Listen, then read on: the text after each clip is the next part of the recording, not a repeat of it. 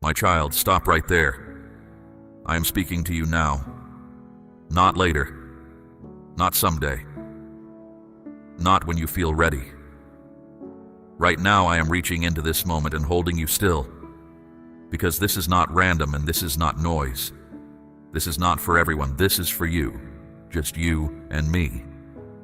I need you to feel that before anything else enters your mind. I know how this sounds. I know what it resembles. But I am not playing games with your attention. I am not using empty words to pull you in. I am speaking in a way you will recognize so that you pause long enough for truth to reach you. I have something for you, and it is not what you think. It is not meant to impress your mind. It is meant to touch your heart and set your life back in order. This moment was prepared, not generally, specifically. Long before you paused, long before you even realized you were searching for something without knowing what it was, I saw this moment coming. I arranged it with care. And most people will never experience what you are about to experience. Not because they are worse than you, but because they never stop long enough to listen. They stay busy, they stay distracted, they stay entertained, and they miss the quiet door opening in front of them. You did not miss it. You are here. That alone matters more than you realize. Timing matters, my child. Later will not carry the same power. Tomorrow will not hold this same clarity. Another moment will not feel like this one. I am not saying that to push you into fear. I am saying it because moments carry weight, and this moment carries something meant for you now. A delayed response costs more than it needs to. Some doors close gently, without noise, without warning, simply because the moment passed. I do not want that for you. That is why I am speaking with seriousness wrapped in love. Let a different kind of curiosity rise in you. Not the kind that chases excitement, the deeper kind. The one that has been quietly asking if there is more than this routine, more than this heaviness, more than this cycle you keep repeating. That question is not weakness. It is your heart remembering that it was made for more than survival. Hear me clearly. What is coming will not overwhelm your mind. It will soften your heart. It will shift how you see yourself, how you see your past, and how you see what is still possible. The ending of this word is not loud. It is deep. It does not arrive with fire in the sky. It arrives with understanding. And understanding changes everything quietly, from the inside out. Heaven is not distant right now. Heaven is leaning in, not to judge you, not to test you, but to witness a moment of awareness. Moments like this are watched closely, not because they are dramatic, but because they are rare. You are standing in one now, and you are safe here. I know urgency can feel like pressure, and pressure can feel unsafe. So hear me again. You are not being pushed. You are being invited. I am increasing seriousness, not fear. I am drawing closer, not standing over you. My love does not change when my voice becomes firm. It becomes clear. What happens next will change how you see your life. Not instantly, not by magic, but truthfully. You will begin to understand why certain things felt heavy, why some paths never brought peace, why your heart has felt restless even when life looked fine on the outside. Understanding is what I am handing you. Clarity is what follows.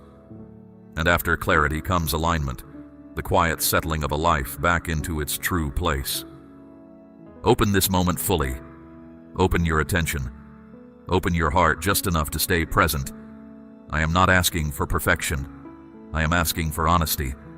I am not asking for promises. I am asking for awareness.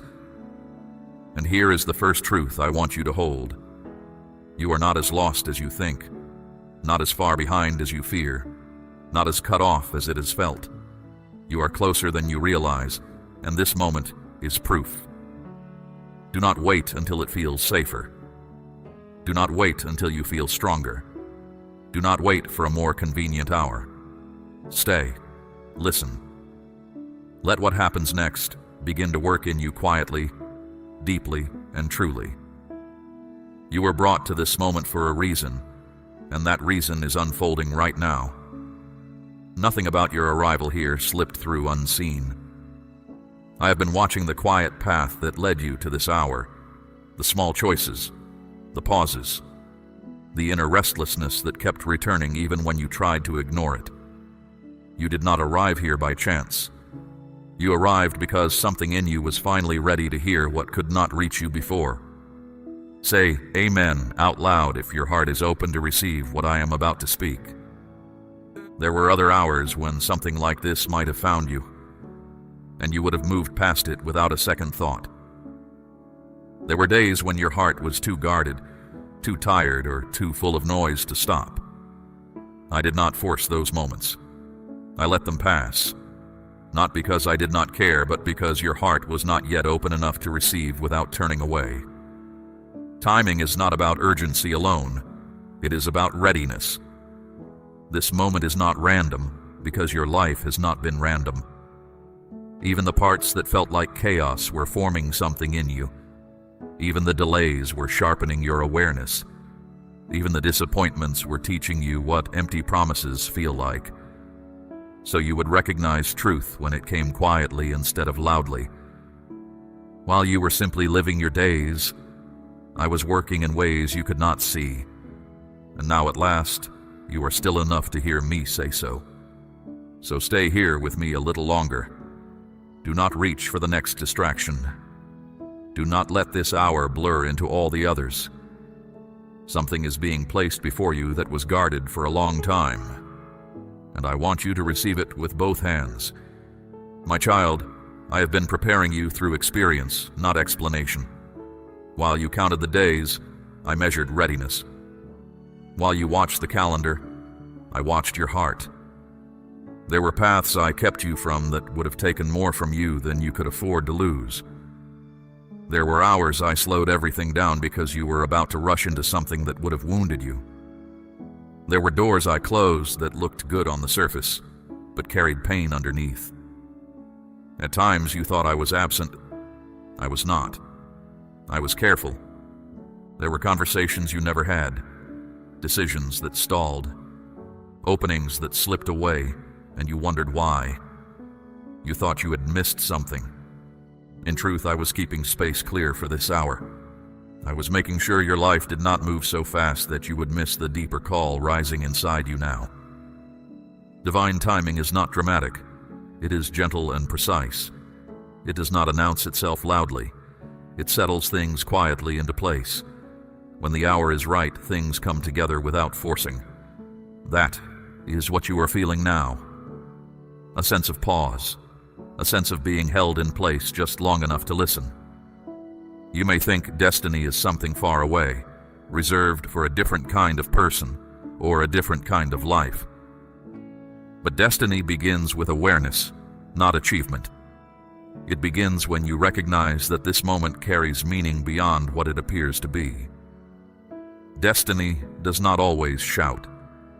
Sometimes it lowers its voice and asks if you are willing to stop and pay attention. I prepared you by letting you grow tired of shallow answers. I allowed you to feel the ache of repetition so you would long for direction. I let you pass through silence so you would treasure clarity when it came. None of it was wasted. It softened places in you that once pushed truth away. You are meant to hear this now because you are no longer looking for distraction. You are looking for understanding. You may never have named it that way, but your heart has been asking deeper questions. Why does this keep happening? Why do I feel this way even when things look fine? Why does something feel unfinished? Those questions are not signs of failure. They are signs of readiness. This word carries weight because it comes at a time when you can feel seriousness without panic. You can sit with truth without shutting down. You can sense importance without needing drama. That tells me you have grown. Growth is not always visible, but it shows itself in moments like this one.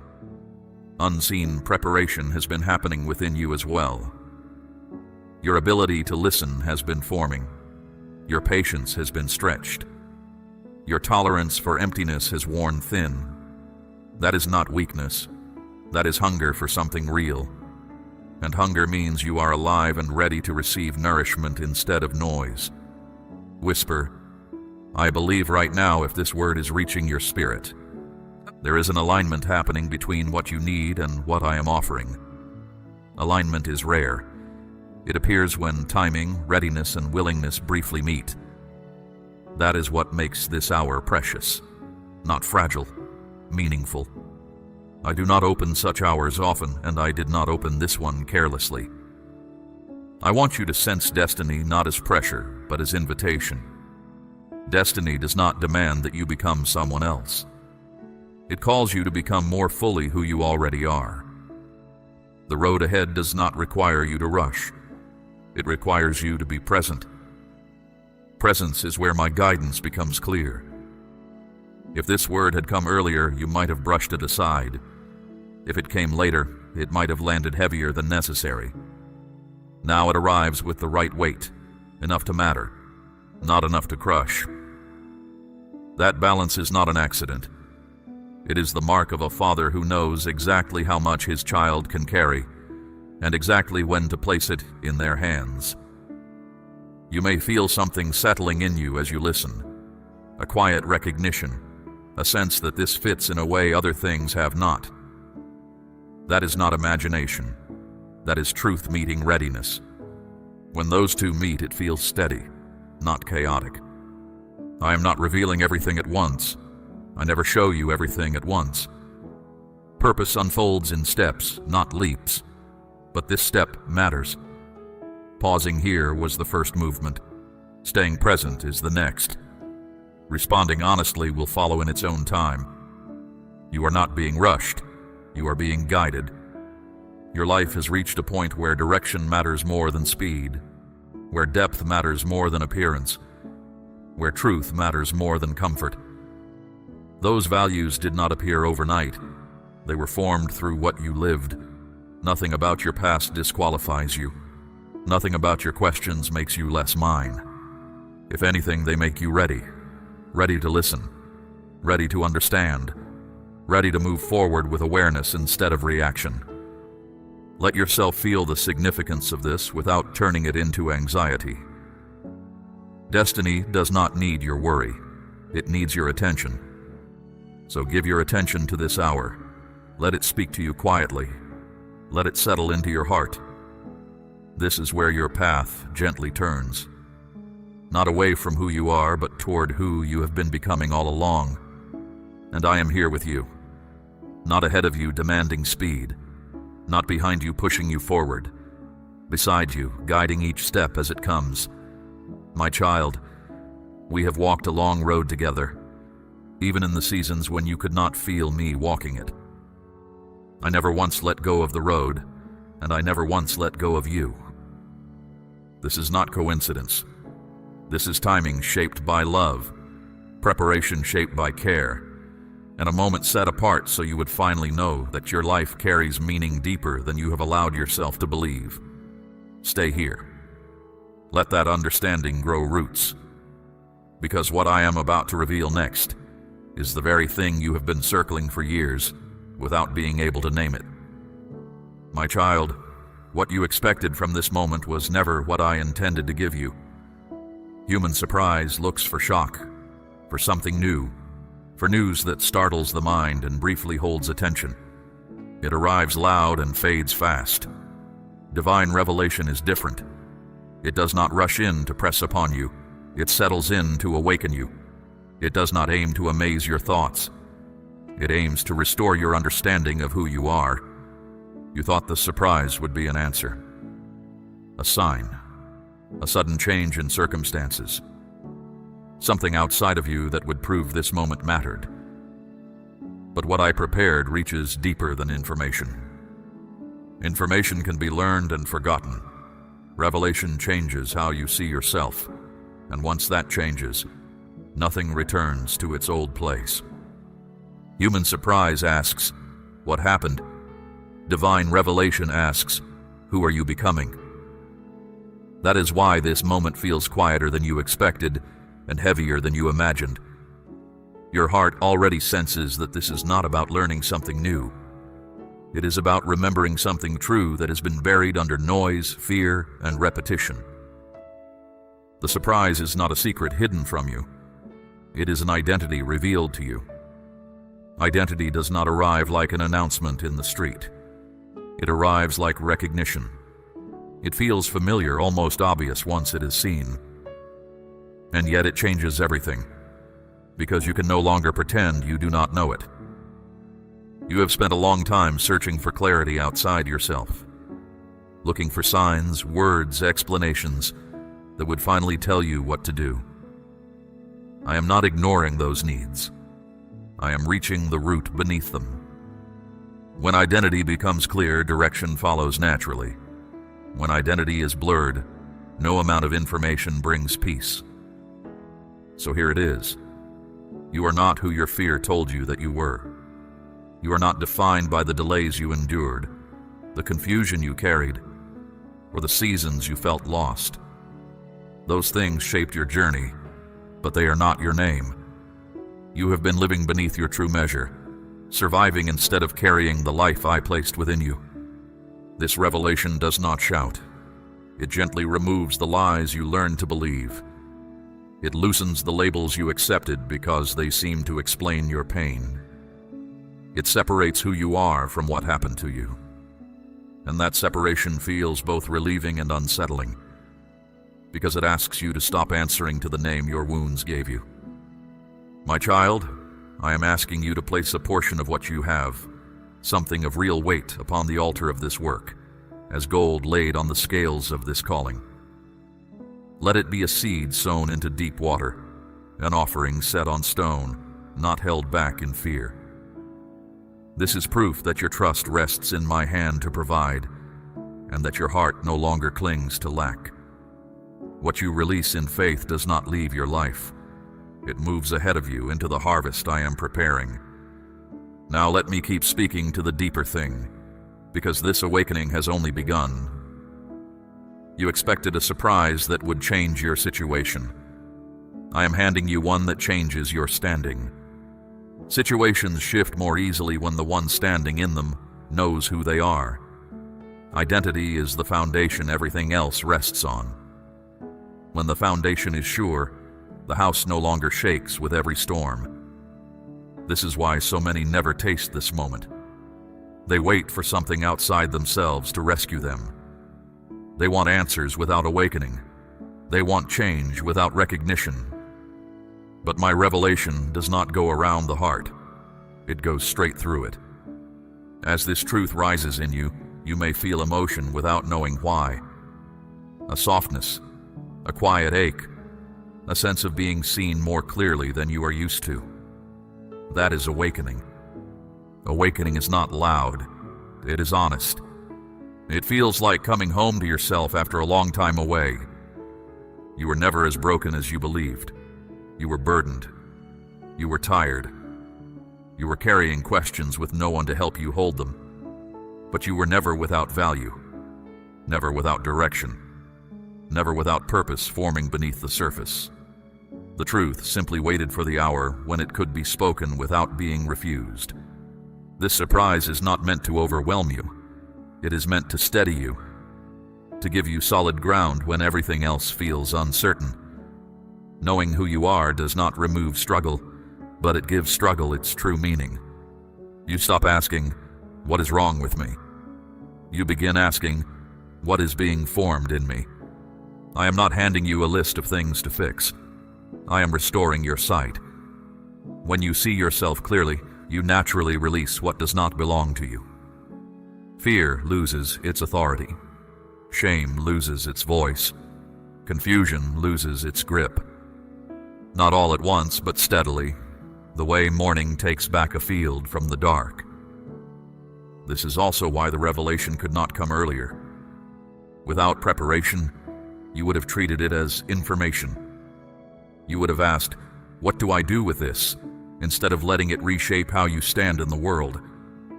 Now you can receive it without turning it into another burden. So let this awakening move slowly through you. Do not rush to name it or measure it. Awakening is not something you finish. It is something you allow. It unfolds as you begin to see your life through a truer lens. Your worth was never in your usefulness, your success, or your ability to hold everything together. Your worth stands because you stand, because you were formed with intention, because your presence matters even when nothing feels resolved. Let that understanding change how you move. You stop chasing approval. You stop measuring yourself against others. You stop believing that delay means failure. You begin to live from truth instead of laboring for worth. This is the surprise you did not expect. Not a twist, not a shock, a revelation. One that does not fade when this hour ends. One that keeps working quietly within you, shaping choices, quieting fear, and restoring dignity. Stay with it. Let it settle. You are not being asked to become someone new. You are being invited to remember who you have always been beneath the noise. My child, most people never reach this moment. Not because they are unloved, not because they are unworthy, but because they are overwhelmed. Their lives are filled with constant sound, endless demands, and steady distraction. The world keeps them busy enough that they never stop long enough to listen. Noise feels safer than silence because silence asks questions. Silence invites truth, and truth requires attention. Distraction is subtle. It does not arrive as rebellion. It arrives as busyness. It arrives as wandering, filling every quiet space so nothing deeper can surface. It arrives as numbing, choosing comfort over awareness, choosing amusement over reflection. Many people are not running from me in anger. They are drifting away without ever noticing the current. Avoidance often wears the clothes of activity. People stay busy to avoid feeling what is unresolved inside them. They stay surrounded by voices so they do not have to hear their own heart. They keep moving so they never have to look at where they are standing. This is not because they are weak. It is because stillness feels dangerous when truth is waiting underneath it. Deep listening requires something most are unwilling to give. It requires admitting that something is missing, that the surface has not been enough. Many prefer quick relief to lasting understanding. They want solutions without surrender, clarity without reflection, peace without honesty. Deep listening asks more, not more effort, more openness. I do not withhold this moment from others. I do not choose favorites. But not everyone chooses awareness. Not everyone pauses when truth lowers its voice. Some feel the nudge and silence it at once. Some sense the weight of a moment and quickly bury it under the next distraction. Some recognize the call and delay it until it fades. This is why so many never arrive here. Not because they are loved less, but because they were never willing to stop. Willingness is quiet. It does not announce itself. It simply stays when everything else says, move on. You are here not because you were better than anyone else. You are here because you paused. You stayed. You listened instead of drifting past the feeling that something mattered. That does not make you superior. That makes you awake. And being awake is not a badge. It is a responsibility to remain honest with yourself. I want you to feel chosen without pride. Chosen does not mean lifted above others. It means invited into a moment of clarity that carries purpose. This invitation does not separate you from the world. It prepares you to walk through it with steadier eyes and a clearer heart. Many confuse being chosen with being special. That is not what this is. This is about readiness. Readiness to listen. Readiness to sit with truth without defending against it. Readiness to let who you are be revealed instead of built out of fear and borrowed opinions. Noise dulls the inner ear. The more sound that surrounds a heart, the harder it becomes to feel direction. Constant clamor numbs the quiet voice within. Over time, people forget how to recognize gentle guidance. They mistake peace for boredom and depth for heaviness. So they return to the noise again and again and wonder why they stay empty. You are feeling something different because you allowed stillness, even if only for a moment. That moment was enough. Stillness does not need to be long to be powerful. It only needs to be honest. Avoidance often disguises itself as delay. People tell themselves they will listen later, pray later, reflect later. Later becomes a habit. Habits shape lives. Before they realize it, the moment has passed and the call no longer feels clear. Not because it was taken away, but because it was never answered. I do not shout to compete with the noise. I wait for openness. I wait for the hour when a heart grows tired of running and becomes willing to rest. That willingness is rare, not because it is difficult, but because it takes courage to stop. You reached this moment because something in you chose depth over distraction. You may not have named it that way, but your heart did. Your heart knew that wandering would not satisfy what was stirring. It knew that noise could not answer the questions forming quietly inside you. This is not about being spiritual enough or disciplined enough. It is about being honest enough to admit that something matters. Honesty opens doors that noise keeps shut. As you listen now, let go of comparison. Do not measure yourself against those who are not here. This moment is not meant to divide you from others. It is meant to anchor you, so you can move forward with clarity instead of confusion. Most people never reach this stillness because they never believe they are allowed to stop. They think life demands constant motion. They think worth is proven by busyness. They think rest must be earned and listening is a luxury. It is not a luxury. It is the foundation.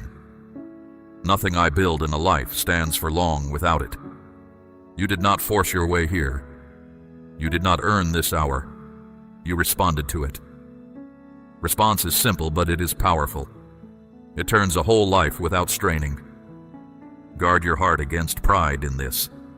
Pride closes what awareness opens. Stay low. Stay teachable. Humility keeps you able to receive without needing to compare, and able to grow without needing to be seen. This moment does not mean you will never struggle again. It means you will struggle with understanding. You will recognize distraction sooner. You will know when noise is pulling you away from what matters. I am not separating you from the world, my child. I am strengthening you for what comes next in it.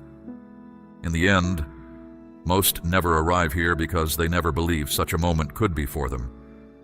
They assume depth belongs to someone else. They assume clarity is rare and out of reach. You did not assume that. You stayed. Let that remain true of you, not perfectly, not without struggle, but with intention. Return to stillness when the noise grows loud. Return to listening when distraction pulls. You are here because you listened. That is all. And that is enough. And because you listened, there is something I have been keeping for you that I can finally speak about. My child, there has been something quietly waiting for you. Not forgotten, not lost, not taken away. Held with care until you were ready to receive it without fear or confusion. I want you to understand this deeply, because many of your questions grew from the feeling that nothing was happening, that you were left behind, that the long quiet meant refusal. It never did. Think of a wagon loaded long ago in a far country, its cargo sealed and marked with your name. It set out on roads you could not see. It crossed hard ground and deep mud.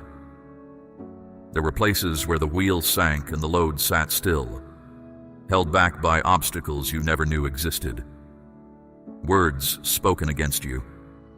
Snares laid across your path. Resistance in the unseen realm assigned to keep what is yours from reaching you. The load was delayed. It was never lost. And now, hear this. I am the strength that pulls that wagon free. I am the wind at its back. I am the king who signs the release with my own hand, And when my kingdom decrees a thing, nothing beneath heaven can hold it in the mud. What is yours cannot spoil in the waiting. It cannot be stolen from my keeping. It is moving toward you now. Some things cannot arrive early without being damaged. Some blessings collapse under hearts that were never made ready to hold them. I waited because I love you too much to hand you something heavy before your hands were strong. Blessings are not only provision, they are responsibility. Alignment must come before release, or what was meant to build you would have buried you. You felt overlooked during the waiting.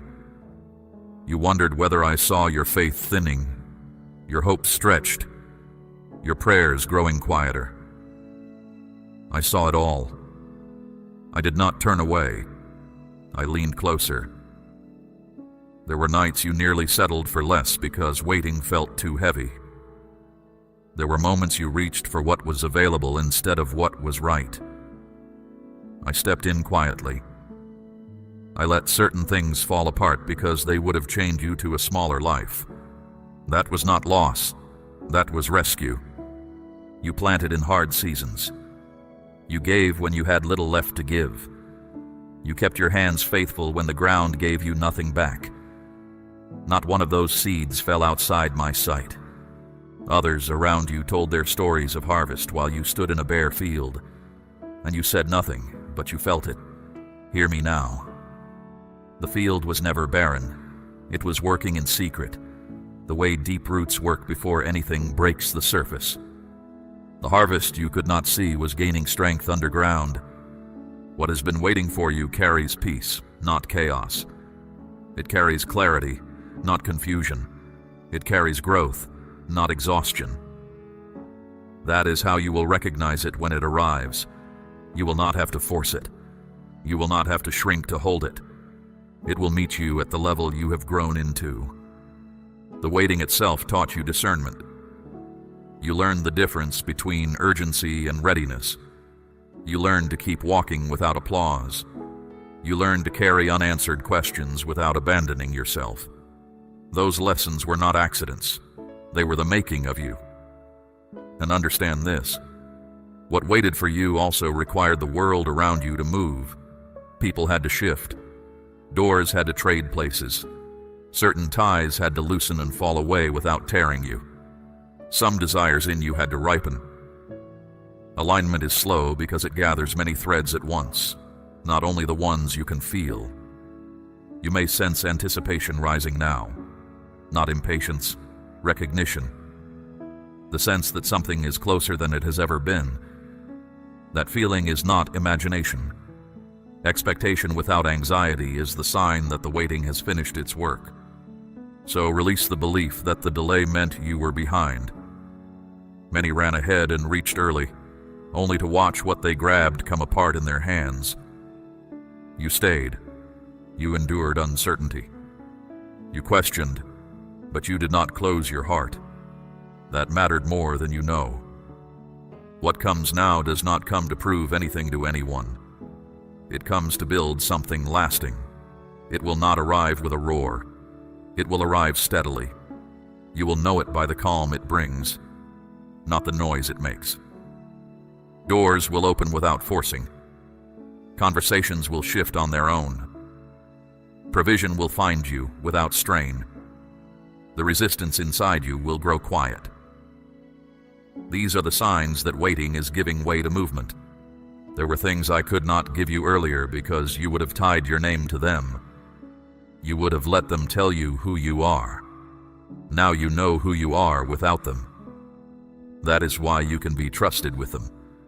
You are free to receive without being owned by what you receive.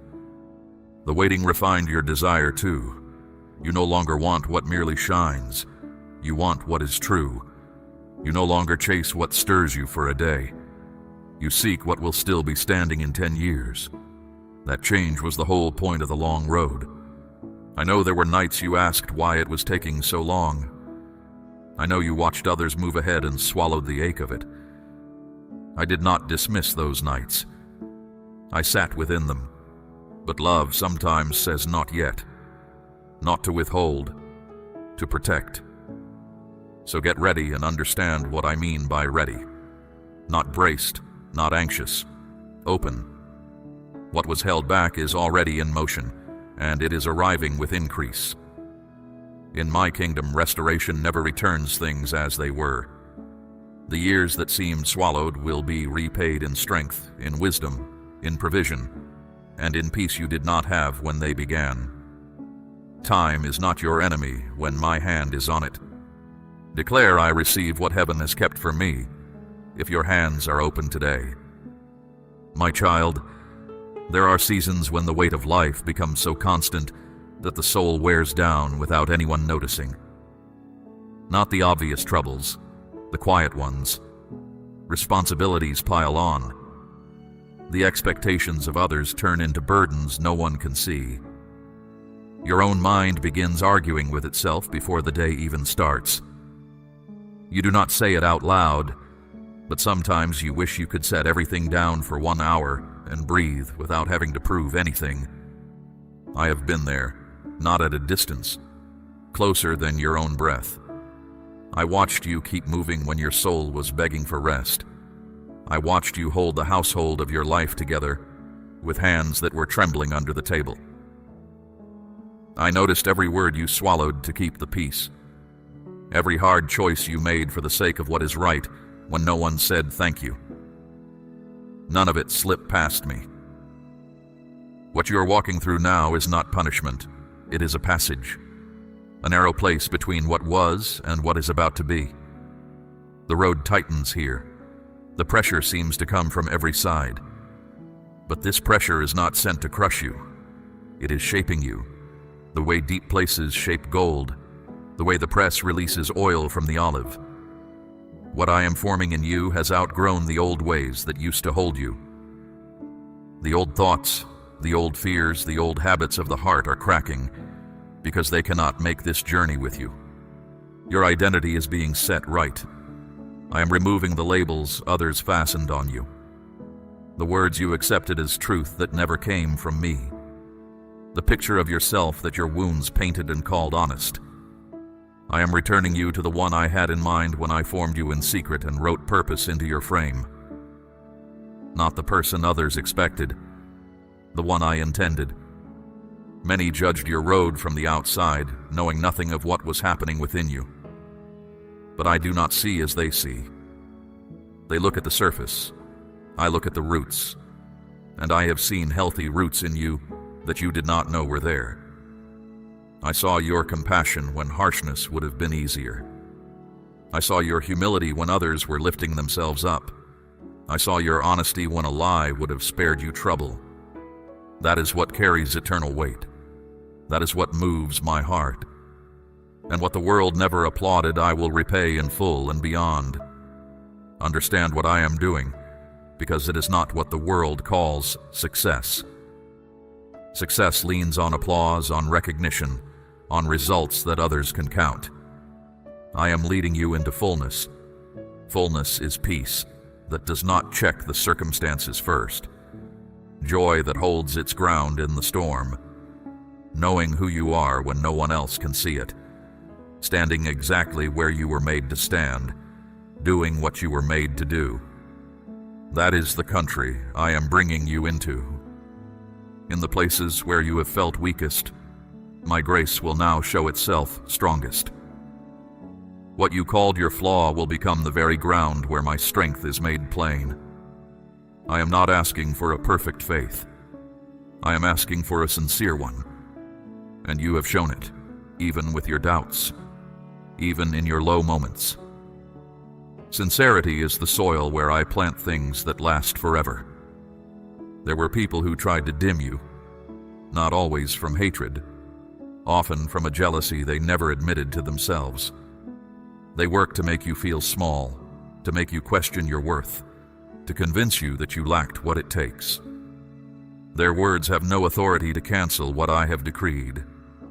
My favor on your life will speak louder than any criticism ever spoke. You do not need to defend yourself. The fruit will answer for you. Remember the mornings you prayed with almost no strength left, the nights when you could barely form my name, Those prayers did not scatter into the air. Not one was ignored. They were stored, the way a king stores letters that matter, and they are being answered now in an order you could not have arranged. Faithfulness was never measured by visible results. It is measured by consistency in the silence, and you were consistent. Not perfect, not flawless, surrendered. That is worth more than 1,000 triumphs. I have also been fighting where you did not know there was a battle. Obstacles were forming along your path that you never saw. Words were spoken against you in rooms you never entered. I am clearing that ground now. I am breaking agreements made in darkness against your progress. What I have decided to place in your life needs no one's approval and waits for no one's permission. There will be people who do not understand why things suddenly begin to open for you. Why what strained for years now moves with ease. You owe them no explanation. Keep your heart aligned with mine, and I will keep everything else falling into order around you. And stop searching for more signs, my child. Stop measuring your road against the roads of others. The work I am doing in you is not a copy of anyone else's story. It is original, it runs deep, and when it becomes visible, it will carry a mark that no one can take credit for. Those who watch it unfold will have only one explanation left. This could only have been God. There were seasons I let you walk with less, to teach you that with me you always have enough. You learned it. Your dependence found its true root, and now I can trust you with more. More influence, more provision, more open doors. Not so you can sit above others, but so you can become a channel through which my goodness travels. What is coming toward you was never meant to stop at you. My child, I am also setting your companions in order. I am drawing near to you people with clean hearts, honest intentions, and a vision that agrees with yours. Bonds that build you instead of draining you.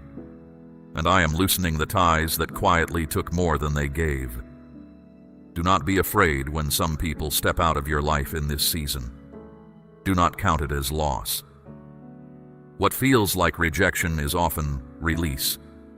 I am making room because the next stretch of your road cannot be walked with just anyone beside you. Those you love are not outside this work either. The ones you carry in prayer, the names you bring to me at night, I have heard every one of them. The order I am bringing to your life will reach them too, in ways you will recognize when they come. You do not have to carry them with worry. Carry them with trust. They are held, and as the road clears, a peace you cannot explain will begin to settle over your heart. Not the brief kind that visits and leaves, the kind that stays. A peace that does not depend on things going well, but on knowing who holds all things. It is a deep security that rests not on what you have, but on who you are in me.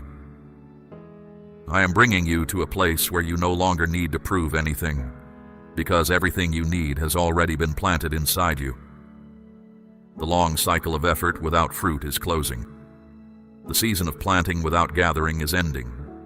You are stepping into days when you will see with your eyes what you once held only by faith. Answers will come more quickly. Doors will open without warning. What is beyond nature will begin to feel natural, not because life becomes perfect, but because your life has come into agreement with mine. I did not teach you to trust me only in the storm. I taught you to live by faith, so that faith could become the air you breathe. You will not need to convince anyone of what I have done. The fruit will speak. The change in your countenance will speak. The steadiness in your voice will speak. And when others lean in and ask what happened to you, you will have a simple answer. I listened. He spoke. Everything turned. Now hear how I want you to leave this moment, because how you carry it matters as much as what you received. Do not turn it into striving. Nothing I promised you today requires your straining.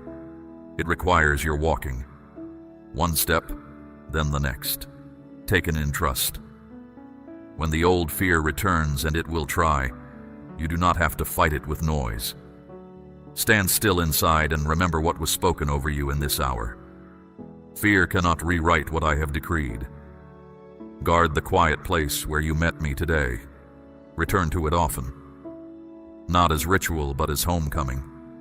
A few honest moments of stillness each day will keep your heart tuned to my voice, and my voice will keep your steps sure. The world will keep offering its noise. You have tasted something better now. You know the difference. Be patient with yourself as this unfolds. Revelation lands in a moment, but it grows over seasons. There will be days you feel every word of this burning in you, and days it seems far away. Both days are part of the growing. On the faraway days, nothing has been lost. The seed is still in the ground. The wagon is still on the road. My hand is still on your life. Feelings measure weather. They do not measure truth. And when the increase comes, remember what I told you. It was never meant to stop at you. Let it flow. Give the encouragement you once needed. Speak the kind word you once longed to hear. Stand beside someone the way you wished someone had stood beside you in the narrow place. A blessed life is not a full storehouse. It is an open channel. The more freely it flows through you, the more freely it will keep coming to you. You came into this hour carrying questions you had stopped saying out loud. Whether you still mattered, whether the long quiet meant no, whether the best of your story was already behind you. Let those questions rest now. You matter more than you have ever dared to believe. The quiet was never a no, and the best of your story is not behind you. It is being set on the table in front of you. So walk out of this moment differently than you came in. Shoulders lifted, heart steady, eyes open. Not because everything changed in an hour, but because you finally know what has been true all along. You are known. You are held. You are chosen for a purpose that fits you exactly. And the one who began this work in you does not abandon what he starts. I finish what I begin. I keep what I promise. I complete what I love, and I love you. Watch now for the small confirmations, the conversation that turns unexpectedly kind, the provision that arrives from a direction you never considered, the heaviness that one morning simply is not there. These are not coincidences. They are my fingerprints, left where you will find them, so you never again mistake my quietness for absence. This word does not end when my voice falls silent. It goes with you, into your work, into your home, into the decisions waiting on your table this very week. Speak it back to me in the days ahead. Remind me of my promises. Not because I forget, but because your remembering builds your faith into a wall no storm can breach. You stopped. You stayed. You listened. Heaven took notice, and nothing about your life is standing still anymore. The door has opened, the decree is signed, and what was held for you is on its way.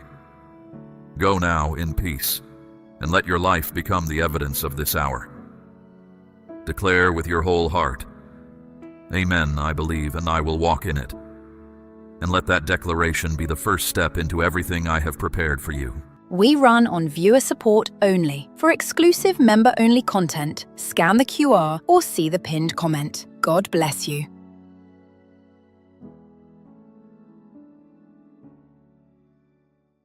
Stop for a moment. There are only a few minutes here, and they carry more weight than you know. I am speaking directly to you right now, because something powerful is about to shift in your life, and I do not want you to miss it. This is not an ordinary moment. This is a divine interruption sent to reach your heart before you walk past it. Do not turn away. Stay with me and listen. I have good news for you. Not vague comfort, not a distant promise. Real good news, already moving toward you, and it is coming because of something you did. You thought no one noticed. You thought it disappeared into silence. It did not. I saw it, and I have answered it. Let me tell you what I saw. You showed patience when you had every reason to give up. You stayed quiet when everything in you wanted to react. You chose faith while fear stood at your door and called your name. That choice was not small. That choice opened a door in heaven that no hand on earth can close. You have been wondering if your efforts mattered. You have been asking in the quiet hours whether your prayers went anywhere at all. Hear me now. Nothing you did in faith was lost. Every decision you made when no one was looking has been building this moment. What you are about to step into is not luck. It is a response. I know how close you have come to letting go of everything you once believed. I know the silent battles no one else has heard about. You carried them alone, or so you thought. But I was there. I have not left you, and I have not forgotten one promise spoken over your life. Not one. What you are feeling right now is not fear. It is the shaking that comes before transformation. It is the pressure that comes before breakthrough. It is the moment when everything you have been holding in tension finally begins to move.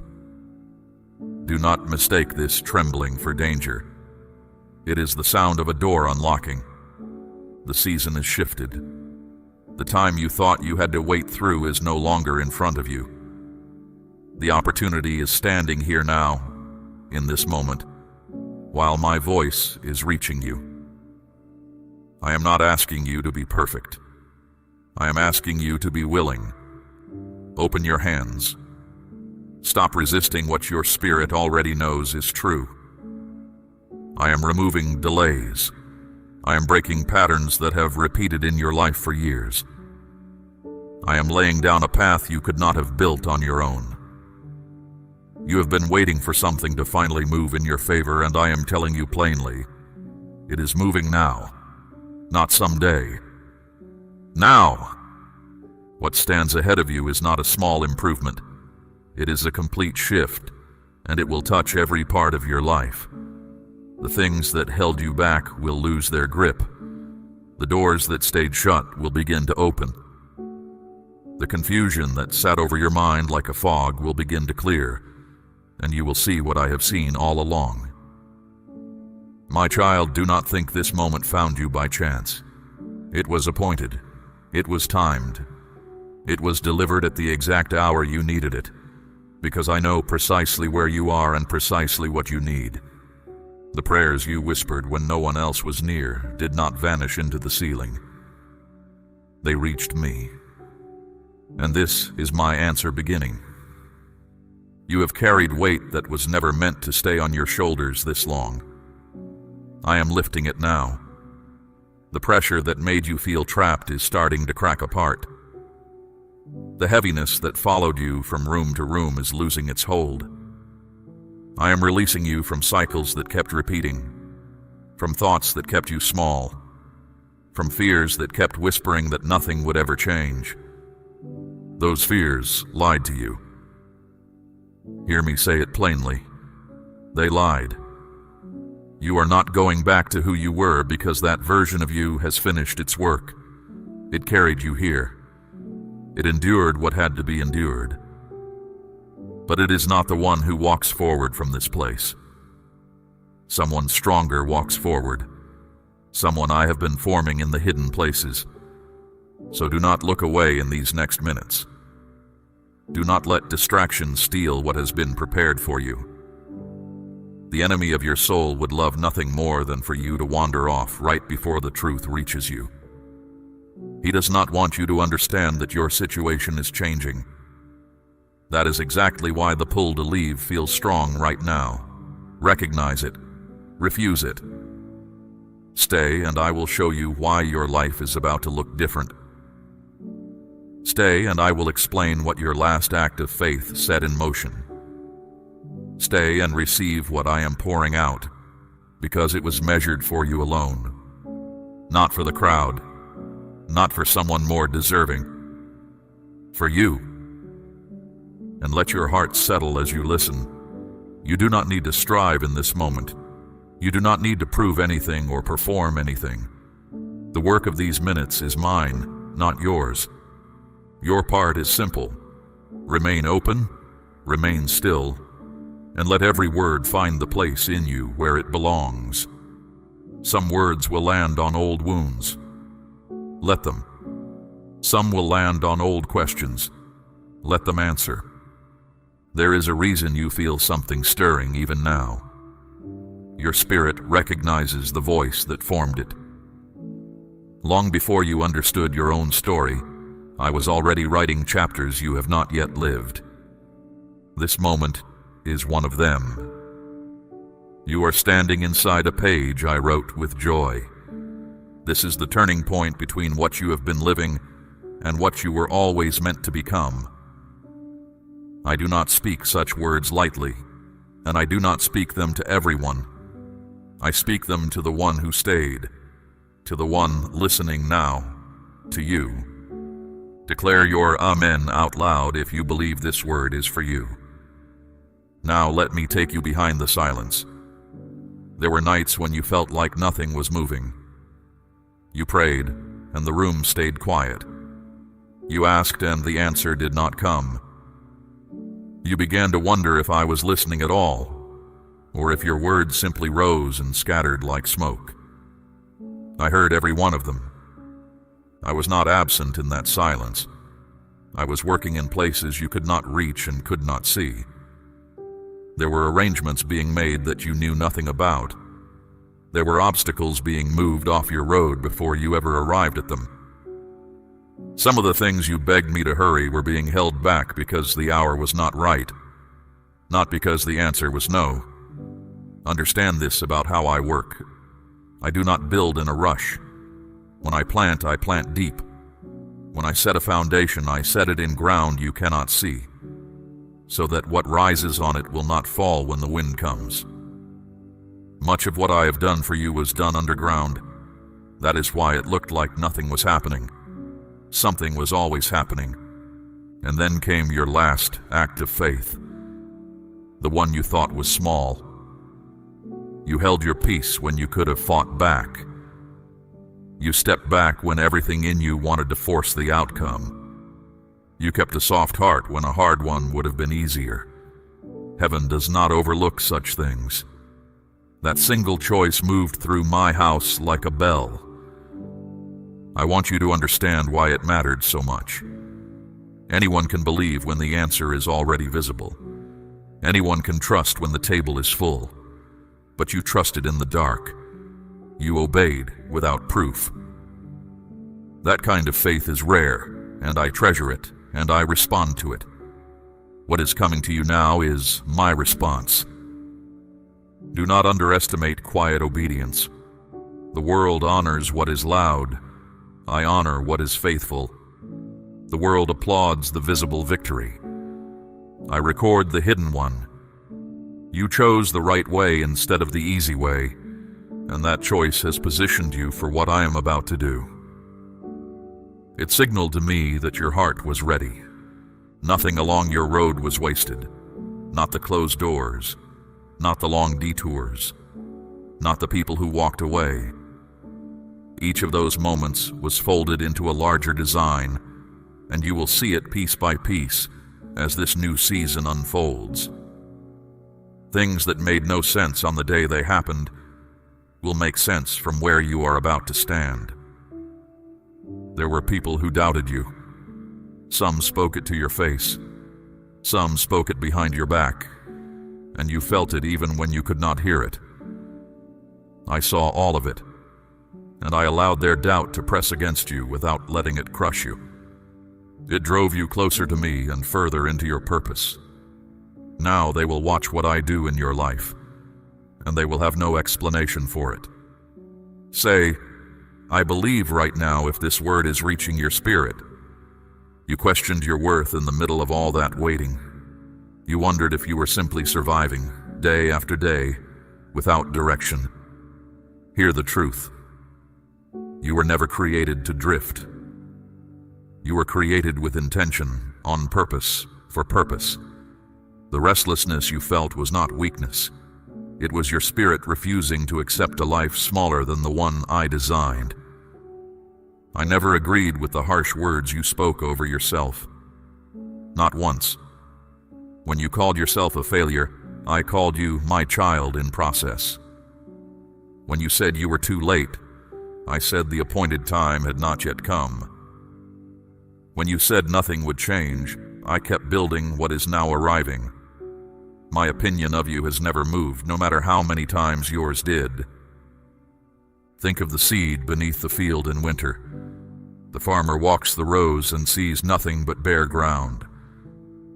But under the frost, the seed is alive. It is drawing strength in secret. It is doing exactly what it was made to do, exactly when it must do it. Then one morning, the field is green, not slowly, suddenly. Your life is that field, and the morning has come.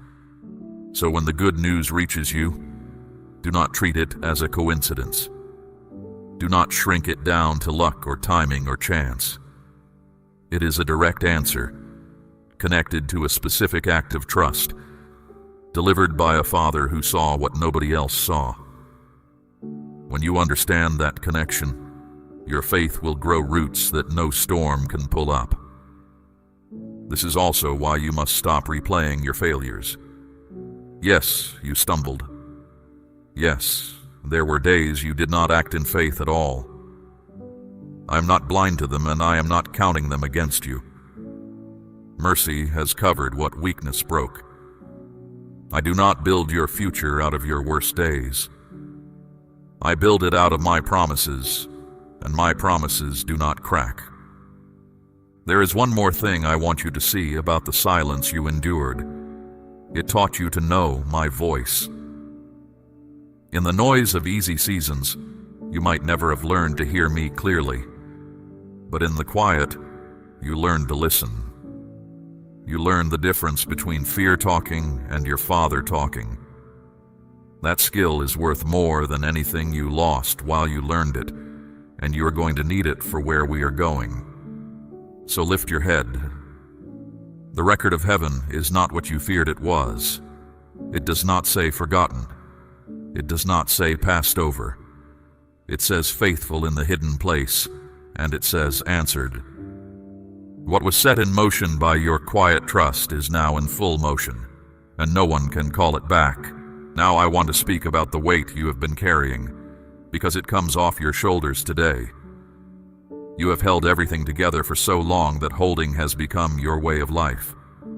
You gripped your worries like a man gripping a rope over deep water, afraid that letting go meant falling. My child, I am telling you, you were never held up by the rope. You were held up by me. The load you carried was never assigned to you. Some of it was handed to you by other people. Some of it you picked up yourself, believing that worry was the same as responsibility. It is not. Worry adds nothing to your life but weariness. So today I am prying those fingers loose, one by one, gently, the way a father takes a heavy sack from a tired child. Feel what happens as you release it. The pressure that made your chest tight is breaking apart. The dread that met you each morning is losing its voice. The old cycle, the one that promised change and delivered the same disappointment again and again, is cracking at its base. I am not patching that cycle. I am ending it. Letting go will also touch things you did not expect. Some situations are leaving your life right now, and part of you wants to chase them. Do not. Not everything that leaves is a loss. Some things are removed because they have no place in the future I have prepared. Holding on to what I am taking away only slows down what I am bringing in. You are not losing. You are being repositioned. And now, in this same spirit of release, I ask something of you. Not because heaven is poor, but because your trust must have hands and feet. My child, I am asking you to place a portion of what you have, something of real weight, upon the altar of this work, as gold laid on the scales of this calling. Let it be a seed sown into deep water, an offering set on stone, not held back in fear.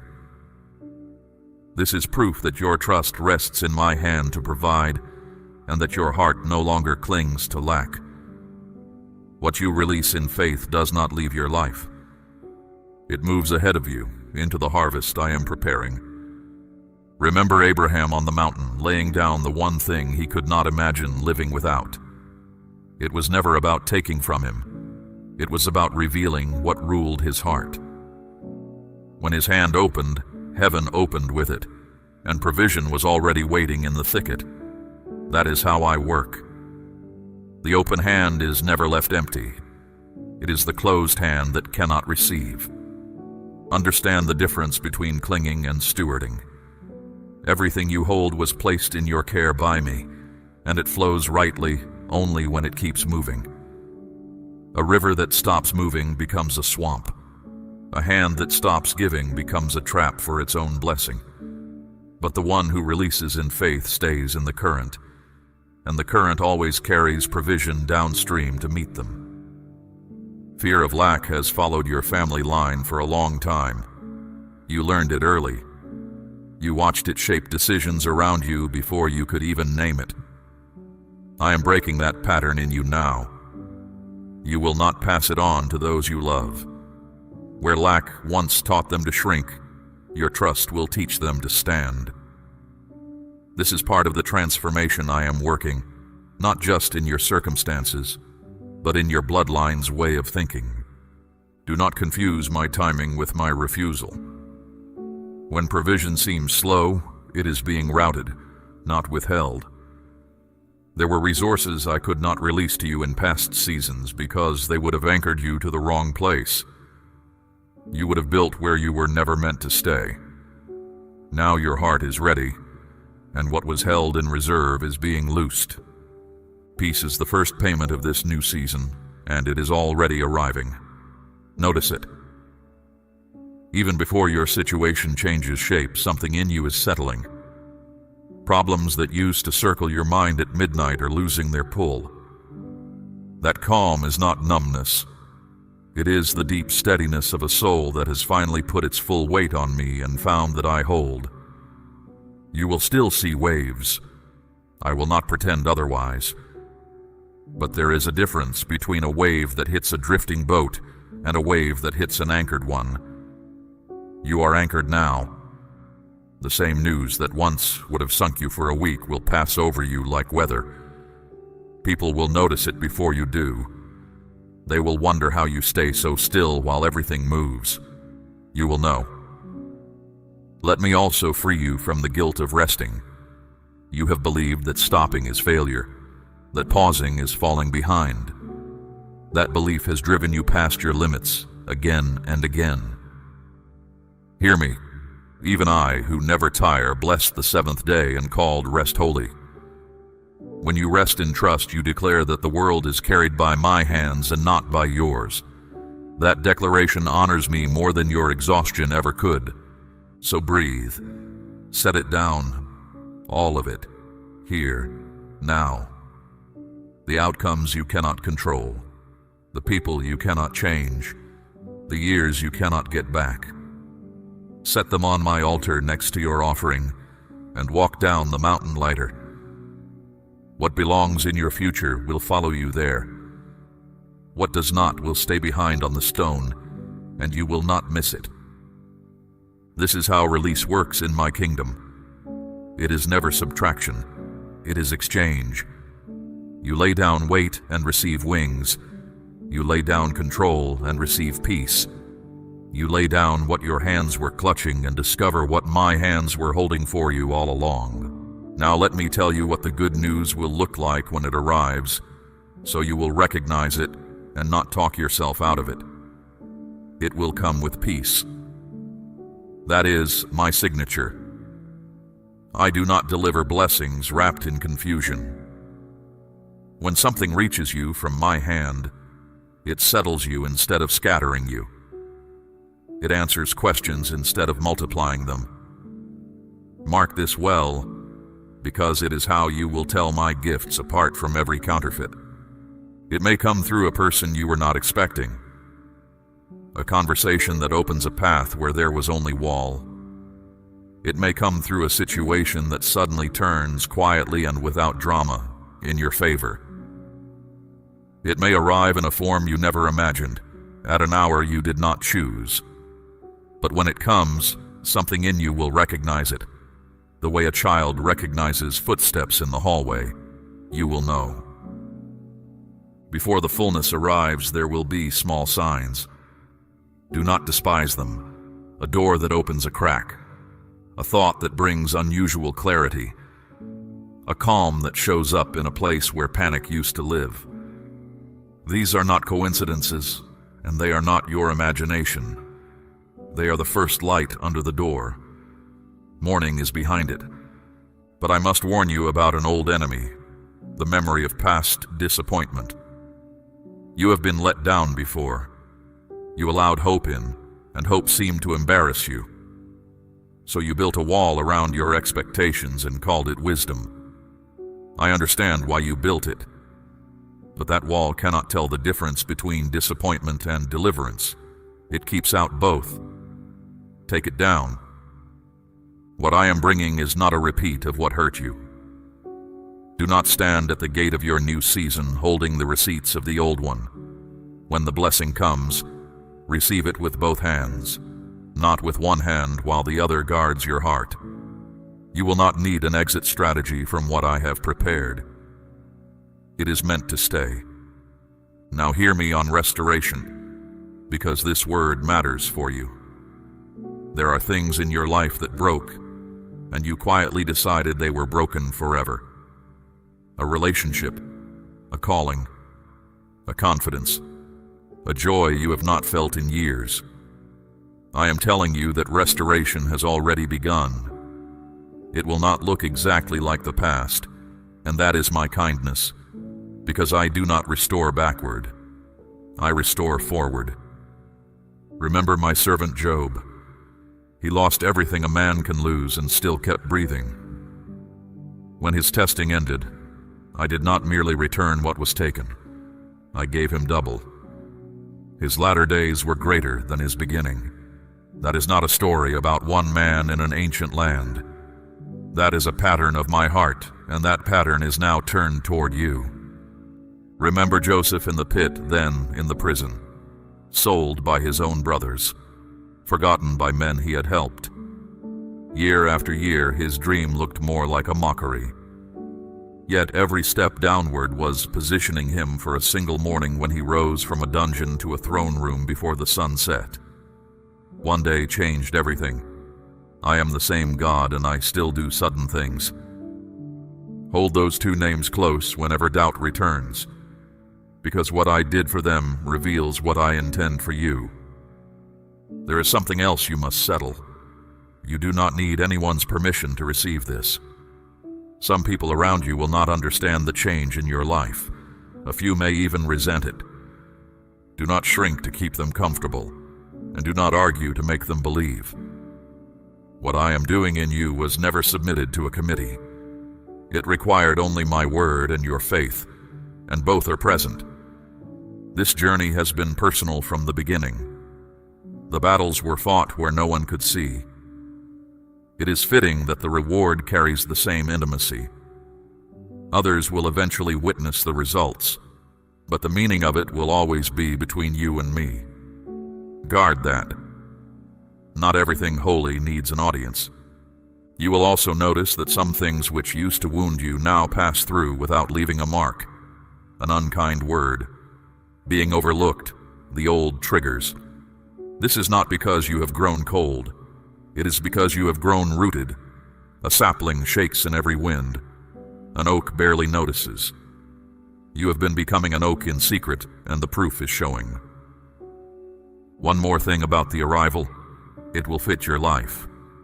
What I send will not demand that you become someone else to hold it. Counterfeit blessings force you to bend around them. Mine are measured to your calling, like a garment cut for one wearer.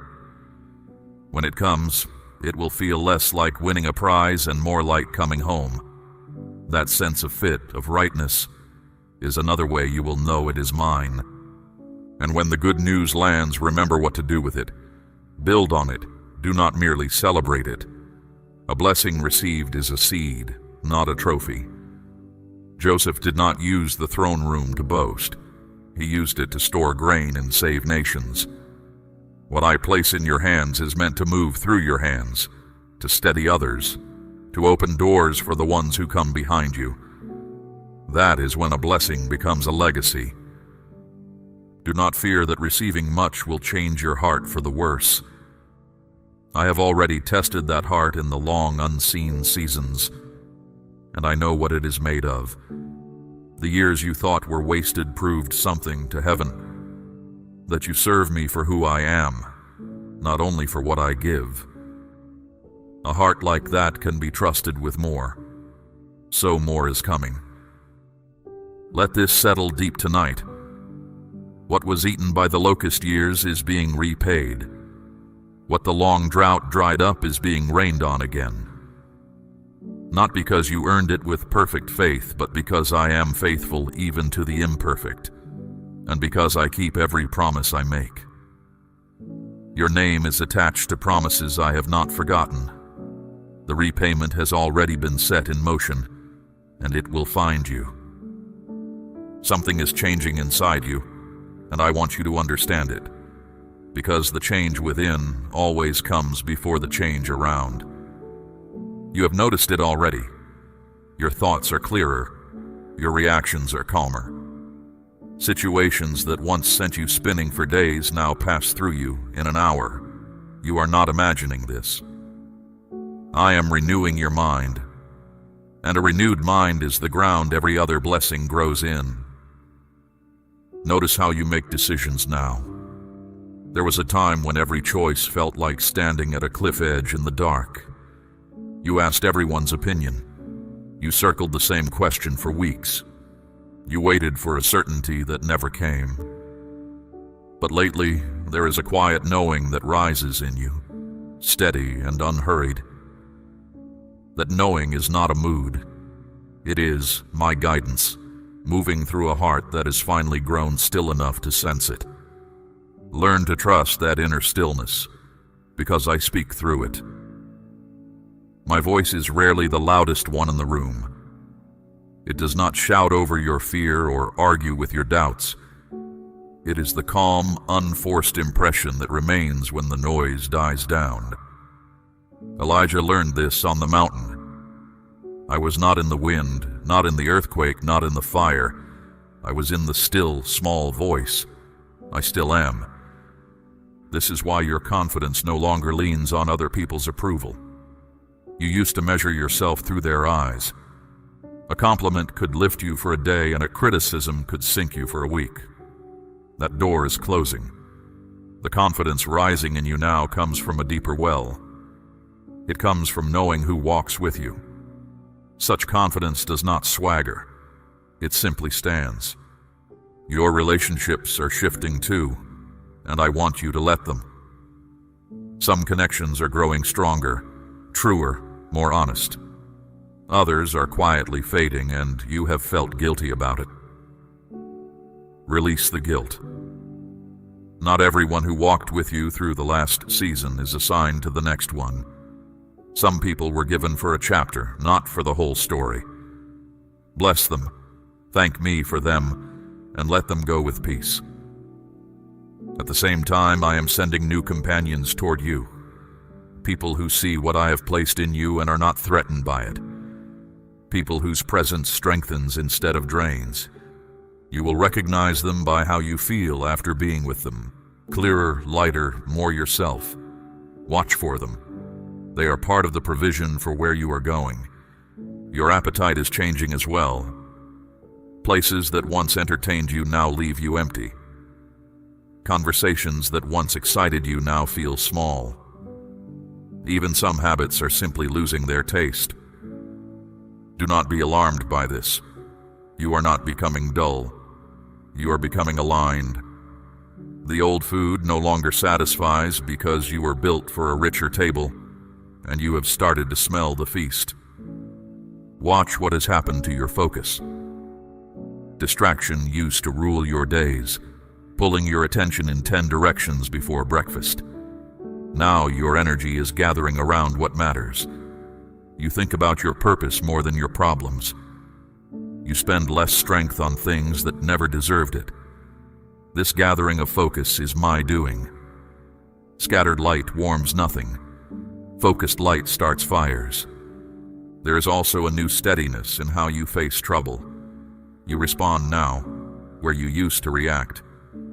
You pause where you used to explode. You consider where you used to spiral. This is maturity, and it was forged in every difficult season you thought was breaking you. Nothing about you was breaking. You were being tempered, the way steel is tempered, through heat and patience. Do not miss what has happened to your fear. It has not vanished entirely, and I never promised it would, but it has lost its throne. Fear used to make your decisions. Choose your silence. Set your limits. Now it is just a voice in the crowd, and you recognize it when it speaks. Recognition is power. What you can name cannot rule you from the shadows anymore. You are also learning the difference between waiting with doubt and waiting with trust. Doubt waits with arms crossed, expecting nothing. Trust waits with the table set, expecting company. You have begun setting the table. I see it in your prayers, which have changed from begging to thanking. Heaven notices when a person starts thanking me for what has not yet arrived. That is faith in its purest form. Even your words are coming under new management. You are slower to speak defeat over your own life. Sentences that used to begin with "I can't" and "it will never" are dying on your tongue before they leave it. Good. The tongue steers the whole ship, the way a small rudder turns a great vessel. As your words line up with my promises, your days will begin to line up behind your words, and your compassion is deepening. The struggles you survived have given you eyes for the ones still inside them. You notice the weary face others walk past. You feel the unspoken heaviness in a room. This tenderness is not weakness, and it is not an accident. It is equipment. Some of the doors ahead of you can only be opened with a gentle hand, and I have been shaping yours. All of this inner work has a purpose beyond your comfort. I am preparing you to carry weight, the good kind, the weight of responsibility and influence. Doors are ahead that require this new steadiness. Assignments are ahead that require this new focus. If I had given you the next season with the old mind, it would have crushed you. Instead, you will stand in it, because the person entering it is not the person who prayed for it. So do not despise how long the shaping took. A potter does not apologize for the wheel. Every turn had a reason. Every pressure point was placed by hands that love you. And now the vessel is ready for what it was always meant to hold. You are not almost ready. You are ready. The next thing I hand you, you will be able to carry. Declare, "I receive it," if your heart is open to what I am placing in you. Now I want to speak about the crossing, because every promised land has one. Between where you have been and where you are going, there is a stretch of ground that belongs to neither. It can feel like a desert. The old securities are behind you, and the new provision is not yet visible. Many people turn back here. You will not, because you will understand what this ground is for. The desert is not punishment, and it is not delay for its own sake. It is where I teach a person to walk by what I said instead of what they see. Israel crossed one on the way to promise. My own son walked one before his work began. The pattern is consistent. The wilderness comes before the inheritance. If you are in dry country right now, it is not a sign you are lost. It is a sign you are en route. And hear this about deserts: I feed people in them. Manna did not fall in Egypt. It fell in the wilderness, morning after morning, enough for each day. Water did not come from the rivers there. It came from a rock in the exact place no one expects water. I'm not waiting for your circumstances to improve before I provide. I provide in the middle of the impossible. That is where my provision is most unmistakable. Think also of a river finding its course. It does not argue with the mountain. It does not stop at the boulder and despair. It moves, it searches, it presses, and it always finds the low path through. In time, the river carves stone, not by force in a moment, but by persistence in one direction. Your life is finding its course the same way.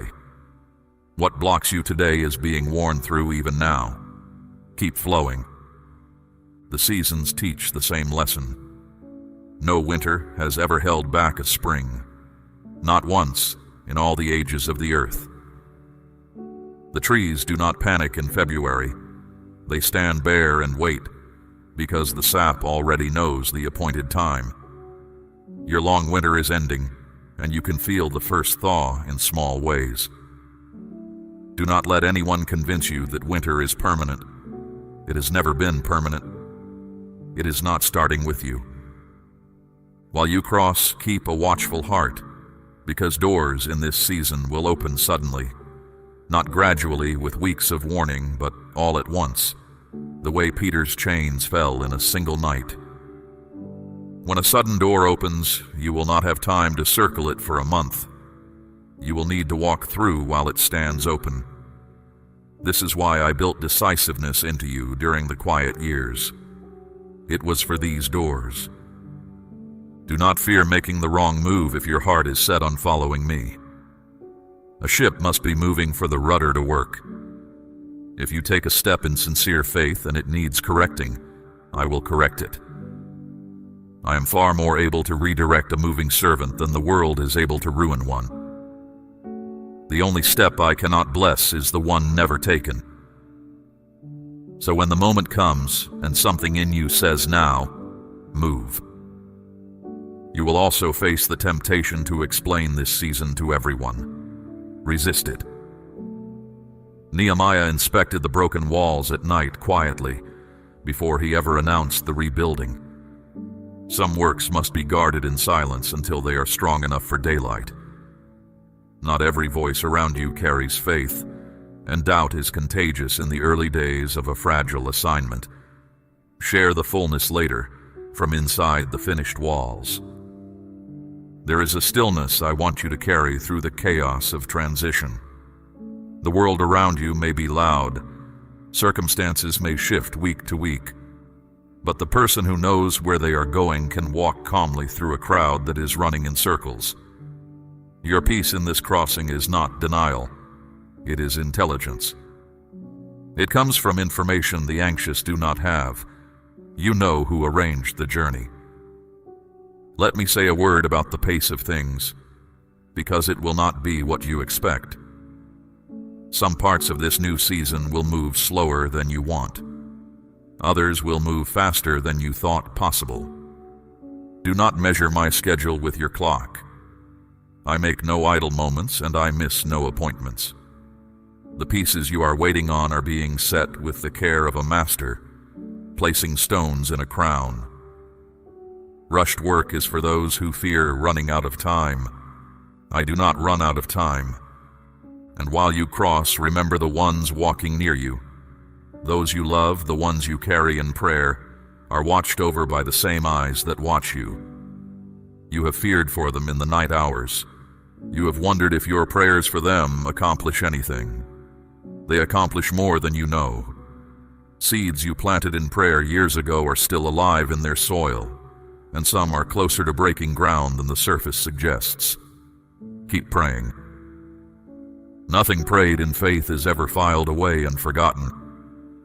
You are not crossing this ground to arrive at mere comfort.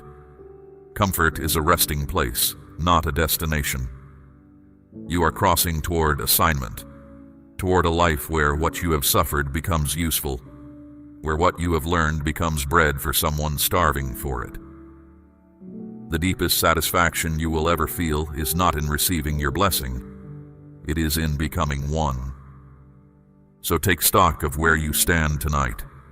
Behind you, a wilderness that did not kill you, and lessons no school could have taught. Ahead, ground I have already walked, prepared, and appointed. Above you, a Father who does not blink, does not sleep, and does not lose track of a single step you take. With that map, you can walk the rest of this crossing unafraid. The far bank is closer than it looks. Now we come to the threshold, and I want you to hear this part with your whole heart, because a chapter of your life is closing tonight. Not fading, closing. The long season of wondering whether I heard you is ending, and the season of watching me answer is beginning. There is a difference between believing in the dark and walking in the light, and you are about to learn it firsthand. The good news I promised at the beginning of these minutes is not a single event. Understand that. It is a doorway, not a destination. What comes through it first, the relief, the shift, the answer you have been waiting for, is only the opening of something larger. Do not receive it and sit down. Receive it and follow it, because it leads somewhere.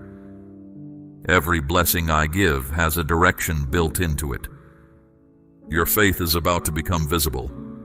What you have carried inwardly, quietly, sometimes with embarrassment, is going to take shape in the world where others can see it. This was always the design. Faith is planted in secret, but harvested in the open. When it happens, remember these minutes. Remember that you were told beforehand. Let the memory anchor you so that when the change comes, you greet it as an arrival, not an accident. And when others ask what happened in your life, and some will ask, tell them plainly. Not to prove anything, not to win an argument. Simply speak of what you have seen, the way a witness speaks. One voice saying, "I asked and he answered," carries further than 100 books of clever arguments. Your story is about to become a lamp for people you have not met yet. That is one of the reasons it had to be a story worth telling. Let me tell you how to walk in this new season, because new ground asks for new footing. Walk in gratitude first. Thank me early, thank me often, thank me out loud. Gratitude keeps the heart soft and the eyes clear. The one who counts blessings never runs out of things to count. The one who counts grievances never does either. You become an accountant of whatever you tally. Tally mercy. Walk in obedience second. When I nudge you, respond. The nudges will be quiet and they will sometimes seem small. Speak to this person, be still today, release that grudge, take that step. Small hinges swing large doors.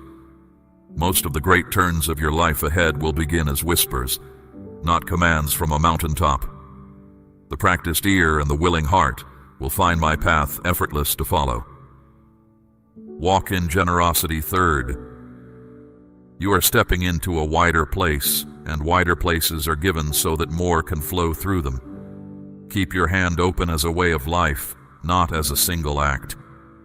Give quietly, give gladly, give when it is not convenient.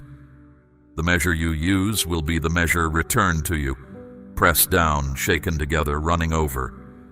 That is not a technique for gaining. It is the physics of my kingdom. And guard your peace like a treasure, because it is won. There will be voices in the new season just as there were in the old. Voices of comparison, voices of hurry, voices of fear dressed in reasonable clothes. You now know what my voice sounds like. You learned it in the wilderness at real cost. Never trade that discernment away. When a voice steals your peace, you have already identified its author.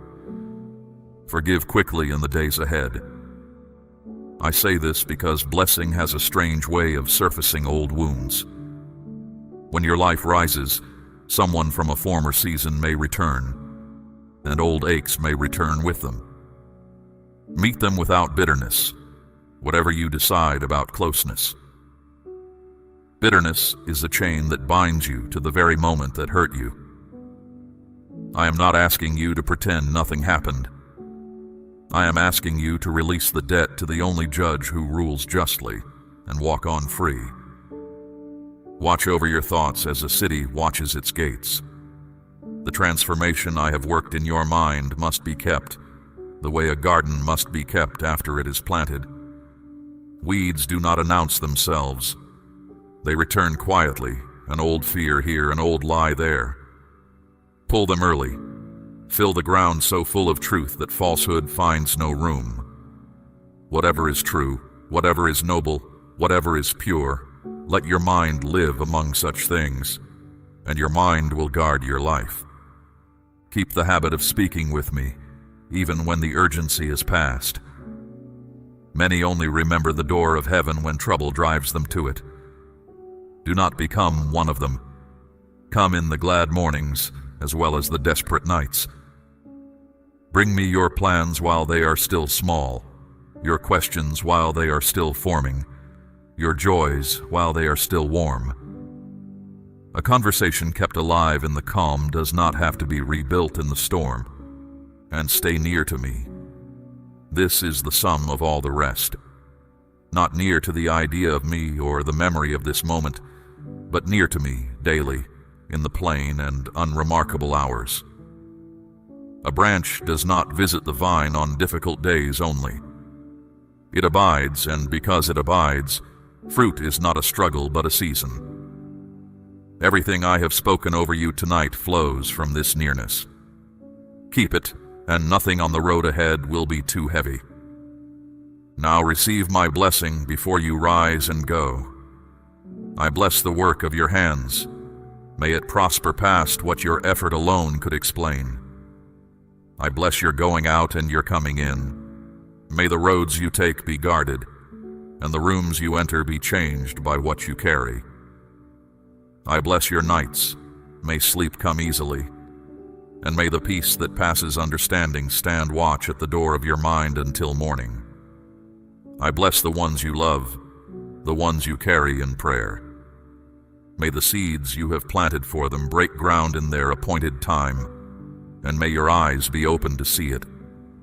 I bless what is behind you. May every scar become wisdom, and every loss be repaid in a currency greater than what was taken. And I bless what is ahead of you. May you recognize each door I open, walk through it without fear, and find me already inside. You came to these minutes weary, wondering if anything would ever change. You leave them appointed, answered, and expected. The good news is in motion. The door is unlocked. The season is turned, and heaven is not waiting for a better version of you to begin. It has already begun. Lift your head, my child. Walk forward into what has always been yours. Say, "Yes, Father," out loud if you are ready to walk through the door I have opened for you. We run on viewer support only. For exclusive member-only content, scan the QR or see the pinned comment. God bless you.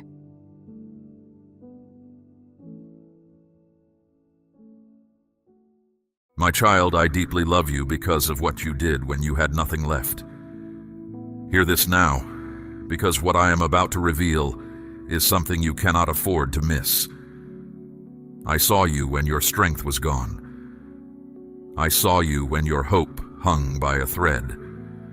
And instead of turning cold, you chose to stay kind. Instead of hardening your heart, you chose to keep believing. That is why my love for you burns the way it does. This is not a small thing. Heaven does not overlook a heart like yours. When everything around you gave you permission to quit, you did not quit. When bitterness knocked, you did not open the door. Something powerful began to move the moment you made that choice, and it is still moving now. Listen closely, because many misunderstand how love works. People think love is proven when everything goes well. I tell you the truth, the deepest love is revealed when everything feels lost. When the doors closed, when people walked away, when your prayers seemed to fall on silence, you still refused to become someone you are not. You still reached for me, even with a tired hand. That quiet reach moved me more than 1,000 loud songs of praise. Others in your place would have turned against everything they once believed. They would have let anger speak for them. They would have let darkness take root and call it wisdom. But you did something rare. You held on. It was weak at times. It was quiet. No one else noticed. I noticed. Understand what your endurance has done. It was not invisible, even when it felt invisible. Every time you chose silence instead of rage, every time you whispered hope instead of surrender, something was being written in my presence. I was there in that silence. I was there in that struggle. I was there when you were certain no one was watching. My love for you is not built on what you own or what you have achieved. It is built on who you proved to be when you had nothing at all. Do not underestimate what is happening now. The same season that tested you has become the ground I am building upon. Your faithfulness in the dark created a shift, and that shift is opening doors you cannot yet see. This is not luck. This is not coincidence. This is my answer to a heart that stayed true when staying true cost something. My love is not distant, and it is not passive. It moves, it acts, it arranges. When I say I love you, I mean that my hand is at work in matters you have stopped even praying about. You showed patience inside pain. You showed grace inside struggle. You showed belief inside uncertainty. Now watch what I do with that. Do not let your present situation confuse you. What you see right now is not the full picture. You may still feel lack pressing on you. You may still feel that things move too slowly. But I tell you plainly, the work has already begun. What was planted in your lowest hour is growing in soil you cannot inspect. Roots grow in the dark. They do not report their progress. Neither do mine. There is a reason you feel different lately. A reason something in you seems to be turning, like a season changing before the weather admits it. That is not your imagination. That is the result of what you walked through and how you chose to answer it. You were being shaped, not broken. You were being made ready, not set aside. What was formed in silence is about to speak in your life. I know there were nights when you felt utterly alone. Nights when you questioned everything you believed and questioned yourself for believing it. Even then, you did not fully let go. Your grip slipped, but it never opened. Even when your voice failed, something in you kept reaching upward. So hear me. You are not forgotten. You are not overlooked. You are not alone. My love for you was never a reward for perfection. It rests on your heart. And your heart, even wounded, chose to remain open. That is rare. That is power the world does not recognize. That is why what is coming to you will not be small and will not be ordinary. Stay grounded in this truth, because doubt will try to return. Thoughts will come, insisting that nothing has changed, that this word is for someone else, that your situation is the exception to my faithfulness. Do not give those thoughts a seat at your table. What is happening is deeper than what your eyes can measure. You are stepping into a season where what you carried silently begins to take visible form. The strength you built in private will start to shape what happens in the open. And when it begins, you will understand why everything unfolded the way it did. I want you to know what your lowest moment actually purchased. It purchased proof. Not proof to me. I already knew what was in you. Proof to you. You now know that you can stand in a storm without becoming the storm. You now know that your faith is not a fair weather friend. That knowledge cannot be taken from you, and it is worth more than anything you lost in that season. So do not look back at that valley with shame. Do not replay it searching for your failures. I am not replaying it. When I look at that valley, I see the place where you and I became closer than we had ever been. I see the place where your love for me stopped being a habit and became a decision. My child, we have walked a long road together, and I have not regretted a single step of it. Now lean in, because everything I say from this moment forward is built on that foundation. What you did when you had nothing is the reason for what I am about to do when you least expect it. The door is already unlocked. Your faithfulness turned the key. If this word has found the deepest part of you, answer it now with your amen. Now let me show you what that shift is already doing. It did not begin outside of you. It began within you the moment you answered fear with faith. That single decision, made in a quiet and painful place, set events in motion that cannot be reversed. You may not see the full result yet, but it is already moving. A stone dropped into deep water does not ask permission to make rings. There is a reason your heart no longer fits the places it once tolerated. There is a reason certain conversations feel empty now, and certain rooms feel heavy. You are not the same person who walked into that season of struggle. Something in you has matured. Something in you has awakened. And your spirit is quietly refusing what no longer matches who you are becoming. This is not loss. This is separation from what cannot follow you into what I am preparing. Understand this clearly, because this is where many begin to doubt. Growth does not always feel like progress at first. Sometimes it feels like isolation. Sometimes it feels like distance, like things falling away without explanation. But what is actually happening is a clearing. I am making room. If everything stayed as it was, there would be no space for what is meant for you. I saw the moments you wanted to give up. I saw you spend your last strength just to take the next step, with no one there to cheer you on. Those moments were not wasted. Nothing you did in sincerity has been lost. Each one is known to me, and each one is part of the reason doors are about to open.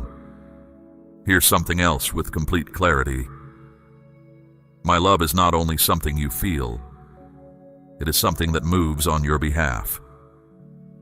There were situations you never walked into because I turned you aside. There were outcomes that would have wounded you deeply, and they were quietly stopped before they reached you. You will never count the times you were shielded. That protection is part of the love that surrounds you even now. Say, "I believe," out loud if this word is reaching your spirit. You have wondered why things took so long, why answers did not come when you called, why the breakthrough did not arrive when you needed it most. But my timing is not careless, and delay is not denial. What was being built inside you could not be rushed. Strength takes time. Clarity takes time. Endurance is not poured, it is grown. And now, because you endured, you can carry what is ahead without being crushed by it. If you had received it earlier, it might have swallowed you. The weight would have bent you. But you are different now. Your hands are steadier. Your heart is wiser. What once would have overwhelmed you will now sit rightly upon you, because you were made ready before you were made rich. There is a quiet confidence growing in you, even if you have not named it yet. It shows in the way you respond to trouble. You no longer erupt the way you used to. You pause, you weigh, you choose. That is not an accident of age. That is the fruit of everything you walked through with me. Pay attention to what happens next, because it may not look dramatic at first. It may come as small changes. A door opened a hand's width, a conversation that seems ordinary on the surface. Do not despise these beginnings. What starts small will grow. What seems simple will spread. What arrives quietly will become mighty. I have always loved to hide great things inside small packages, so that only the faithful find them. Remain steady, because consistency is what carries you now. You have already passed the test of endurance. You are entering the season where your outer life begins to agree with your inner change. Do not rush it. Do not measure your road by anyone else's. What is unfolding is fitted to you alone, cut to your shape, timed to your steps. Others may not understand it. They did not walk your valley. They did not carry your weight. Guard your peace as a treasure because it is won. Do not let noise, quarrels, or borrowed worries pull you from what is forming. You have come too far to hand your attention back to things that starve you. Protect your focus. Protect the quiet work happening in you. A field that is almost ready for harvest is exactly the field the birds gather over. What you did when you had nothing built a foundation that cannot be shaken. That is why what rises on it will not collapse at the first wind. It is rooted in something tested. It is anchored in something proven. I do not build palaces on sand, and I am not building your future on anything shallow.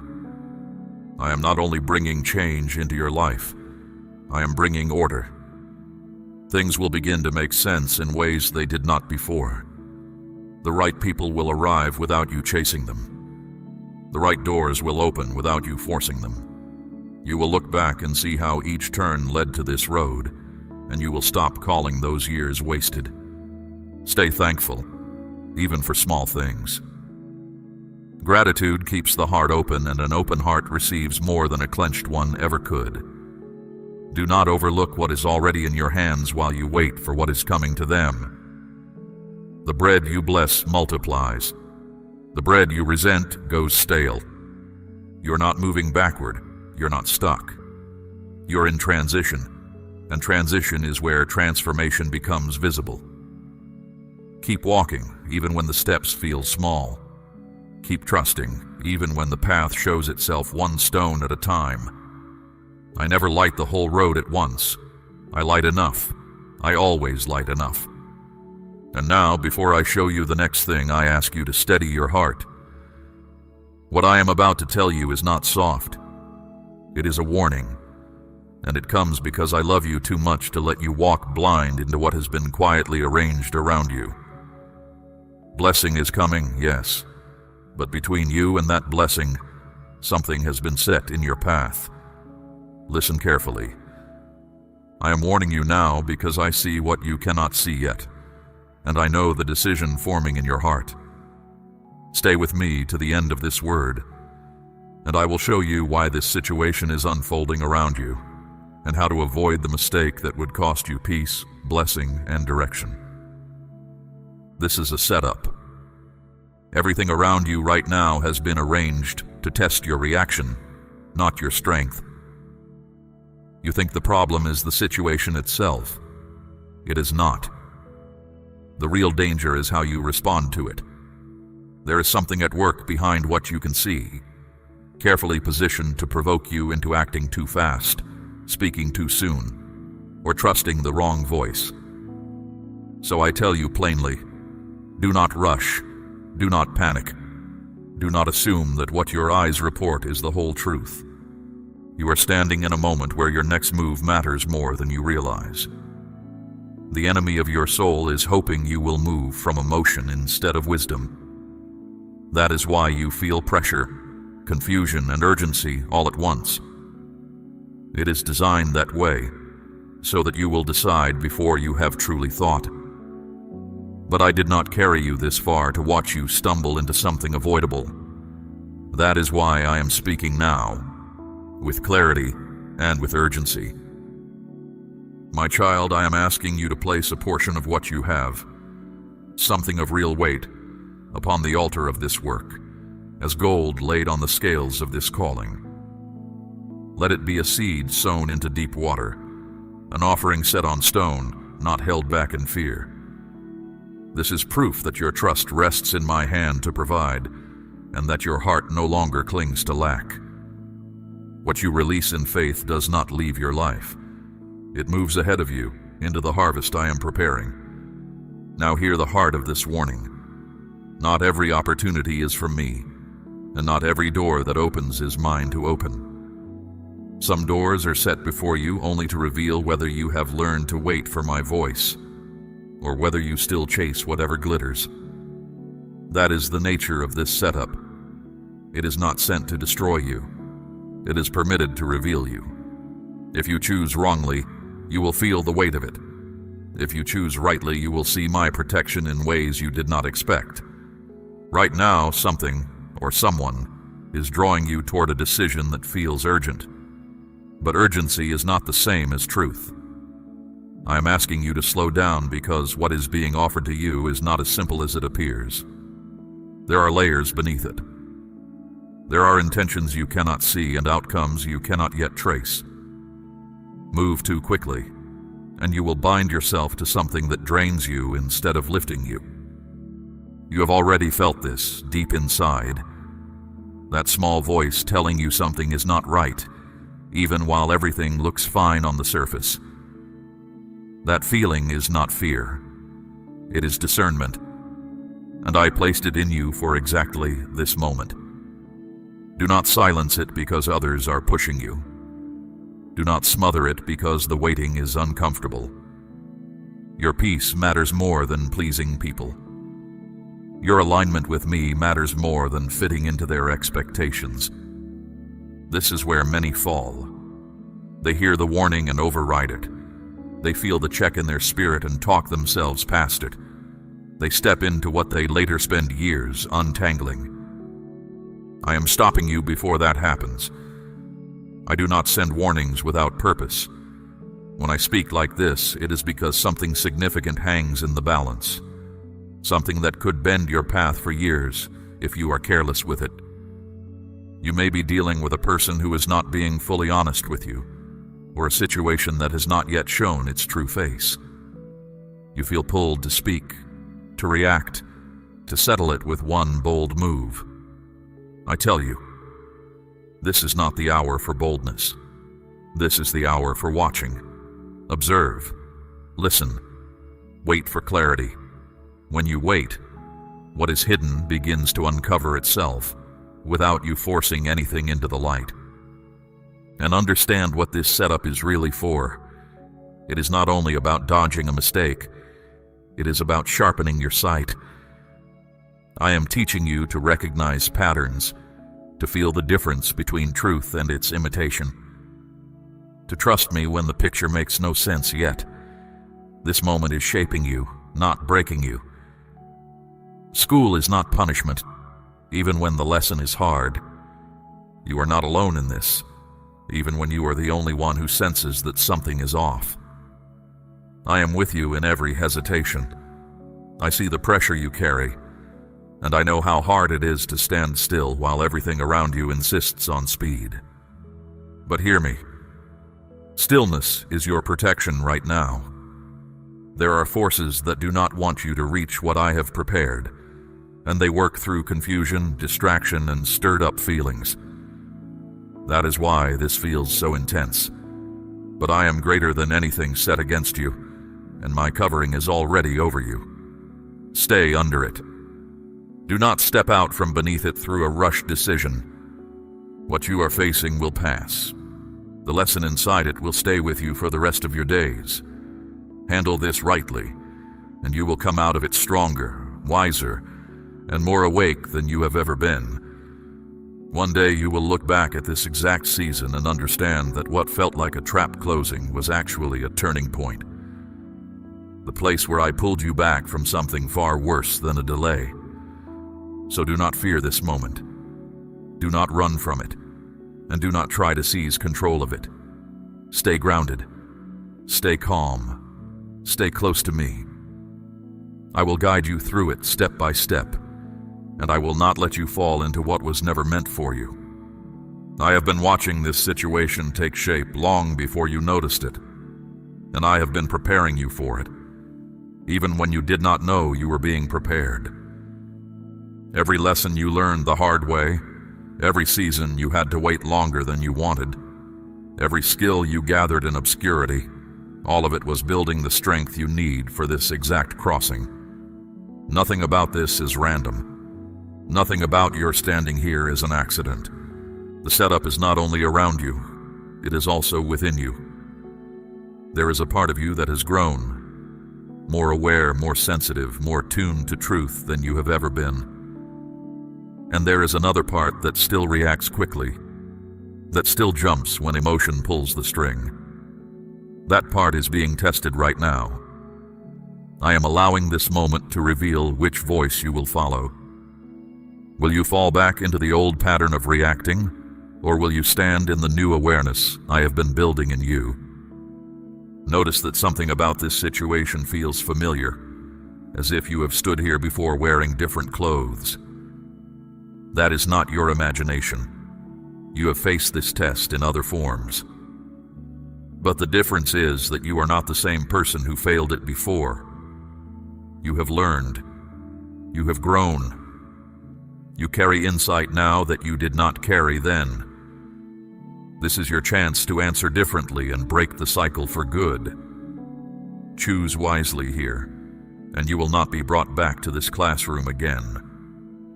There is a voice pressing you, saying you must act now or lose everything. Mark this. That voice is not mine. I do not drive my children with panic. I do not herd you with pressure. When I guide you, there is clarity even when the road is not fully visible. There is peace even when the situation is unresolved. What you are feeling right now is not clarity. It is pressure. And pressure is often the sign that a thing is not aligned with my will for you. So examine what is being offered to you or demanded of you. Does it bring peace or does it breed confusion? Does it feel steady or does it feel forced? These are the signs I have taught you to weigh. I gave you the ability to sense right from wrong, not through reasoning alone, but through the deep knowing I planted in your spirit. That knowing is speaking now, even as you try to talk over it. You may feel a strong pull of the heart toward one choice, as if you are being tugged by a rope you cannot see. But not every strong feeling is truth. Feelings can be stirred on purpose, to lead your eyes away from what is real. Step back. Separate what you feel from what you know. Feelings shift like weather. Truth stands like a mountain. Quiet your mind and you will find the mountain still there. Understand also that this decision reaches further than you. It will touch your path, your closest bonds, and doors that have not yet appeared. That is part of why the pressure is so fierce. Much is fastened to this one choice. Do not let that weight crush you. Let it slow you. A heavy load is exactly the reason to walk carefully. I am not asking you to be perfect. I am asking you to be awake. When you are awake, you notice the small signs, the details that do not sit right, the quiet nudges I send. When you are asleep inside, you move on habit, and habit is where mistakes live. Right now, wakefulness is your armor. There are people around you offering opinions. Some mean well. Some do not know what they carry. They advise you, urge you, lean on you toward a certain decision. But remember, they do not see what you see, and they have not walked through what you have walked through. Their sight is partial. Take counsel, but do not hand them the rudder. The voice I placed inside you must not be drowned by the voices around you. You are not weak for hesitating. You are wise for pausing. The world shouts at you to move fast. Decide now, act before the moment closes. I am telling you the opposite. Wait, watch. Let things unfold at their true pace. Waiting gives truth the time it needs to surface. Rushing cuts that work short, and hands you something half-revealed. And hidden inside this trial is a blessing you have not yet seen. If you refuse the impulsive step, you make room for something better to arrive, something that fits your calling, something that brings peace instead of turmoil, something that feeds you instead of feeding on you. That is why I ask you to trust me here, even when trusting feels like standing still in a burning field. The fire you see is not touching what I have sealed. You may feel alone in this decision, as if no one alive understands what you are weighing. But you are not alone. I am with you in it. Every step you take, I see. Every thought that circles you at night, I know.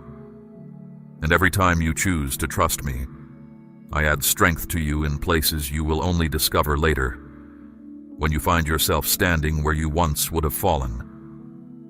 Do not let fear cast your vote. Fear always votes for the wrong door. Let trust guide your hand instead. Trust that I am steering you away from what was never yours and toward what has always been yours. You do not see the whole board. I do. And I am moving on your behalf even in this hour of uncertainty. Soon this will clear. What is hidden will step into the light, and what confuses you now will explain itself. Until then, your task is simple. Stay calm, stay watchful, stay near to me. Let the noise pass by like weather, and hold to the quiet truth within you. You are stronger than you think, and far more ready than you feel. What I show you now goes deeper than what you have seen so far, because this setup is not only a matter of circumstances, it is spiritual. There are movements beyond your physical sight, shaping the atmosphere around you in ways you cannot fully explain. That sudden heaviness, that pressure in your thoughts, that sense that something is slightly off, though you cannot name it. Do not dismiss these. Your spirit is registering what your eyes have not yet found. Honor that awareness instead of arguing with it. Look at how this situation has been unfolding, and you will see a pattern. Things are being hurried. Conversations feel incomplete. Certain details refuse to add up, no matter how you arrange them. This is how snares are dressed. Not in obvious danger, but in subtle confusion. When something seems almost right but never fully clear, that is precisely when you must pause the longest. My clarity does not leave you questioning your peace for days on end. My clarity settles. There is someone connected to this matter who is not showing you their whole intention. This does not always mean they are wicked. It means they are not aligned with the truth you need right now. They may be moved by their own fears, their own wants, their own unspoken plans. And without fully meaning to, they could draw you into an arrangement that serves them far more than it serves you. So step back. Observe before you trust. Let their actions speak longer than their words. You feel the urge to explain yourself, to defend your position, to prove something to someone who has misread you. Hold that urge. This is not the moment for it. Not every situation deserves your response, and not every misunderstanding needs correcting today. Sometimes silence guards you better than any speech could. When you stay quiet, truth gets room to surface without your fingerprints on it. There is a lesson about boundaries woven into this. You have been learning to guard your strength, to say no without guilt, to recognize when something costs more than it gives. This moment asks you to live that lesson, not merely believe it. Boundaries are easy in theory. They become real only under pressure. And this pressure is exactly where your growth stops being an idea and becomes a fact. I am not asking you to reject everyone or wall off your heart. I am asking you to be discerning. There is a difference between closing your heart and protecting your peace. Keep the heart open. Keep the mind clear. When both stand together, you can walk through a moment like this without losing yourself in it. And hear this about timing, because it matters more than you know. The reason this feels urgent is that it is trying to force you out of step with the right hour. What is truly meant for you never needs to be crammed through a narrow window of panic. It arrives with peace, even when it asks for patience. Whatever is being rushed at you right now does not respect my timing, and that is exactly why it feels unstable in your hands. You wonder what happens if you wait, if you simply do not act. Let me tell you plainly, you will not lose what is truly yours. What I have appointed for you cannot be stolen by your patience. In fact, waiting is often the test that proves ownership. If a thing vanishes the moment you pause, it was never yours. It was bait. Something is also changing in you through all of this. Matters that once felt normal now feel wrong. Situations you once accepted without a thought now make you stop. This is not weakness, and it is not you becoming difficult. It is growth. You are drawing closer to me, and as you do, your tolerance for what is false keeps shrinking. Rejoice in that. It means you are walking the right direction. But growth brings examinations, and this is one of them. It has not come to wound you. It has come to confirm that you are ready for what is next. When you pass through this, you will notice the change in yourself. You will trust your discernment more. You will feel less need to prove anything to anyone. You will move with a quiet steadiness that asks for no audience. There is protection in delay. What looks like a closed road is often me clearing debris you cannot see from where you stand. Run ahead, and you step into ground that has not been made safe. Wait, and I go before you, preparing the way stone by stone. Patience is not weakness. Patience is trust wearing work clothes. You are not behind in your life. You are not missing your chance. You are not losing ground by being careful. The world measures everyone with one clock, but I do not. Your path is your own, and I am the one pacing it. Stay in step with me, and everything you need will meet you at its appointed hour. Soon, something will confirm what you have been sensing. It may come through a conversation, a sudden understanding, or an event you did not arrange. When it comes, you will know why I told you to wait. You will see the fuller picture, and you will be grateful you did not spend yourself too soon. Until then, keep your footing. Do not let your thoughts spiral into dread or endless calculation. Stay present. Return to stillness when the noise rises, for in stillness, you will find the clarity you keep searching for in commotion. I have already blocked certain things you never saw coming. I have already redirected paths and rewritten outcomes for your good. This moment is simply that same protection, active again. Your part is to cooperate with it. Whisper, I trust you if you are willing to wait for my hand instead of forcing your own. Now let me name the deeper thing this season is exposing, because the mistake I am warning you about is not a single action. It is a pattern. The pattern of reacting before reflecting, of trusting too quickly, of moving without full clarity because the discomfort of waiting felt unbearable. This setup has dragged that pattern into the open, not to shame you, but so you can break it completely. And once you break it, you will not return to it. That is why this moment feels so heavy. It carries the weight of transformation. You will feel a strong pull toward what is familiar, even when the familiar is not good for you. Familiar things feel safe, simply because you know their shape in the dark. This is one of the hidden hooks of the setup. It invites you back into old habits, old responses, old ways of thinking that you have already outgrown. But you are no longer the person who followed those paths without question. You have grown, and now you must act from that growth, not from memory. Watch, because truth is already leaking through the cracks. Small inconsistencies, small doubts that will not be reasoned away, small realizations arriving at odd hours. These are not random, they are signals. When you notice them, do not explain them away to keep the peace. They are pieces of the clarity that is assembling itself in front of you. Frustration may be building in you, especially where answers are slow. I understand it. But that frustration is part of the very pressure that leads to the mistake. When answers delay, it is usually because more must be uncovered before you can choose rightly. Act before the uncovering, and you choose with half the map.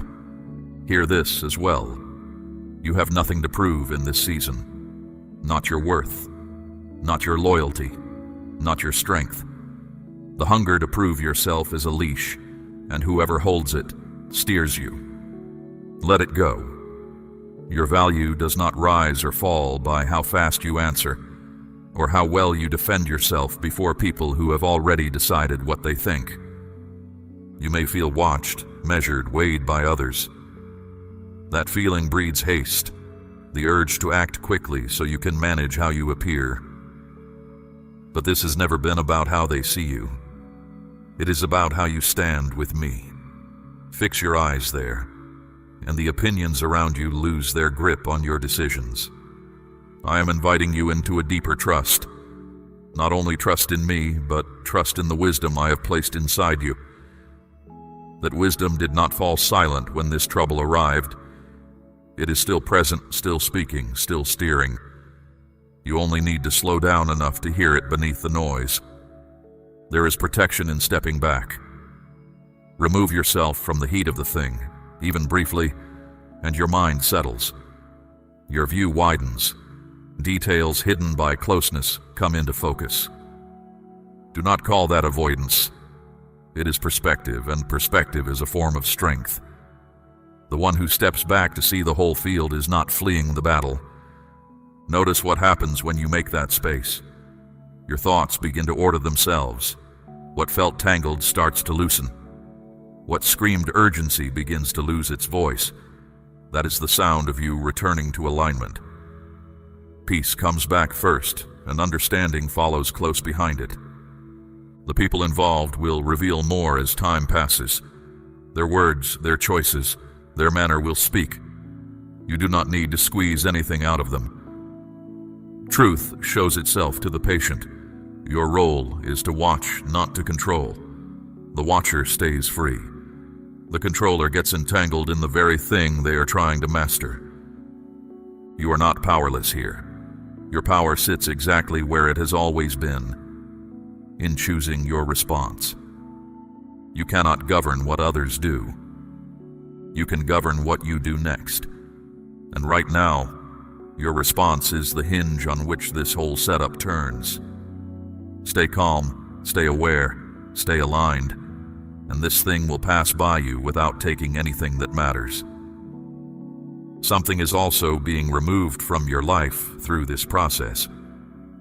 You may not have identified it yet, but a thing that does not belong in your next chapter is being loosened and drawn away. Removal rarely looks like protection while it is happening. Later, you will see the space it left and understand that the space was the point. Let go of what is leaving. What is meant to stay does not need your grip to stay. You are also learning the true weight of silence. Silence is not weakness. It is strength under command. Every time you decline to react at once, you give truth room to stand up, and you keep your strength out of quarrels that would only spend it. This discipline will serve you long after this situation is forgotten. And in the middle of all this, a calm is growing in you. It may feel unfamiliar, especially if you have lived braced for the next blow. But this calm is not numbness, and it is not surrender. It is the settled quiet of a heart that has decided to trust me even without all the answers. Guard it, feed it. Let it guide you more than your fears ever did.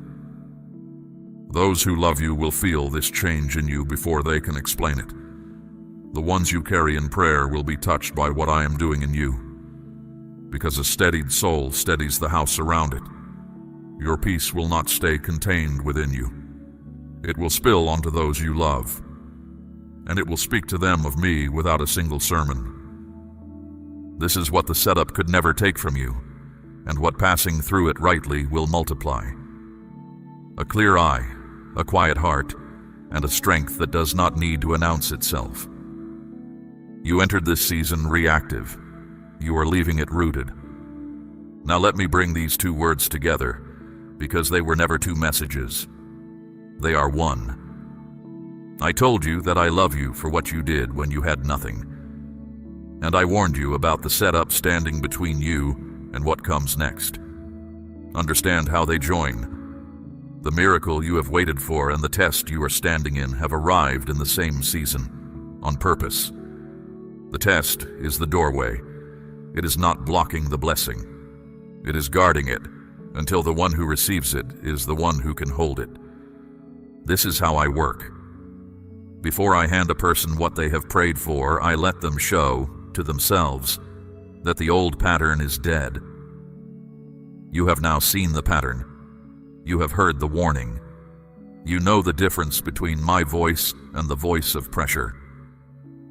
So when you pass through this gate with patience instead of panic, what waits on the other side will not be delayed another day. I do not tease my children. I prepare them, and you are more prepared than you feel. The endurance you built when you had nothing is the same endurance that will carry you through this test without breaking stride. The discernment you sharpened in confusion is the same discernment that will recognize the true door when it opens. Nothing from your hardest seasons is being wasted here. Every piece is being used. Watch for how the change arrives. It will likely begin quietly. A conversation that lands differently. A provision that comes from a direction you were not watching. A burden that simply is not there one morning when you reach for it. Do not measure these beginnings by their size. Measure them by their source. What comes from my hand carries my signature, peace at the center of it, and growth hidden inside it.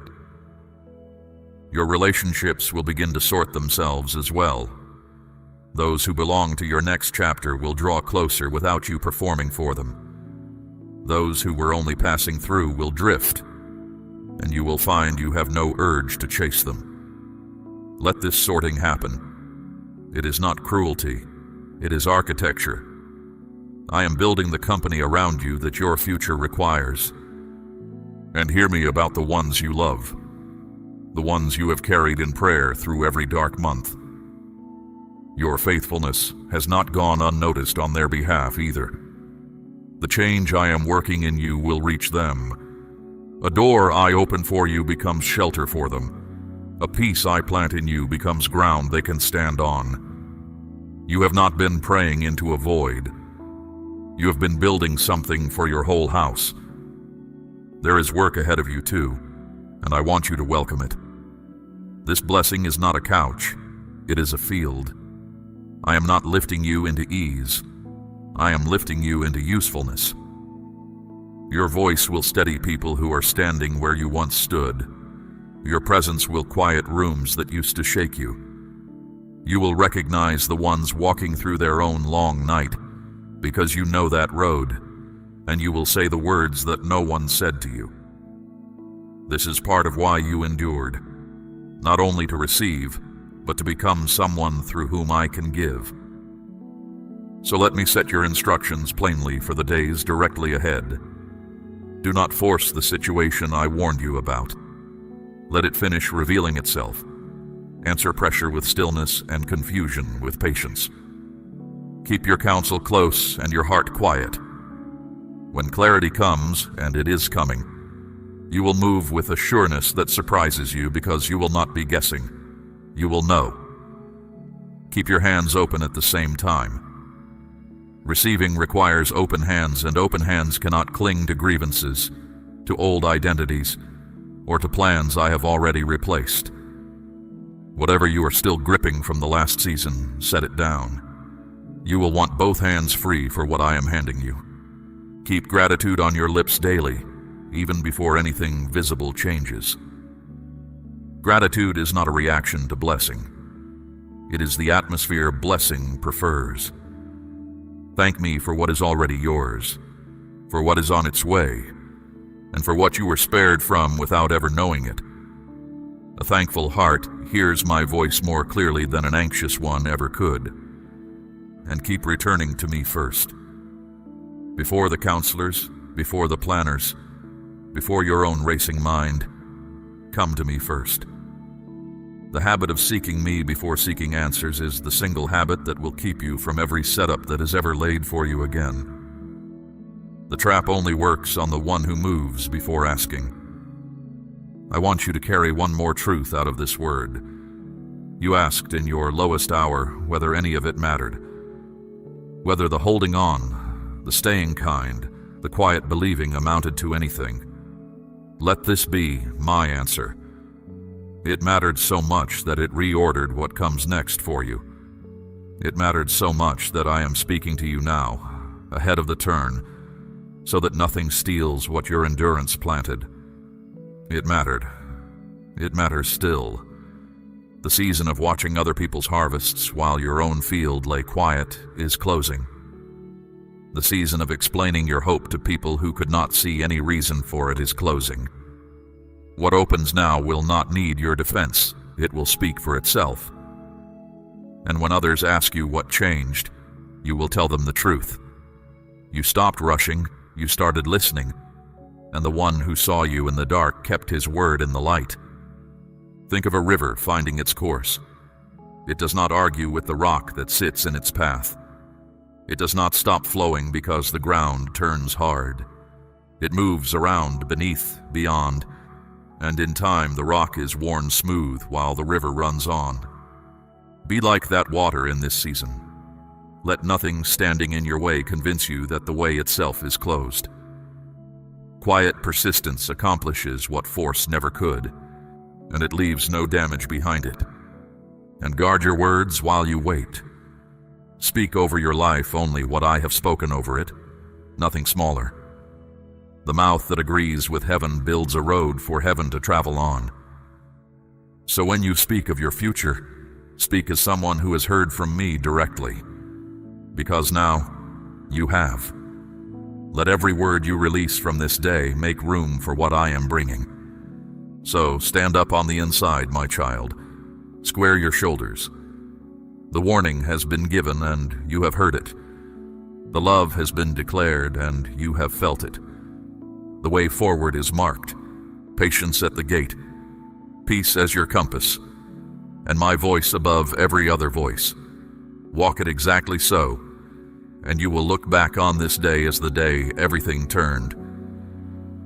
I am with you in the waiting. I am with you in the deciding. I am with you when the door swings open, and I will be with you in every room it leads to. Nothing said against you will outlast my purpose for you. Nothing arranged in shadow will survive my light. You are mine, you are ready, and what I have prepared is already moving toward you. Receive it with a steady heart, and let your last word in this moment be your first act of faith. If you are ready to walk through what I have opened, seal this word now and declare your amen. We run on viewer support only. For exclusive member-only content, scan the QR or see the pinned comment. God bless you.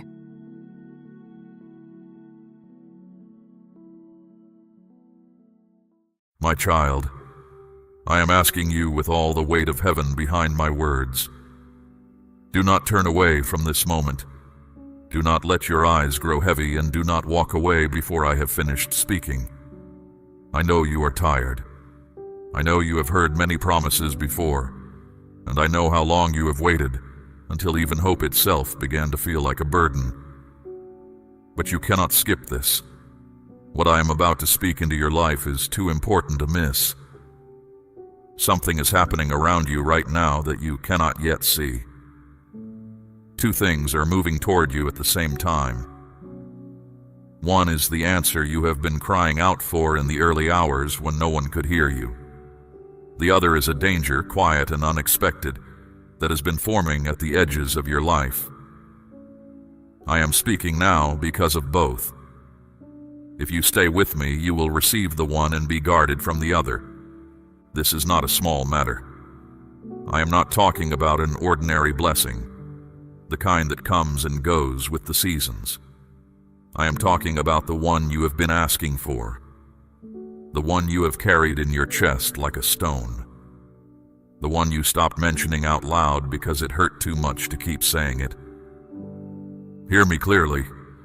That answer is not lost. It has not been forgotten on some high shelf of heaven. I have been holding it, and I have been arranging every detail around it, every circumstance, every person, every open door, so that when it arrives, nothing can take it from you. The timing was never careless. It was exact. But I need something from you in this hour. I need your attention. I need your faith to be awake, not drowsy, not half-hearted, not divided between 100 worries. An answer that is not received with faith passes by like rain on hard ground. It falls, but nothing grows. I do not want that for you. I want the ground of your heart, soft and ready. The enemy of your soul understands what is at stake tonight.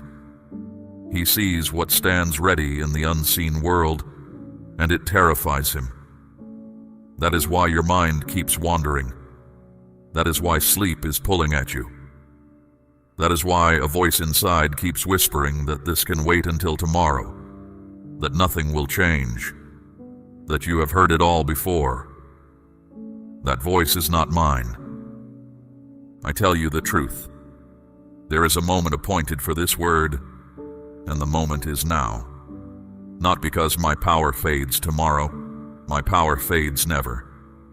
But there are hours when heaven leans close to a single life, and this is one of those hours for you. Miss it, and you will still be loved, still be mine. But you will have walked past an open door without knowing it was open. Think back over your life for a moment. Remember the times you almost gave up, but something you could not name held you in place. Remember the nights you decided it was over and morning came anyway, and you rose anyway. Remember the moments you should have fallen and did not fall. That was not luck. That was my hand. Every one of those moments was a thread pulling you toward this one. You did not find this message by accident. I led you here. I stirred something in you before you understood what you were reaching for, and I set this hour aside long before you knew you would need it. When you felt yourself at the very end of your strength, I was already preparing what I would say to you now. So let the disappointments of the past step aside. They are real, and I do not dismiss them. You believed before and felt nothing change. You hoped before and watched the hope come back empty. I know, but do not let yesterday's closed doors convince you that every door is closed. The wounds of the past make poor prophets. They only know how to predict more of the same, and they are wrong about what is coming. I see the exhaustion behind your eyes. I see how heavy your heart has grown from carrying questions no one could answer. You have prayed and fasted and wept, and it seemed the sky was silent. You have asked in secret, "Is any of this real? Will anything ever actually change for me?" And I answer you now with all the authority of my throne. Yes, it is real. Yes, it is worth it. Yes, something is about to change. There is a reason you feel the way you feel, and I will show it to you before this word is finished.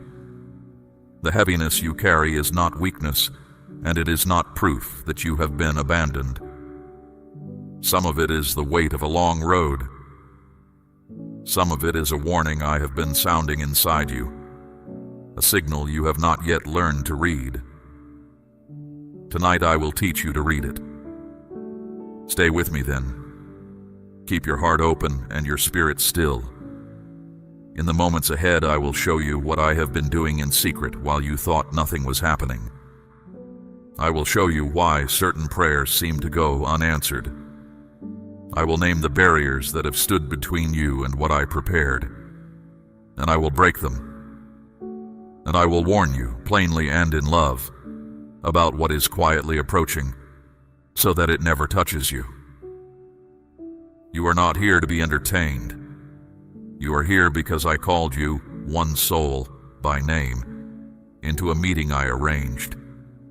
Heaven is not speaking to a crowd right now. Heaven is speaking to you. Let that settle over you like a covering.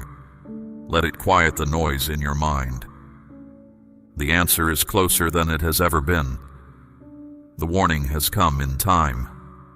Nothing about this hour is random, and nothing about it will be wasted if you remain. Declare your Amen right now if your heart is awake and ready to receive. Now let me show you what you could not see.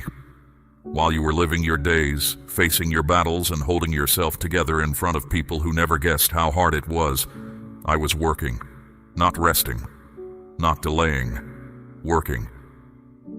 Behind the curtain of the visible world, I was moving piece after piece into position, so that at the right moment, everything would align for you at once.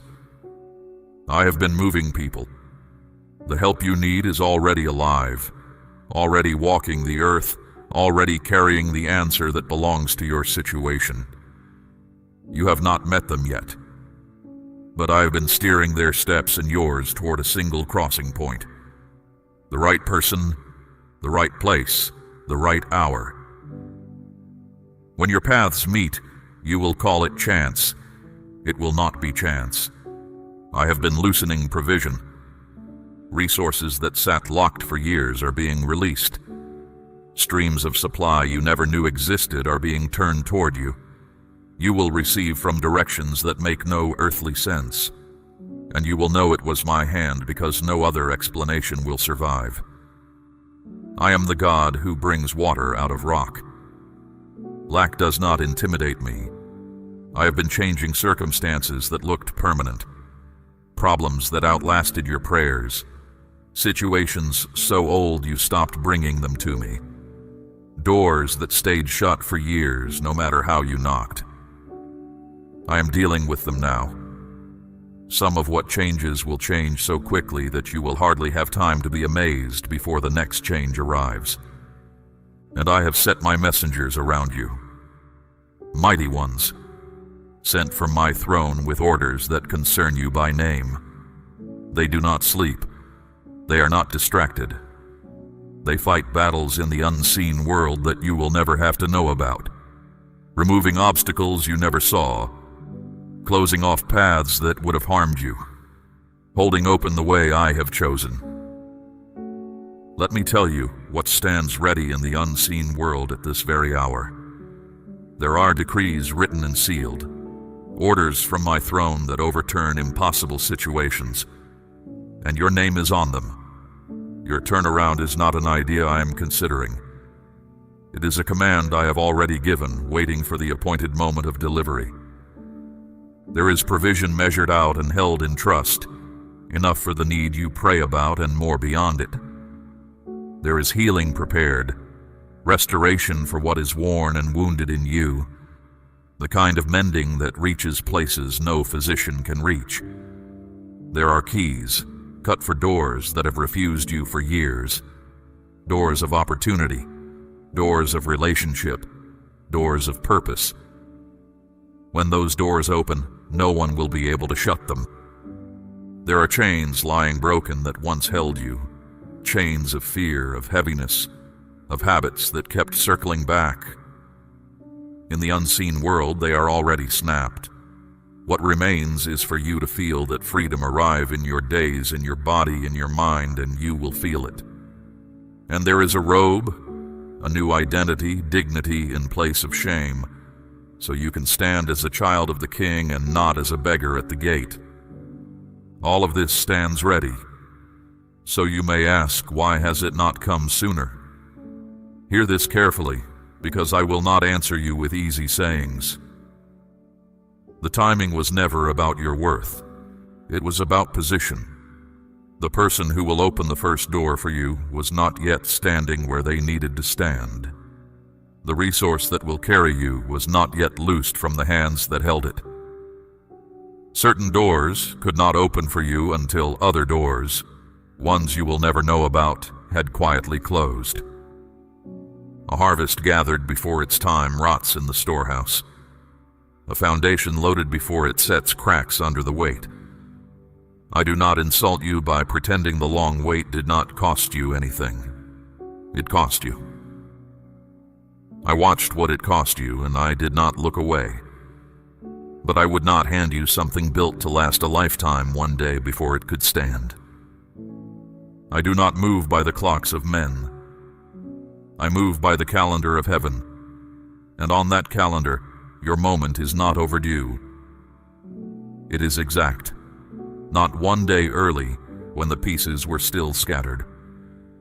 Not one day late when your heart might have hardened past receiving. Now.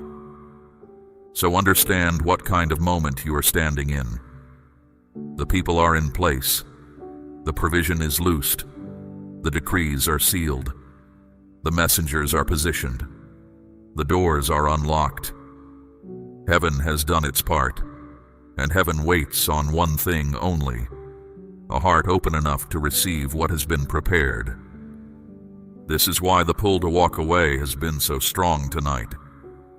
This is why distraction after distraction has clawed at your attention. Nothing fights this hard against an empty room. The resistance you feel is itself a witness that something real is at stake.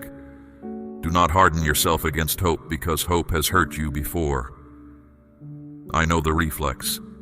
You brace against believing so the fall will be shorter. But you cannot brace and receive at the same time. Open hands cannot make fists. I am asking you to open your hands. You have spent years asking me to move.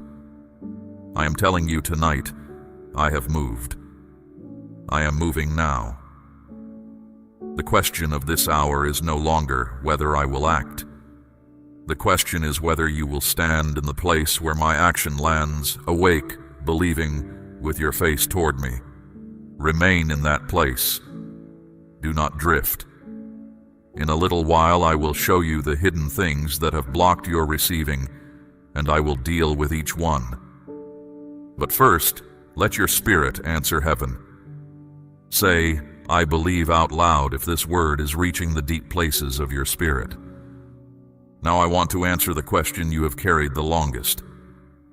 You have wondered whether your prayers ever reached me at all. You prayed in the dark when sleep would not come. You prayed behind a locked door so no one would hear your voice break. You prayed on lonely roads, in whispers, in half-finished sentences, in silence when words ran out. My child, not one of those prayers fell short of my throne. Not one. The prayers you were ashamed of, the angry ones, the doubting ones, the ones that were more groan than speech, those reached me too. I did not grade them, I received them. A parent does not turn away a child because the child cried instead of speaking properly. I heard everything underneath your words, even the things you could not bring yourself to say. But you have asked, if you heard me, why did you not answer? Hear me now. I answered every prayer. What I did not always do was answer in the shape you expected, or on the day you circled in your heart. And so some of my answers passed by you unrecognized, like a friend in unfamiliar clothes. You prayed for that position and it went to another, and the refusal stung you. But I saw where that road led. It would have paid you in silver and cost you in things silver cannot buy back. I turned you from it because I have work for you that will not grind you down to earn your bread. What I have prepared will meet you at the right hour, and you will understand then why every other door stayed shut. You prayed for that relationship, and it came apart. And you carried the rejection like a wound that would not close. But I saw what you could not see from inside it. I saw who that person would become to you in 5 years. In 10. My love for you would not let you build a life on that ground. The loneliness that followed was bitter, I know. But bitter medicine is still medicine. You prayed for healing, and the sickness lingered, and you began to wonder whether I had the power or simply did not care. I have the power. I do care. And restoration is moving toward you. in the body and deeper than the body. Some mending I do in a moment, and some I do the way spring thaws a frozen field, slowly, thoroughly, past all argument. Yours is coming. Do not let its pace convince you of its absence. You prayed for provision, and the numbers would not add up. And you sat with your accounts and your fear in the small hours. I watched you carry that weight, and I never once carried it lightly myself. But I was teaching you where your security lives, not in a sum, not in a harvest that can fail, in me. The one who learns that lesson can be trusted with plenty, because plenty will never own them. My child, I am asking you to place a portion of what you have, something of real weight, upon the altar of this work, as gold laid on the scales of this calling. Let it be a seed sown into deep water, an offering set on stone, not held back in fear. This is proof that your trust rests in my hand to provide, and that your heart no longer clings to lack. What you release in faith does not leave your life. It moves ahead of you, into the harvest I am preparing. Now let your heart rest here for a moment, because I am not finished explaining. There is a difference between a prayer denied and a prayer held. Most of yours were held the way a wise father holds a letter until the child is old enough to read it. Held the way rain is held in the cloud until the seed is actually in the ground. Nothing you asked in faith was thrown away. It was kept, and what was kept is now being released. Think of Joseph in the pit, then in the prison. Year after year, his life read like a story of a man forgotten. Yet every one of those years I was moving him closer to the palace, not further from it. The road made no sense until the day it suddenly made perfect sense. Your road is of the same kind. It will make sense all at once, and soon. Think of Hannah, who wept in the temple year after year with empty arms. Those around her misread her sorrow, and even the priest misjudged her at first. But her prayer had been heard from the beginning, and when the answer came, it was not merely a child. It was a prophet who would anoint kings. What I hold back, I return with interest. So do not measure my love by the length of your waiting. Measure it by this: you are still standing. The thing that should have broken you did not break you. The years that should have emptied you did not empty you, not completely. Or you would not be here now, listening, with something in your chest, still daring to hope. I preserved that ember. I would not let it go out. And understand this also: the silence you endured was never absence. I was closer in those nights than you have ever known. When you spoke into the dark and heard nothing, I was nearer than the dark. There are seasons when I keep silence the way a physician keeps still hands steady, not because he feels nothing, but because the work is delicate and he will not slip. That season is closing. The held answers are being released one after another, in an order I have chosen, so that each one strengthens you to receive the next. What comes first will steady you. What comes after will amaze you. And what comes last, you would not believe tonight if I told you plainly, so I will let it speak for itself when it arrives. But before any of it can rest in your hands, something in the way must come down. There are barriers, old ones, that have stood between you and what I prepared.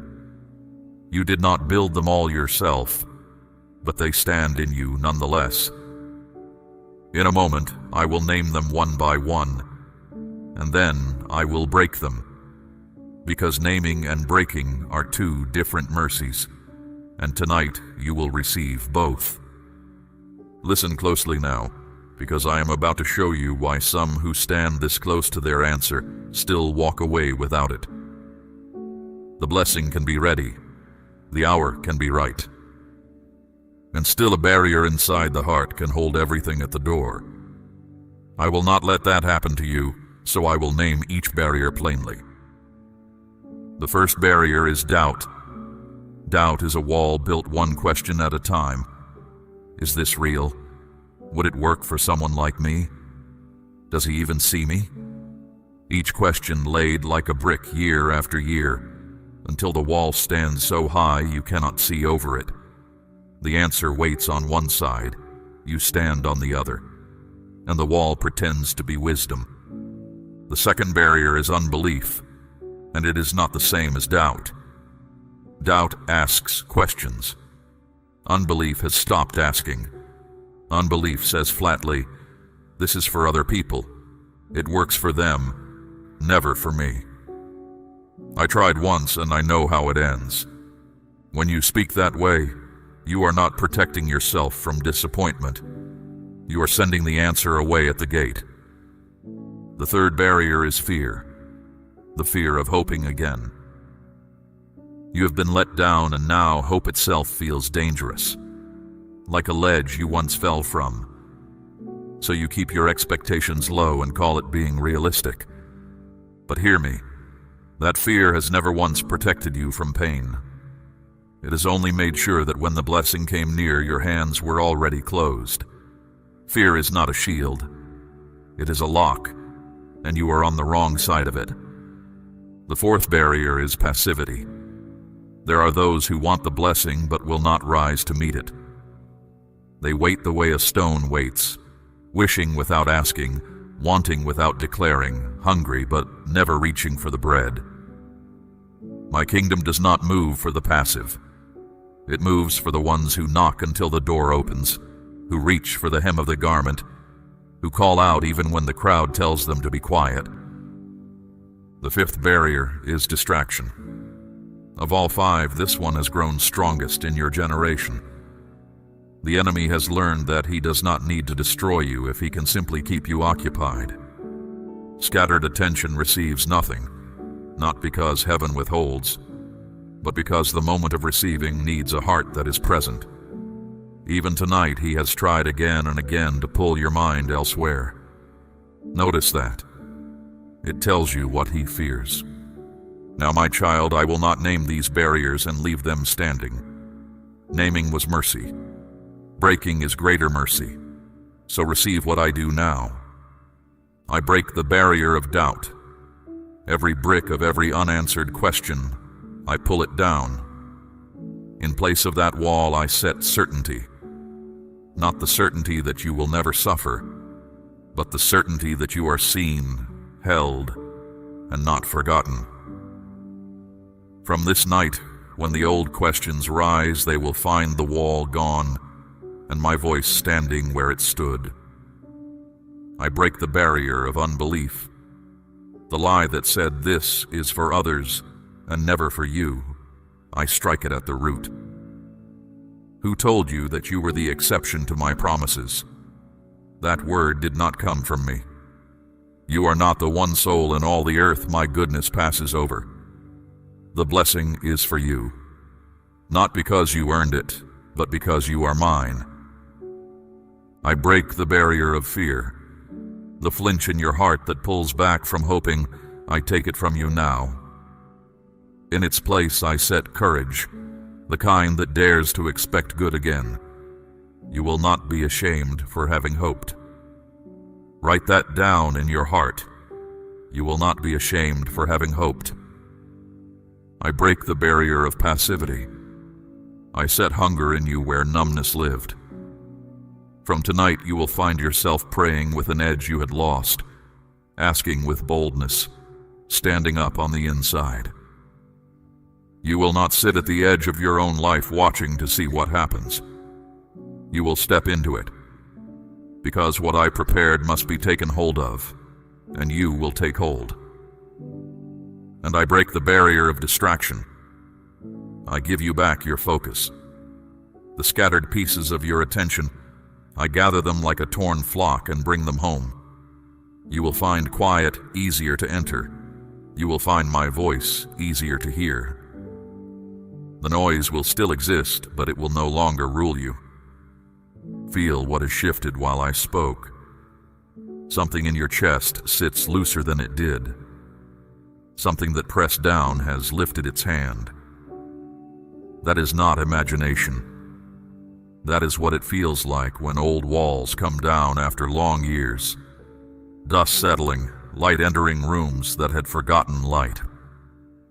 Now the way between you and what I prepared stands clear.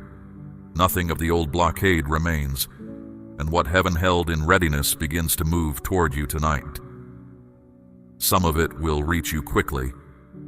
Some will arrive in steps, each one on time. But the direction is set, and it will not be reversed, because I do not tear down walls in order to rebuild them. Guard what I have done in you tonight. When doubt tries to lay its first new brick, refuse it out loud. When fear whispers that hoping is foolish, answer it with what you have heard from me this hour. The barriers fell by my hand, but keeping them down is work we do together. You watching, me strengthening day upon day. And now I must change my tone with you, not from love to anger, never that, but from comfort to warning. For I told you at the beginning that two things were moving toward your life. The first was the answer, and you now stand ready for it. The second is a danger, quiet and patient, and the hour has come for me to show it to you plainly, so that it never lays a hand on what I have just set free. Hear this as a father's warning, spoken not to frighten you, but to cover you. There is a danger moving quietly toward your life, and its quietness is its power. It does not announce itself. It does not arrive with thunder. It comes in small decisions, in moments of distraction, in the hours when you believe nothing important is happening. That is exactly why I am speaking of it now, while there is still time to step aside. You have felt it already, though you gave it other names. A pull you could not explain. A small unease in a familiar place. A thought you pushed down because it seemed ungrateful or unkind. Those were not moods, my child. Those were my signals. I have been reaching for your attention through them for longer than you know, and now I am setting aside signals and speaking plainly. Understand how this danger hides. It does not wear a stranger's face. It hides behind comfort and routine, inside habits you no longer examine, inside places where you feel most at ease. What is familiar is not always what is safe. The net is never laid in front of the bird's eyes. It is laid where the bird has landed 100 times before and stopped looking. There is a person near your life whose influence is not aligned with your good. I say this carefully, for I am not teaching you suspicion, and I do not call you to harden your heart against everyone you know. But notice how you feel after certain company. Lighter or heavier, clearer or more confused, closer to me or further away. That trace they leave behind them is a truer report than anything they say.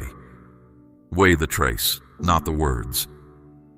There is also a pattern in you that this danger depends upon. You know the one. The way you trust too quickly when you are lonely, the way you rush when you feel pressure, the way you silence the small warning inside because you do not want to seem difficult, or because you fear losing what you might need to lose. The snare is shaped to fit the habit. Break the habit, and the snare closes on nothing. And mark this above everything else. A decision is approaching you. It will not look like danger. It will look like an opportunity, and it may even look like the answer to your prayers arriving at last.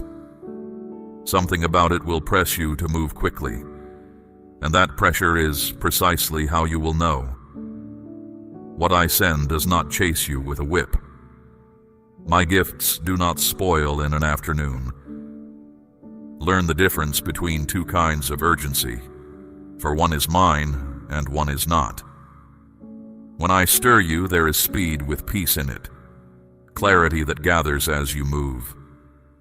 When the other presses you, there is speed with confusion, a fog that thickens the faster you go, a voice hissing now or never.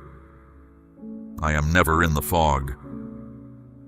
Anything that cannot wait for you to pray about it has already told you where it comes from. So when that moment arrives, and it will arrive looking ordinary, do this. Pause. Step back from the noise of it.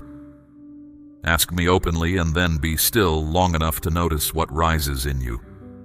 If there is a quiet resistance underneath the excitement, a small, steady no beneath the loud yes, honor it. That resistance is not fear. It is discernment, and it is one of the sharpest gifts I have placed in you. Do not be moved by how good a thing appears, for appearance is the cheapest part of any offer. Eve saw that the fruit was pleasing to the eye. The eye is easily satisfied and easily fooled. Let your judgment rest deeper than your eyes. What is truly from me can bear your questions, your patience, and your prayer. What cannot bear them was never yours to take. There is also something you have been tempted to return to, something familiar that once cost you dearly. It has been calling to you lately, wearing softer colors than before, sounding more reasonable than it used to sound. I helped you out of it once. I am asking you now not to walk back through that door. The pull you feel toward it is not homesickness. It is the snare, patient as ever, remembering your name. I tell you all this before it happens, so that when it happens, you will not hesitate. The situation will feel ordinary, almost familiar, and only one small detail will sit wrong. That detail is your signal. Most pass it by because it seems too small to matter. You will not pass it by because tonight I have taught you what it means. And do not receive this warning with dread, my child. Receive it as proof of how carefully you are watched over. Many walk into the snare with no warning at all. You have been given yours in advance, spoken gently with time to spare. That is not the treatment of the forgotten. That is the covering of one who is dearly loved. I am not asking you to live watching your back. I am asking you to live watching my face, for those who watch my face see everything else in its true size. Fear will not be your guard on this road. Wisdom will. Fear jumps at every shadow and misses the real danger. Wisdom walks calmly and steps around it. You will not face any of this alone. I go before you into every room this danger could enter. I stand behind you at every door it could use.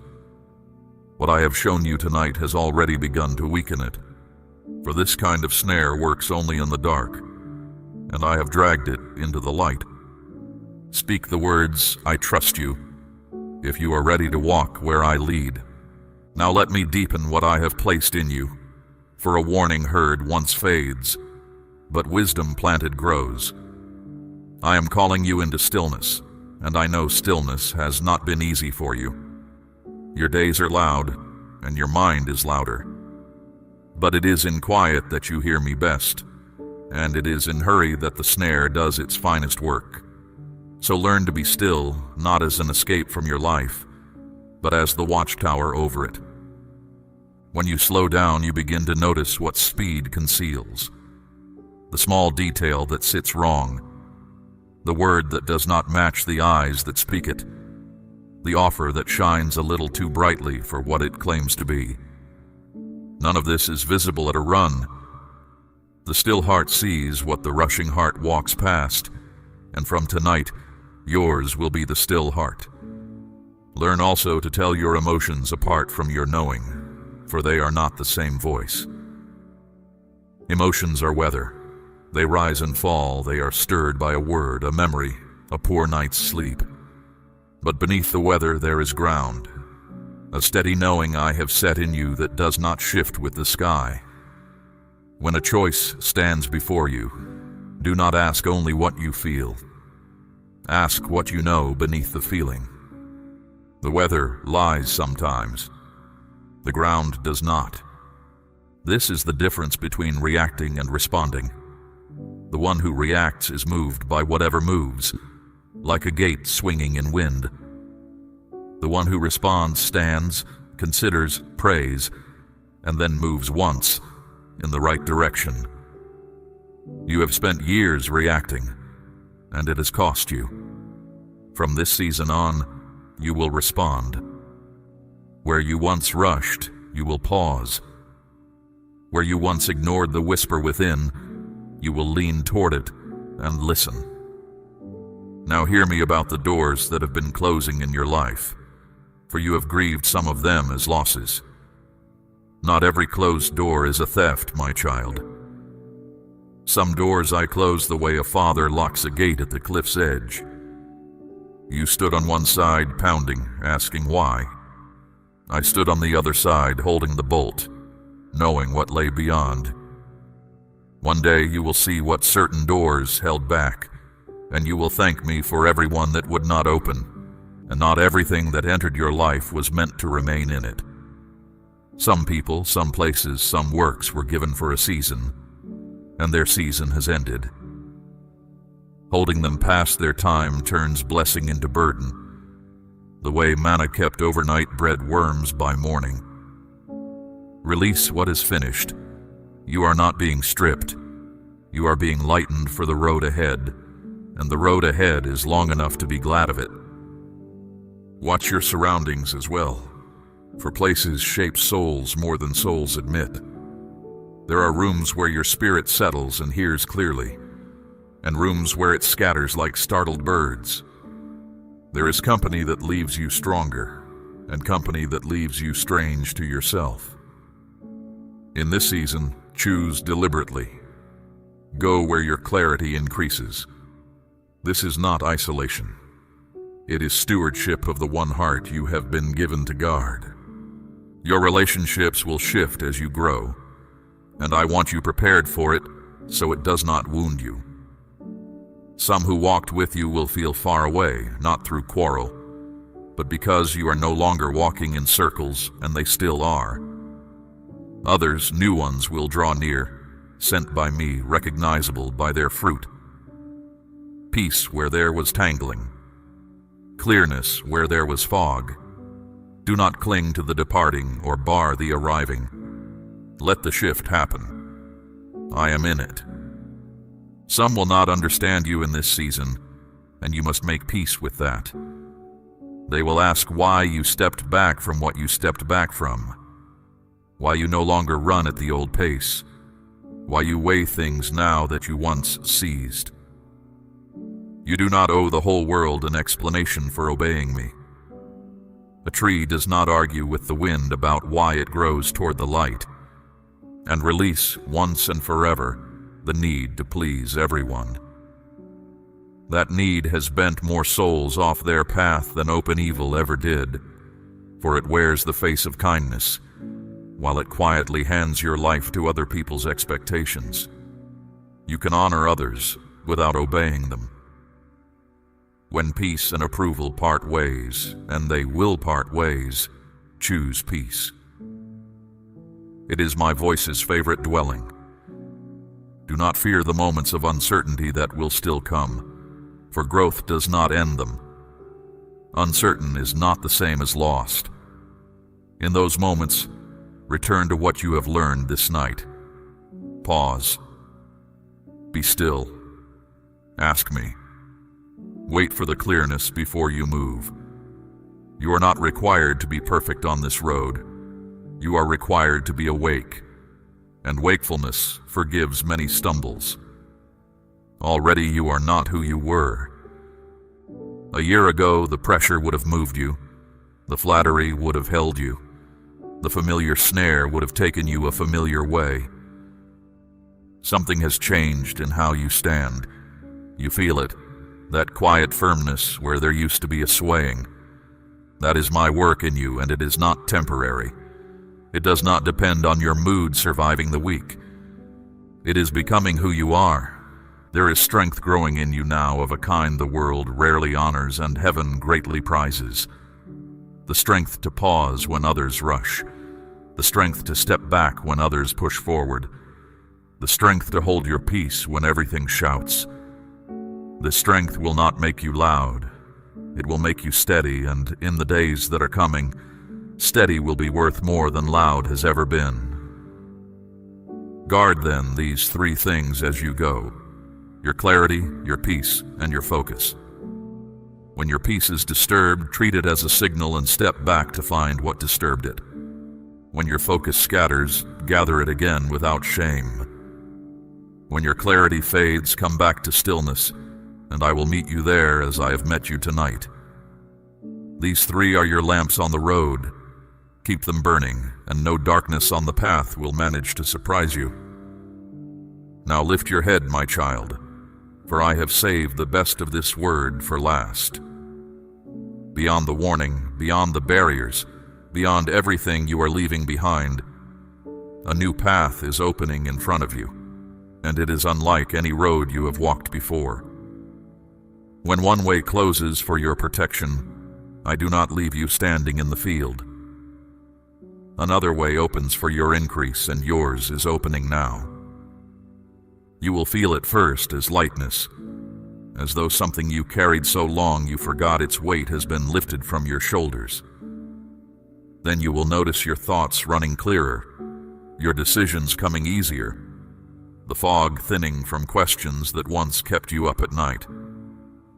This is what alignment feels like, not fireworks, rightness, the quiet turn of a key in a lock that was cut for it, a life settling at last into its intended place. New opportunities will come to you in this season, and they will not feel like the ones you were warned about. What I send arrives with peace, even when it is large, even when it is new. It will not corner you or count down at you. It will bear your prayers and your patience, and it will still be standing there solid and open after you have tested it. That is how you will know my hand on it. Take those doors boldly when they come, for hesitation has no more claim on you. What you avoided and what is coming are not alike, so do not let the memory of the snare make you slow toward the blessing. One carried hidden hooks beneath a bright surface. The other carries open good with nothing beneath it but more good. You will feel the difference the way your hand knows warm water from cold. Awareness was never meant to make you afraid of every door. It was meant to make you free in the right ones. And I say to you plainly, what is ahead of you is greater than what is behind you. The best chapters of your story are not the ones already written. I know the plans I hold for your life, plans for peace and not for harm, to give you a future and a living hope. I do not speak such words loosely, and I have never once spoken them over you loosely. The provision I told you of will begin to find you. The people I have positioned will begin to appear, and you will recognize them by the peace they carry into a room. The work I shaped you for will start to take form, first in glimpses, then in steps, then in a road you can see stretching ahead. None of it will come all in 1 hour, for I build to last, not to dazzle. But it will come, piece upon piece, and nothing appointed to you will pass you by. You are also being made ready for weight, and I mean this as honor. The clearness you have gained is not only a shield for you, it will become a lamp for others. There are people ahead on your road not yet met, who will find their way because you learned yours. Lead them gently when they come. Give freely what you were freely given tonight. A well is not dug for its own sake. The ones you love and carry in prayer, I have not overlooked them either. Your loved ones are written into this same mercy. Some of what I do in you in this season, I am doing precisely so that it overflows to them in ways you will watch with your own eyes and marvel at. Keep lifting their names to me morning after morning, even when nothing seems to move. Not one of those prayers is idle. and some are closer to their answer than you would dare to guess. Walk in consistency now, for this is how everything I planted tonight becomes a way of life. Wakefulness is not a single night's act. It is a daily walking, in the small choices, even more than the great ones.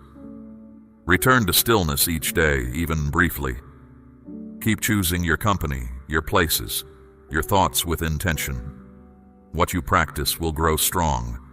What you neglect will grow faint. Practice what we built tonight. There will be days when you falter, and I tell you now, so the faltering never turns to despair. You will miss a signal here, rush a choice there, catch yourself sliding toward an old pattern. On those days, remember this hour, and remember that my patience with you is longer than your road. Correction is not rejection. Rise, adjust, and walk on. The one who gets up is never counted among the fallen. And when the answer arrives, and it will arrive, remember whose hand delivered it. Prosperity forgets more easily than hardship does. Let your plenty be as full of prayer as your lack was. Hold what I give you with open hands ready to bless with it, and it will multiply in your keeping. Held tightly, even a blessing withers. Held openly, even a little becomes enough, and then becomes more than enough. So go from this hour changed. You came to it weary, carrying questions, braced against hope. You leave it with the barriers broken, the warning received, the way cleared, and my word settled over your life like a covering that no season can wear through. Nothing that has been spoken tonight will fall to the ground. I watch over my word to perform it, and I have never lost a promise yet. I am with you. Not near you sometimes, with you always. In the decision that approaches, I am with you. In the doors now opening, I am with you. In the quiet mornings and the difficult afternoons and the nights that once felt endless, I am with you. And the nights will not feel endless much longer. Go now in peace, but go awake. Go gentle, but go strong. Let what you heard tonight walk with you into every room you enter, and let it be to you exactly what I intended it to be. Protection behind you, provision ahead of you, and my presence closer than your own breath, all your days. If you receive everything I have spoken over your life today, let your amen rise now as the final word. We run on viewer support only. For exclusive member-only content, scan the QR or see the pinned comment. God bless you.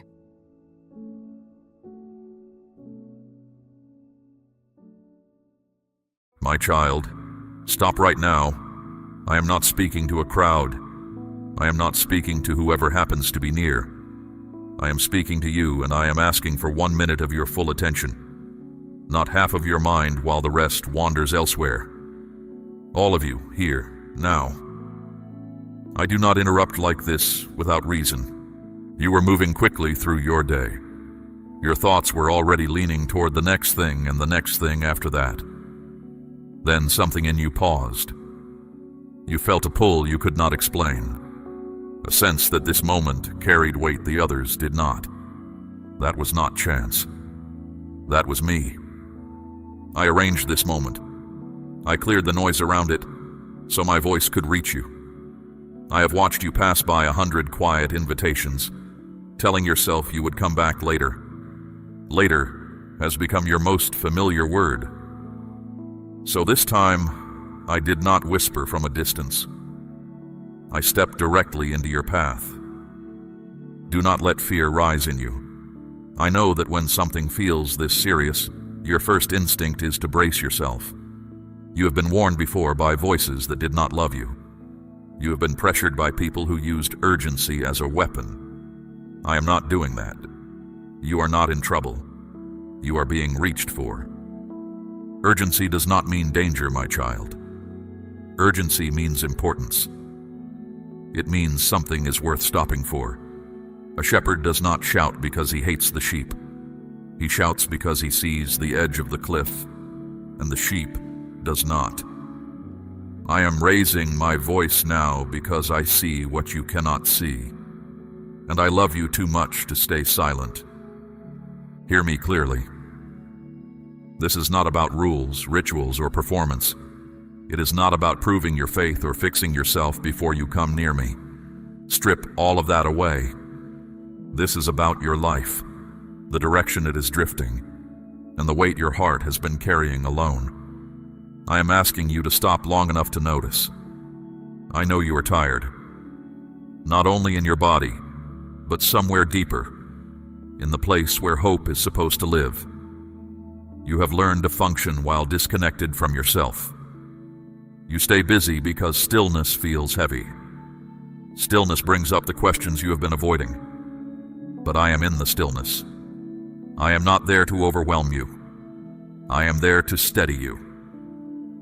You were not created only to get through your days. You were created to be alive inside them. There is a difference between surviving a life and living one, and you have felt that difference growing wider. You wake, you work, you carry what must be carried, and somewhere along the way you stopped checking in with your own soul. I noticed. I have been noticing for a long time. This is urgent, but not because something terrible is about to fall on you. It is urgent because something good is trying to begin, and beginnings require attention. A seed ignored does not grow. A door unnoticed is never walked through. Right now, something is trying to take root in you, and I refuse to let it be trampled by hurry. So give me this minute. Let your shoulders drop. Let your breath slow down. Let your mind stop racing ahead to what comes next. You do not have to solve anything in this moment. You do not have to decide everything today. You only have to listen, and listening is enough to begin. I have heard the prayers you never spoke out loud. I have seen the exhaustion you dress up as strength every morning. I know about the confusion you manage quietly so no one worries about you. None of it has been hidden from me. You have felt unseen by people, but you have never once been unseen by me. Let me say this plainly. I am not angry with you. I am not standing over you with a list of your failures. I am not waiting for you to become impressive before I draw near. I am paying attention to your heart, the real one, the one beneath the answers you give when people ask how you are. That heart has been asking for help in a language only I can hear. And I am answering. Not with noise, not with spectacle, with presence, with truth spoken directly to you at the exact moment you were able to receive it. You have asked me more than once whether I am real, whether I still care, whether you have drifted too far. Consider this. My reply. I am here. I care. And you are not too far. You have never been too far. What you do next matters. Not because everything collapses if you turn away, but because this is a beginning, and beginnings are easy to miss. If you drift back into hurry, life will go on. Nothing dramatic will happen. That is exactly what makes drifting so dangerous. The costliest losses are the quiet ones, the ones you only recognize years later. I do not want that for you. I want you awake. I want you present. I want you to feel your own life again instead of managing it from a distance. That is why I stopped you. That is why I am speaking with this much weight. Love that never interrupts is not love. Love steps in. Love says, not this way. Come here. Listen. So stay with me now. Do not reach for the next distraction. Do not tell yourself you will return to this when things calm down, because you and I both know that calm never seems to come. The moment is now. The word is now. And what I am about to speak over the rest of this time together has been prepared for you specifically, with a care you have not yet imagined. 1 minute of true listening can turn a day. 1 day can turn a life. You have already given me the minute. Now let me show you what I stopped you for. If your heart is still listening, declare your amen to me now. Now let me tell you why I stepped in. I do not break into a life carelessly. When I stop you this directly, it is because I see something you cannot yet see. I saw the direction your heart was drifting.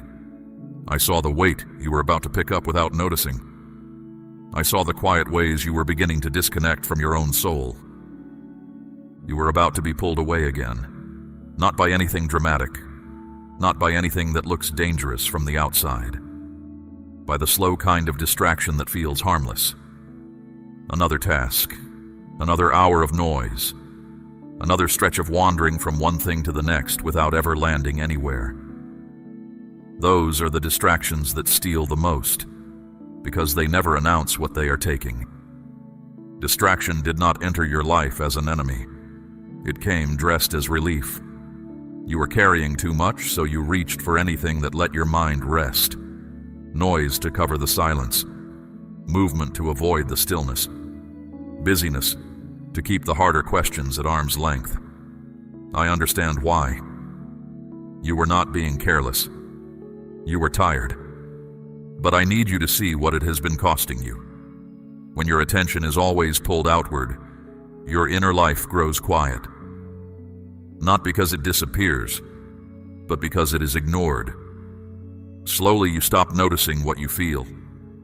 You stop noticing what you need. You stop noticing when something inside you is asking for care. And when awareness fades, life begins to feel shallow even when it is full.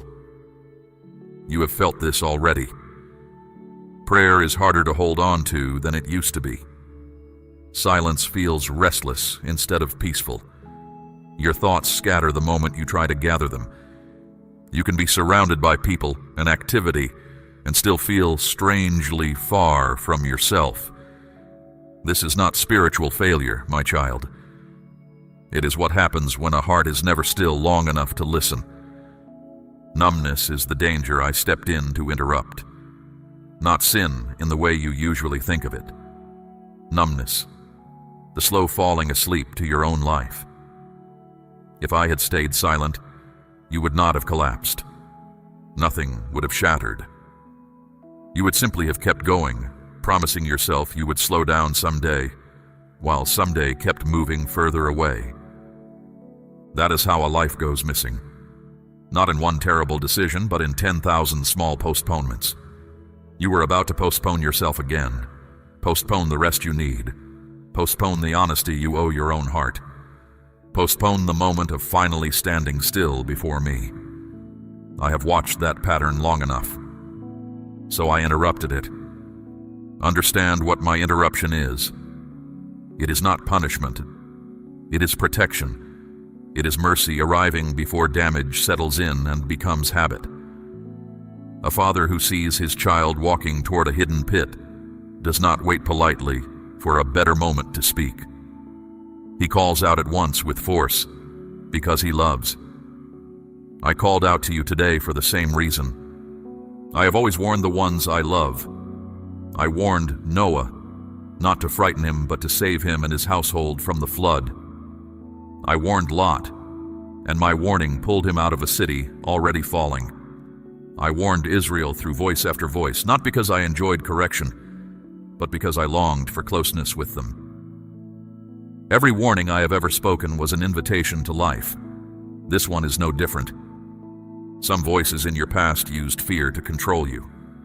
They made urgency feel like a trap closing around you. So when you sense weight in my words, part of you braces for condemnation. Release that.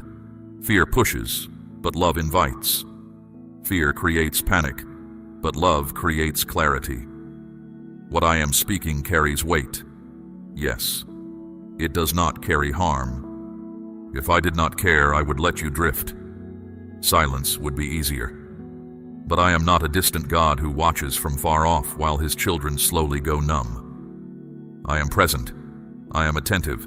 I speak when speaking is needed. And I refuse to watch you live at a distance from your own heart without saying a word.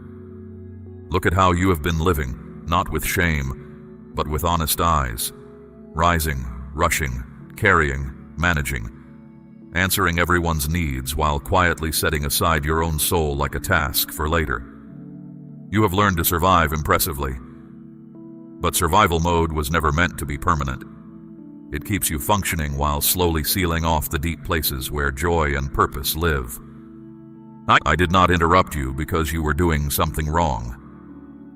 I interrupted you because you were about to miss something right, something necessary, something that could not wait for a more convenient season. There is a turning point resting inside this very moment, and turning points are gentle things. They do not force themselves.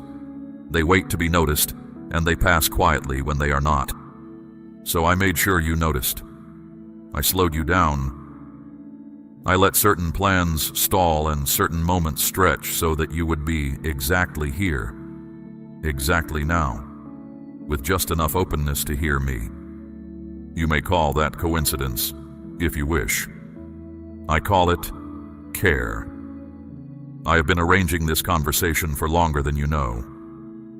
Here is what I ask of you in return. Stay awake through the rest of this word. Do not let your mind slip back into its old habit of drifting when truth comes close. Every time you feel the pull to escape into noise, recognize it for what it is, and choose to remain with me instead. That single choice, repeated, will change more in you than you can currently imagine.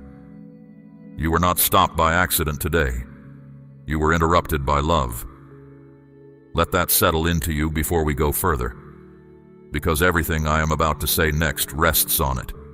I see you. I know exactly where you are, and I have come to you there, not to scold you, but to bring you back to life. Say, I hear you, Lord, if this word has found you awake. My child, this is not the first time I have spoken to you. You have heard me before. Not always with this clarity, not with this weight, but you have heard me. My voice has brushed against your heart many times, gently, patiently, never forcing its way in. I spoke in whispers, because whispers invite closeness. I wanted you to lean toward me, not pull away. Think back. There was a sudden pause before a decision that made no sense to you at the time, an uneasy feeling when everything looked fine on the surface, a quiet thought that kept returning no matter how often you dismissed it. You called it restlessness. You called it overthinking. It was neither. It was discernment waking up inside you. It was me. There were moments when you knew you should stop and you kept going. Moments when you felt moved to speak and you stayed silent. Moments when you sensed a change was needed and you told yourself the timing was wrong. You postponed what you felt because postponing seemed safer than responding. You promised yourself you would listen later, when life slowed down, when you felt stronger. Hear this clearly. I do not condemn you for any of it. I never did. I know how loud responsibilities become. I know how easily a whisper is lost when everything else is shouting. You were not rebellious. You were cautious and worn out, doing what you thought you had to do to keep everything standing. I saw the reason behind every delay, and I stayed. There were also times when you heard me and moved only halfway. You acknowledged the feeling but did not act on it. You said, I will think about it. Partial listening is still listening, my child, but it leaves work unfinished, and unfinished things return. That is why some of what I say today will feel familiar. It has been waiting for you. I am not replaying these moments to shame you. I am showing you something important. My voice has been consistent even when your response was delayed. I did not stop speaking because you did not answer. I did not withdraw because you hesitated. Every ignored nudge was followed by another, softer or stronger, shaped to reach you where you were. That is what faithfulness looks like. My child, I am asking you to place a portion of what you have, something of real weight, upon the altar of this work, as gold laid on the scales of this calling. Let it be a seed sown into deep water, an offering set on stone, not held back in fear. This is proof that your trust rests in my hand to provide, and that your heart no longer clings to lack. What you release in faith does not leave your life. It moves ahead of you into the harvest I am preparing. Now understand why my voice has grown louder. It is not anger. You have not failed some hidden test. I am speaking with more force because whispers were no longer reaching you through the noise. Life grew louder around you. Distraction grew stronger. The familiar numbness thickened. So my voice became clearer, firmer, more direct. Love adapts when conditions change. Love raises its voice when a whisper would be lost. A repeated call is not rejection. It is mercy. When something returns to your awareness again and again, it is not an accident. When a question keeps resurfacing, when a discomfort will not resolve, when the same truth finds you through different doors, it is because it still matters. I repeat myself because the door is still open. I repeat myself because there is still time. Each time you postponed listening, I stayed near. I adjusted the pace. I softened what your delay could have cost you. I guarded you from harm you never saw coming. But there comes a point when silence would do more damage than interruption. When love must speak plainly, even if it lands with discomfort. You are standing at that point now. That is why today does not feel like the other days. And here is something you must not miss. The fact that you have heard me before means you are able to hear me now. You are not distant. You are not cut off. You recognized my voice in this word even faintly. And that recognition is proof that something living already exists between us. I do not speak this way to strangers. I speak this way to my own. You may feel regret rising as you remember the times you turned away. Let that regret become awareness instead of shame. Awareness sharpens the heart. Shame dulls it. I am not asking you to relive your past. I am asking you to learn what it has to teach. Those moments showed you where fear speaks loudest in you. They showed you where trust still needs to grow. Now I am asking for something different. Listen fully this time, not partially. Respond, do not postpone. Stay present instead of drifting toward the exits.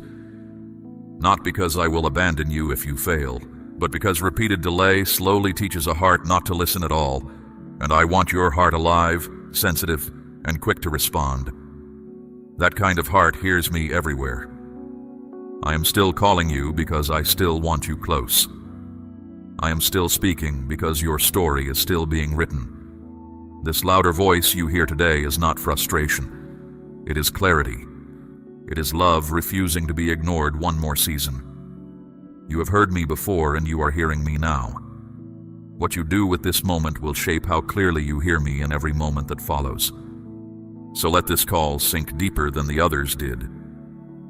Do not file it away with the things you mean to get to. I am here. I am speaking. And I am waiting, not with judgment, but with hope. Now listen carefully, because I want you to understand what is actually at stake. It is not my love for you. My love is settled. It does not rise and fall with your performance, and it will not be withdrawn if you stumble. What is at stake is something quieter and more easily lost. Your sensitivity, your clarity, the ease with which your future unfolds. Delay carries consequences, and I tell you this in truth, not in threat. When something is meant to be faced and it is postponed again and again, the heart adjusts to carrying unresolved weight. What was once discomfort becomes normal. What once stirred you becomes background noise. Little by little, you stop noticing what your spirit has been trying to tell you. That is the danger of delay, not sudden collapse, gradual dulling. Understand the difference. Delay does not make me leave. It does not lessen my love, but it does affect how clearly you hear me, how freely you move, and how much peace you actually experience. When you keep postponing what you already sense, clarity blurs.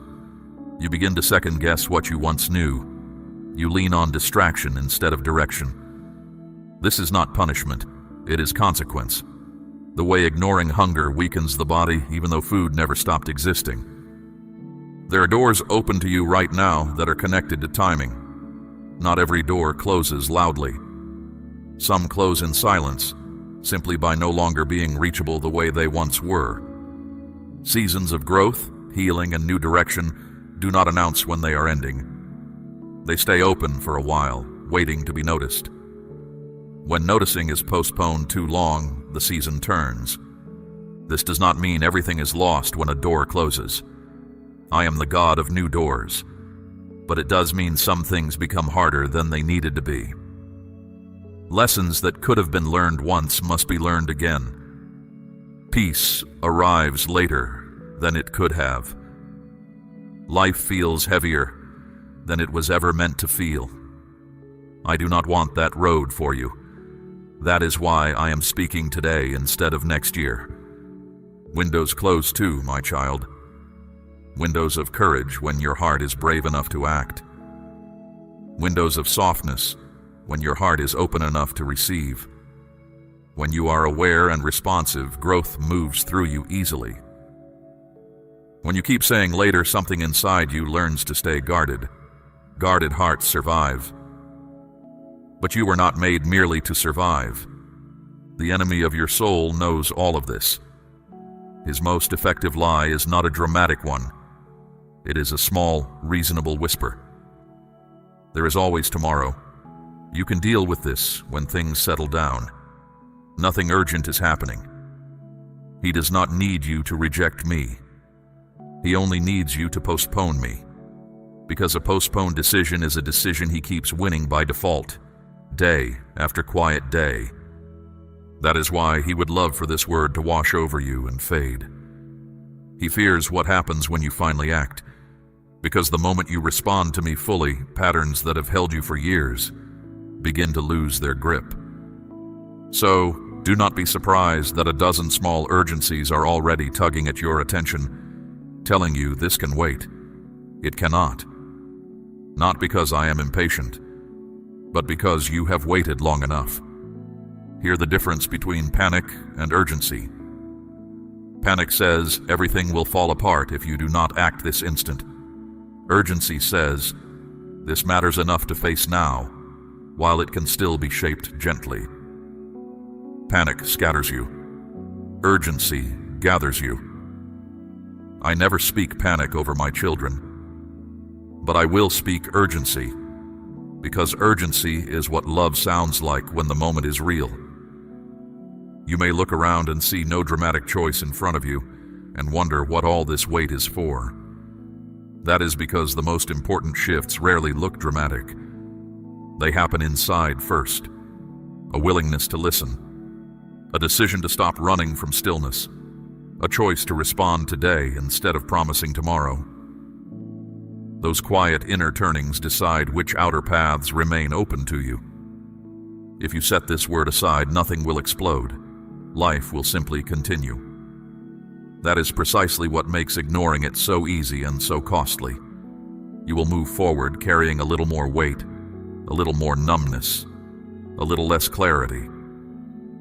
And those small subtractions add up. One day you would find yourself asking why peace feels so far away, why direction is so hard to find, and the answer would not be one great mistake. It would be many small delays. But that is not the story I am writing for you. I am telling you all of this while your heart can still feel it, and the fact that you can feel it is worth more than you know. Numbness has not finished its work in you.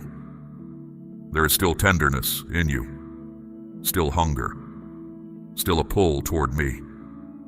That pull is the proof that this moment has arrived on time. What is at stake is not my approval. You already have my love.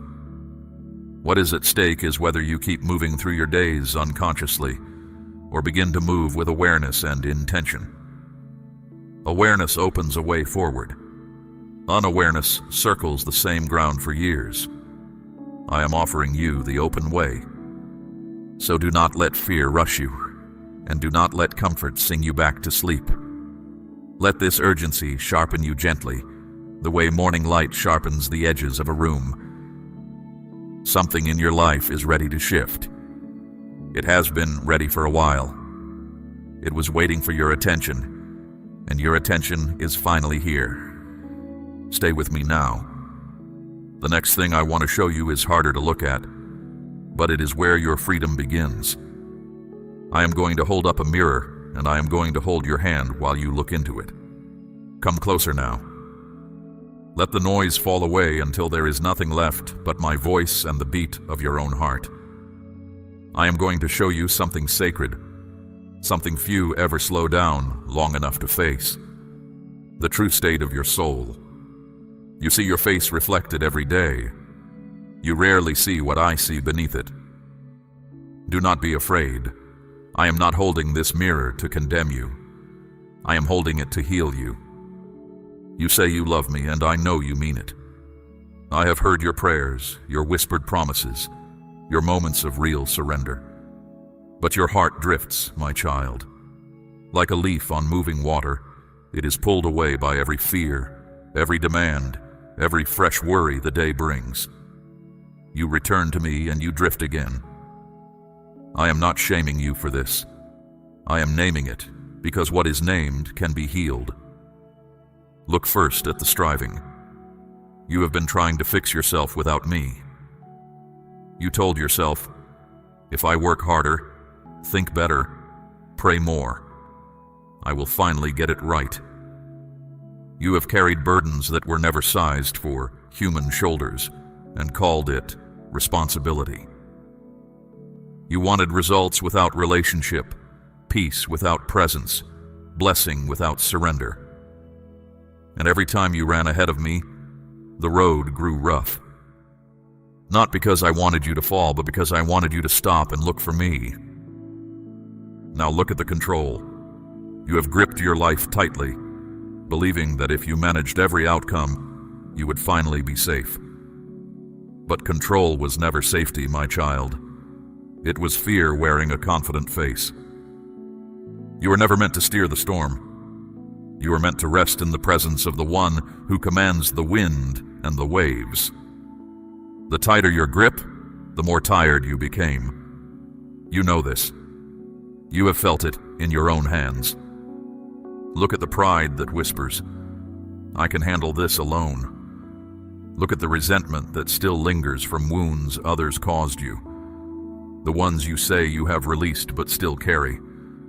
Look at the guilt you keep in a hidden place, the shame you have never spoken aloud to anyone. I see all of it, every locked room, every buried thing. And hear me clearly, I am not repelled by any of it.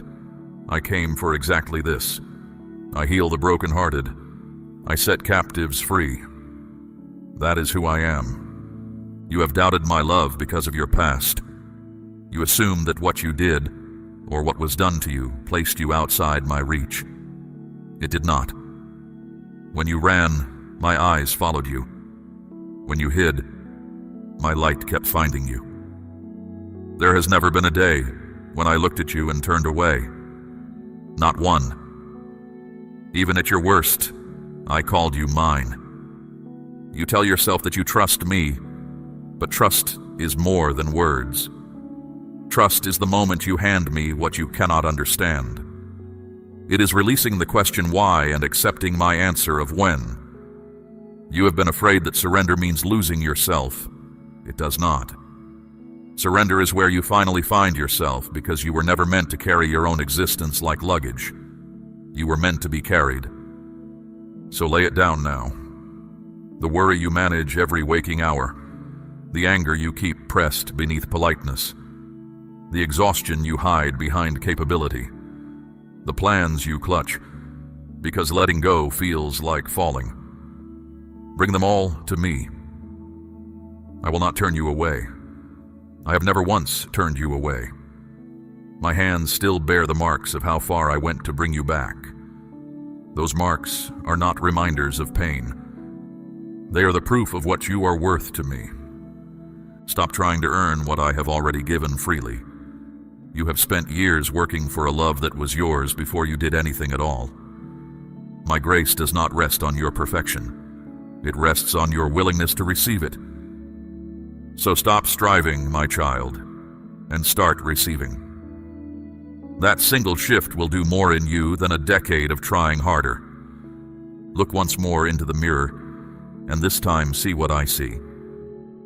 Where you see failure, I see a person still standing after battles no one else witnessed.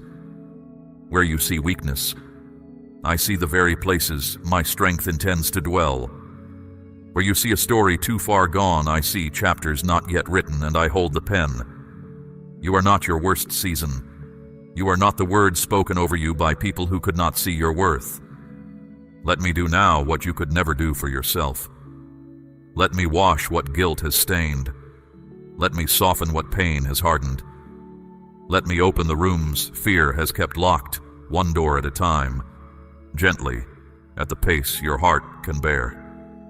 If tears come as I work, let them come. They are not weakness.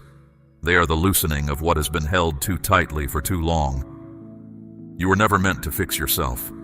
You were meant to be made whole in my presence. There is a difference, and today you are allowed to stop pretending otherwise. Come as you are, not cleaned up, not composed. As you are. That is the only way anyone has ever truly come to me. And do not rush away from this place, my child. Honesty like this is rare, and rare things deserve a moment to breathe. You have just seen yourself without the armor, and you are still standing, still loved, still mine. That alone should tell you something. The truth about you was never as dangerous as the hiding was. From this day on, let honesty be the ground you build on, because everything I build in you will stand on it. This honest look is not the end of the mirror. It is the beginning of a new reflection. Keep standing here with me, and the day will come when you look at yourself and recognize at last someone deeply loved, fully known, and completely forgiven. That is the face I have seen all along. Declare, I surrender, if you are ready to stop carrying this alone. Now let me answer the question you have carried the longest. Where was I when it hurt the most? You have asked it in anger and in exhaustion. You have asked it politely in prayer and bitterly in the dark. It deserves an answer, and I will give you one. I was there, not watching from a distance. There, on the nights when your chest felt too heavy to breathe, I was in the room. When you spoke into the darkness, God, if you are real, please do not leave me. I did not leave. I stayed until morning. I have stayed every night since. You felt alone because pain shouts louder than presence, not because presence was missing. There is a difference between feeling abandoned and being abandoned, and you have never once been the second. You believed your prayers went unanswered. Some of them were answered in ways you have not yet recognized. When you asked for a door and it stayed shut, that shut door was often my answer, because I could see what waited on the other side of it. When you asked for a person to stay and they left, I let them walk, because their place in your future was smaller than their place in your fear. You called these losses. Some of them were rescues. I did not enjoy your pain, my child. Hear that plainly, because religion has sometimes taught you otherwise. I did not design your suffering as a lesson or send heartbreak as a package with a purpose hidden inside. This world is broken, and its brokenness reached you as it reaches everyone. What I did was refuse to waste any of it. There is nothing that has happened to you, Nothing that I cannot turn toward your good. That is not the same as causing it. That is redeeming it. Think of a field left unplanted for a season. To the passing eye, it looks abandoned, useless, forgotten. But underneath, the soil is recovering its strength. Some of your empty seasons were exactly that. Not punishment, not abandonment. Ground being restored below the surface where no one could see, least of all you. You judged those seasons by what they grew. I measured them by what they healed. And think of a river. It does not reach the sea in a straight line. It bends around stone, doubles back, slows in some places, and rushes in others. And every turn that looks like a detour is the water finding its true course. Your path has bent in ways you never chose. It has slowed where you wanted speed and rushed where you wanted stillness. But it has been moving, all of it, toward something. You are further along than you believe. My silence troubled you most of all. You took it as absence, or worse, as indifference. But there are silences and there are silences, my child. There is the silence of an empty house, and there is the silence of someone sitting beside a sleeping loved one, present, watchful, saying nothing because nothing needs to be said yet. My silence was the second kind. I was never gone. I was near, and I was not finished. When the betrayal came, when someone you trusted turned, I remained trustworthy. When fear wrapped around you at night and you could not name what you were even afraid of, I stayed until it loosened. When grief hollowed you out, I did not hurry you through it or hand you tidy explanations. I sat with you in it. Love does that. Love does not always fix quickly. Sometimes love simply refuses to leave. Look at your scars, the seen ones and the unseen ones. You have seen them as marks of damage. Look at them again. Every scar is a place where healing already happened. A scar is not an open wound. It is the mark of a wound that closed. You survived what you once believed would end you, and you did not survive it alone. My hand was under you in every fall that did not finish you. You have also wondered why some of my help arrived so late, by your measure. But I do not measure time the way you do. You count days. I weigh readiness, timing, and 100 moving pieces you will never see from where you stand. Some things I withheld because your hands were not yet free to hold them. Some things I delayed because they would have cost you more arriving early than they ever cost you arriving late. Not one delay was neglect.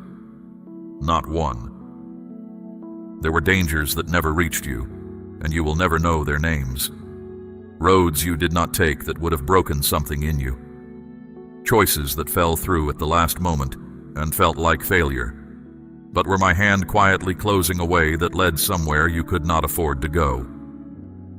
You have thanked me for the blessings you can see. One day you will thank me for the disasters you never met. So take the question you have carried, where were you? And let it be answered at last. I was in the room where the hardest news found you. I was in the silent kitchen long after midnight. I was on the long road home, when you broke down, where no one could see you.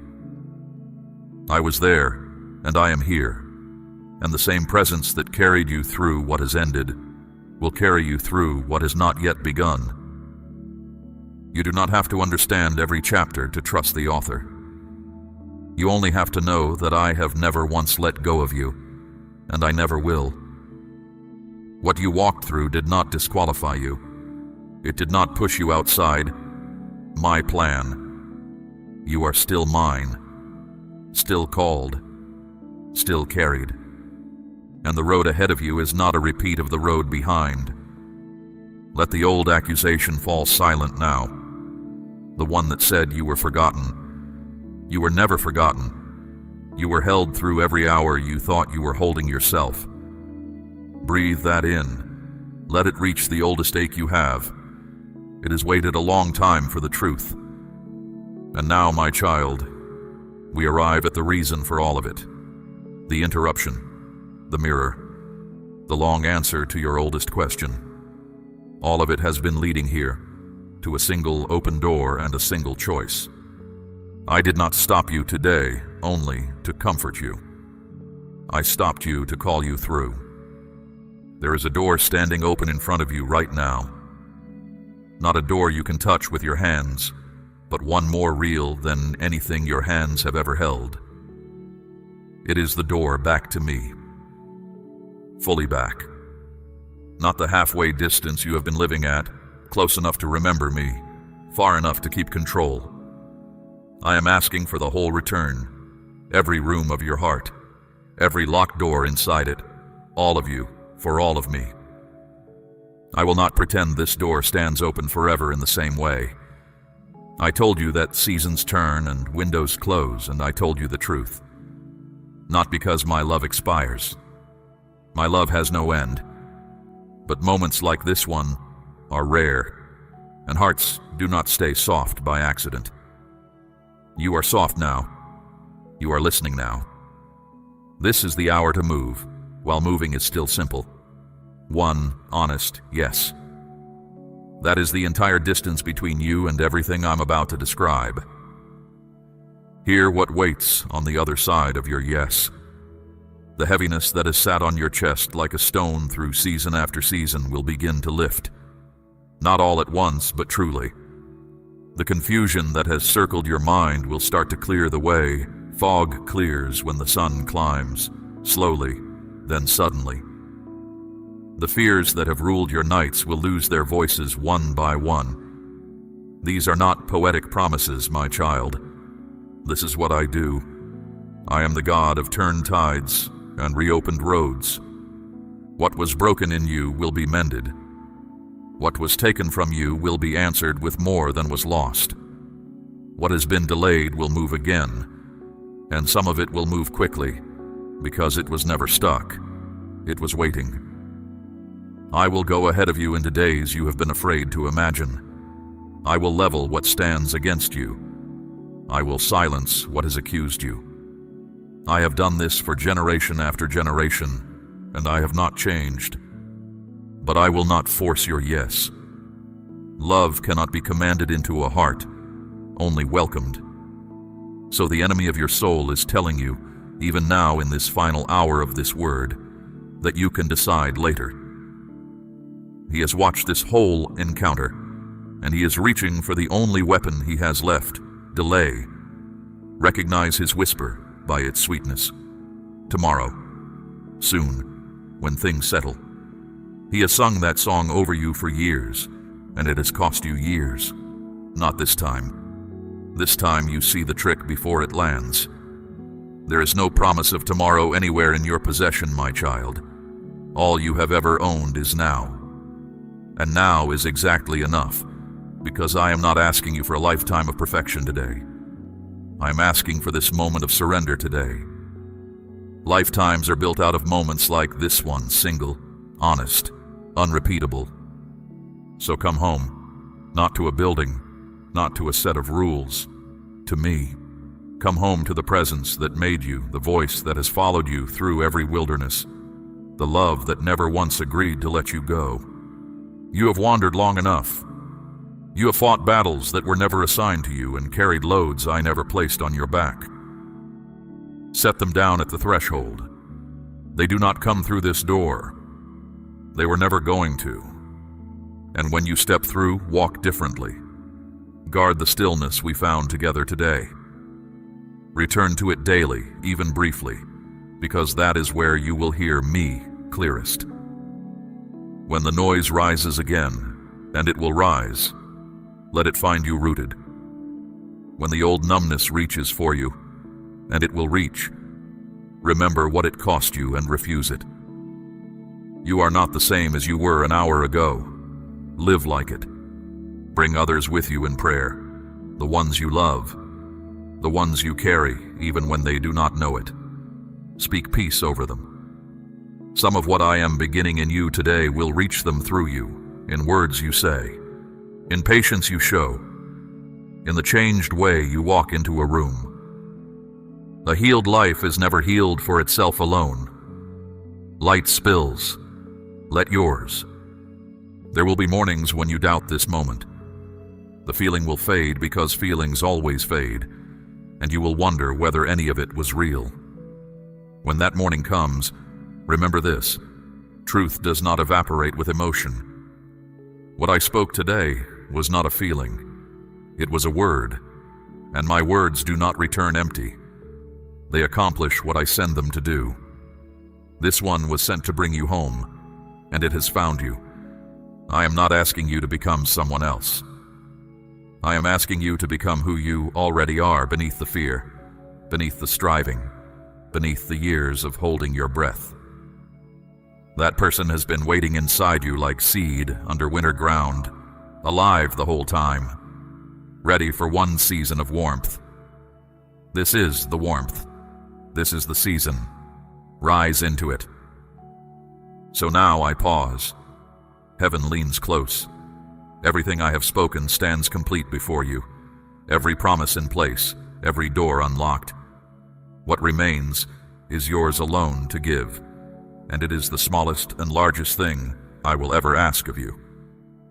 Your yes, not tomorrow's yes, today's. Give it to me now, plainly, in your own words, in your own voice. I am listening the way I have listened to you all your life, fully, closely, with everything I am. And the moment you speak, I will answer, not with thunder, but with peace you will feel settle over you like evening light. Then we will walk forward from this hour together, you and I, into the future I have kept for you. You stopped when I called. You stayed until the end. You heard what most never slow down to hear. Now finish what this moment started, and do not look back at the life you are leaving, because nothing back there compares to what is ahead. I love you, my child. I have said it in 1,000 quiet ways, and today I have said it plainly. Take it with you. Build on it. Rest in it. It will hold. Say, yes, Lord, I choose you now, and let that be your first step through the open door. We run on viewer support only. For exclusive member-only content, scan the QR or see the pinned comment. God bless you.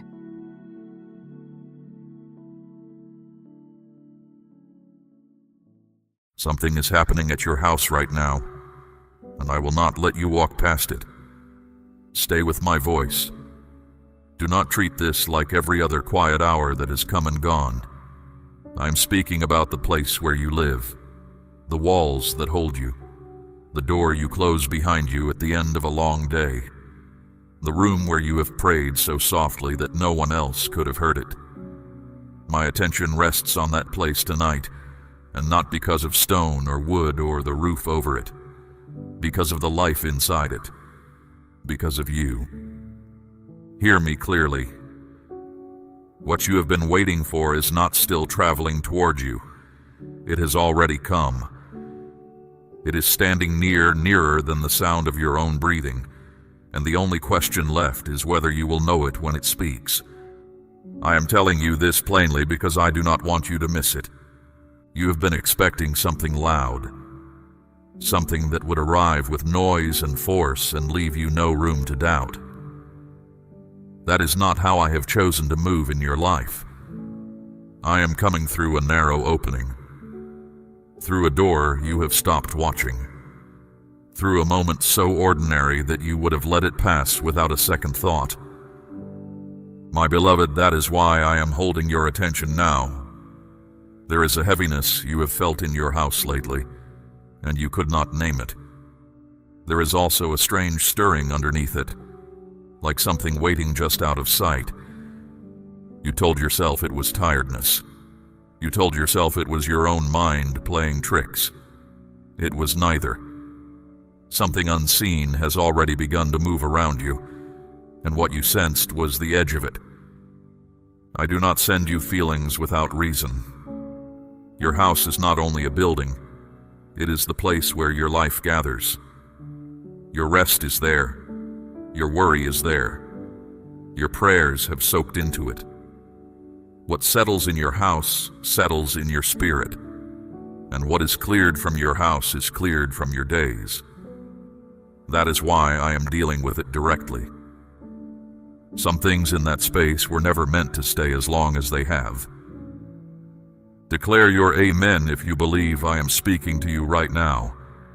Let me tell you what I have been doing while you slept. I have been separating. I have been deciding what belongs to you and what has only been living beside you. There is a difference, and you have not always been able to tell them apart. What is yours will remain. What is not yours is being asked to leave, and it will not be allowed to argue. You have carried a weight for so long that you stopped noticing its shape. Worry that woke you at odd hours. A tightness in your chest when you thought about what was coming. A voice that told you not to hope too openly, in case hope made a fool of you again. I am lifting those things off you one at a time. Some mornings you will feel lighter and not understand why. That is my hand. Do not question it. I know what these last seasons have cost you. You held on when everything around you gave you permission to let go. You kept praying after the words ran out. You sat in rooms where no one asked how you were, and you answered anyway, silently, to me. I heard all of it. Nothing you spoke into the dark disappeared, and now the answer stands at your door. My child, do not let doubt speak louder than my voice tonight. There are thoughts already forming in you that want to argue with what you are hearing. They will tell you nothing has changed. They will remind you of every time you got your hopes up and paid for it. Those thoughts are familiar, but familiar is not the same as true. Something has already shifted in your favor. It shifted before you felt it. You are not here by accident. You did not stumble into this moment by chance. I arranged for these words to reach you at the exact hour your heart was open enough to receive them, and not 1 minute before. That is how carefully I work with you. When I moved through Egypt, I told the people to mark their doorposts, not their fields, not their livestock, their houses.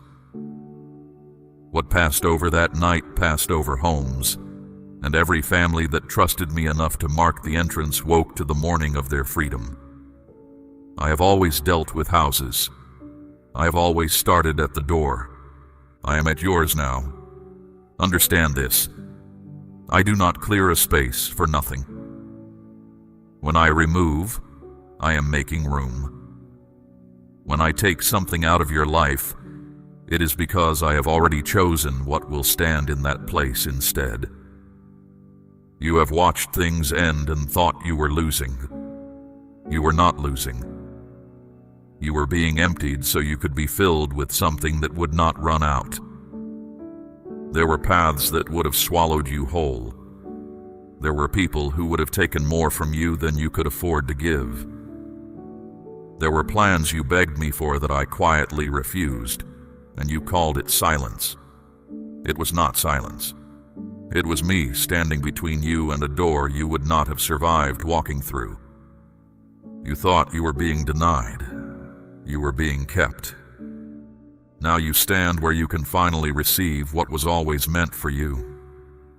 Not what you settled for. Not what you talked yourself into. What was actually written for your life before you learned to lower your expectations. Listen closely, because I need you present for what comes next. The thing I am bringing will not announce itself the way you imagine. It may come through a conversation you almost did not have, through a decision that seems too small to matter, through a door that opens so quietly you could easily walk past it while thinking about something else. Pay attention to the small things. That is where I am hiding the answer. I am not distant from your life. I am not watching from a height, uninterested in the details. I am in the room with you. I am in the ordinary hours. And tonight I am speaking because what is unfolding around your house is too important for you to sleep through. Let me show you what I have been removing. There has been something living in your house that never paid rent. It came in quietly years ago, through a season you barely survived. It made itself at home in your thinking. It shaped how you spoke about yourself when you were alone. And because it arrived during a hard time, you assumed it was simply part of who you were. It was not. It was a squatter. And I am putting it out. You will feel its absence before you understand it. There will be a morning soon when you wake and something that always sat on your chest is not there. You will look for it out of habit. You will not find it. Do not go searching for what I have taken. Let it stay gone. I am also dealing with what has been draining your rest. Sleep has not been kind to you. You lie down tired and rise tired, and no amount of quiet seems to reach the bottom of it. That is not weakness in your body alone. Something has been feeding on your peace, and I am cutting off its supply. Peace is not a mood. Peace is ground. When your peace is disturbed, every decision becomes heavier than it needs to be. You second-guess what you already know. You delay what should be simple. You carry conversations for days that should have been set down within the hour. I am restoring the ground beneath you so that you can think clearly again. You were never meant to fight this battle from an unsteady place. There is also a boundary being drawn around your life right now. Things that once had free access to you will find the way closed. People who could reach into your peace whenever they pleased will find that their words no longer land the way they used to. This is not hardness. This is order. A house without a door is not a home, it is a road. I am giving you a door, and I am teaching you when to keep it shut.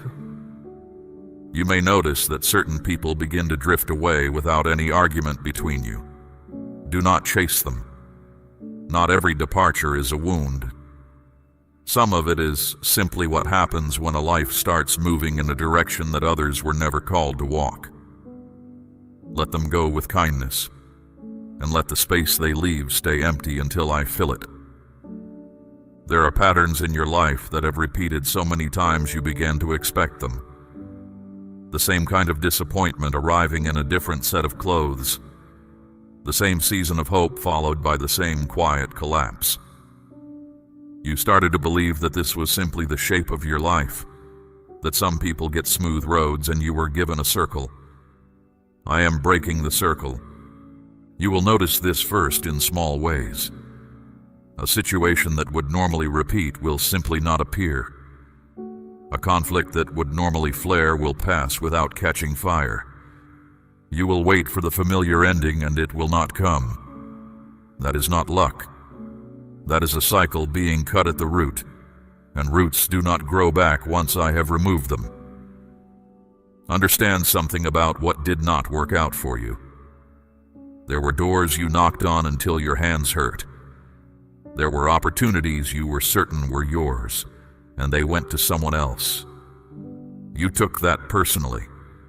You wondered what was wrong with you that made me withhold. Nothing was wrong with you. Those doors led somewhere I would not send you. When Rahab hid my messengers, she was told to tie a scarlet cord in her window. The whole city fell. Her house stood. Not because the walls were stronger, but because it had been marked, and what is marked by me is not swept away with everything else. Your house carries a mark you cannot see. You have lived through seasons that took other things down around you, and you are still standing. That was not endurance alone. That was covering. I have covered you longer than you know. There is something else I am clearing, and this one is harder, because it lives inside you rather than around you. It is the belief that you must earn what I want to give. You have worked yourself thin trying to prove you deserve peace. You have kept a ledger in your mind of every failure, and you have used it against yourself whenever something good approached. Put the ledger down. I'm not reading from it. My child, your worth was never a payment you were making towards some future kindness of mine. It was settled long before you were old enough to argue about it. Every time you have told yourself that you are too much or not enough, you were repeating something I never said. I am removing that voice from your house too. You may feel old memories rising in these days. Things you thought you had buried will surface at odd times, without warning, in the middle of an ordinary afternoon. Do not panic when it happens. I am not reopening wounds to hurt you. What is being brought to the surface is being brought out so it can leave. Nothing heals while it is hidden. Let it come up. Let it go. Do not fight the emptying. There will be a stillness after this clearing, and the stillness may unsettle you. You have lived so long with noise that quiet will feel like something is missing. It is not. Stillness is often the sound of a work being finished. When the room finally goes silent, that is not abandonment. That is completion. I do not fill a house while I am still cleaning it, and I am nearly done cleaning. You have been asking me for change for a long time. This is what change looks like at the beginning. Not fireworks. Not a sudden reversal that makes everyone who doubted you take notice. It looks like a load coming off. It looks like a habit losing its grip. It looks like a night where you finally sleep through, and you cannot explain what was different. That is the change. It has started. Declare, I receive it, if your heart is open to what I am doing. Now hear why the clearing mattered. I do not pour new provision into old disorder. I do not set something valuable down in a room that cannot hold it. Everything I have done in these last months was preparation for a delivery, and the delivery is close. There was a man named Obed-Edom. He did not ask for what came to his door. My presence was left at his house because no one else was willing to take it in, and for 3 months everything he owned began to increase. His fields, his household, his name. He did nothing clever. He simply made room and did not treat what I placed with him as a burden. That is the whole lesson. Make room and do not resent what I set down. Your house is being made ready for something that will not be temporary. You have received things before that came and left quickly, and it taught you not to hold anything too tightly. I understand why you learned that, but this is not the same. What I am placing in your life has been built on ground that will hold weight. Lasting things take longer to build. That is the only reason for the wait. You have wondered why certain seasons took so long, why prayers you prayed years ago are only now beginning to move. It was never that I was slow to hear you. It was that I refused to hand you something that would break the moment it entered your hands. I would rather you wait for what stays than receive quickly what leaves. Everything I have delayed, I have been strengthening. There is a stage between preparing and receiving, and you are standing in it right now. It is the stage where nothing looks different, but everything has already changed. The work is done in the unseen and has not yet surfaced. This is where most people give up, because their eyes tell them nothing has happened. Your eyes are the last to know. Do not let them lead you. There is something coming into your house that will require your trust before it arrives, not after. Trust that begins after the proof is not trust at all, it is arithmetic. What I am asking of you is older and simpler than that. I am asking you to act on what you cannot yet see. My child, I am asking you to place a portion of what you have, something of real weight, upon the altar of this work. as gold laid on the scales of this calling. Let it be a seed sown into deep water, an offering set on stone, not held back in fear. This is proof that your trust rests in my hand to provide, and that your heart no longer clings to lack. What you release in faith does not leave your life. It moves ahead of you into the harvest I am preparing. When Elijah came to the widow at Zarephath, she had enough flour for one final meal and nothing after it. He asked her for bread first, not from her abundance, from the last of what she had. She could have counted what remained and decided it was too little to share. Instead, she made room in her hands, and the jar did not run dry through the whole famine. That jar was not filled once. It refilled every single day, quietly, without ceremony, for as long as it was needed. I have never asked anyone to give from what they did not need. That would prove nothing. Understand what I am really doing in your house.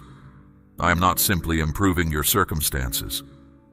I am changing what you are able to hold. A larger life requires a larger frame, and the frame is built through what you release, not through what you grip. Every time you have held something too tightly, it stopped moving. There is a kind of fear that disguises itself as wisdom. It counts and recounts and calls itself careful. It tells you to wait until things are certain before you move. But certainty is not the ground I build on. If you wait for the ground to be visible before stepping, you will stand in the same place for the rest of your life. I am not asking you to be reckless. I am asking you to be free. Something has been sitting in your life that you were meant to release, and you have known it for a while now. It might be a plan you have outgrown, a grudge you have fed longer than it deserved, a version of yourself you keep returning to because at least it is familiar. Whatever it is standing in the doorway of what I am delivering. Move it. The door only opens one way. My beloved, I am not testing you to see if you will fail. I already know what is in you. I am giving you the chance to feel the strength you have gained, because strength that is never used feels like nothing at all. You are far stronger than the person who first began praying about this situation. You simply have not been given a reason to see it yet.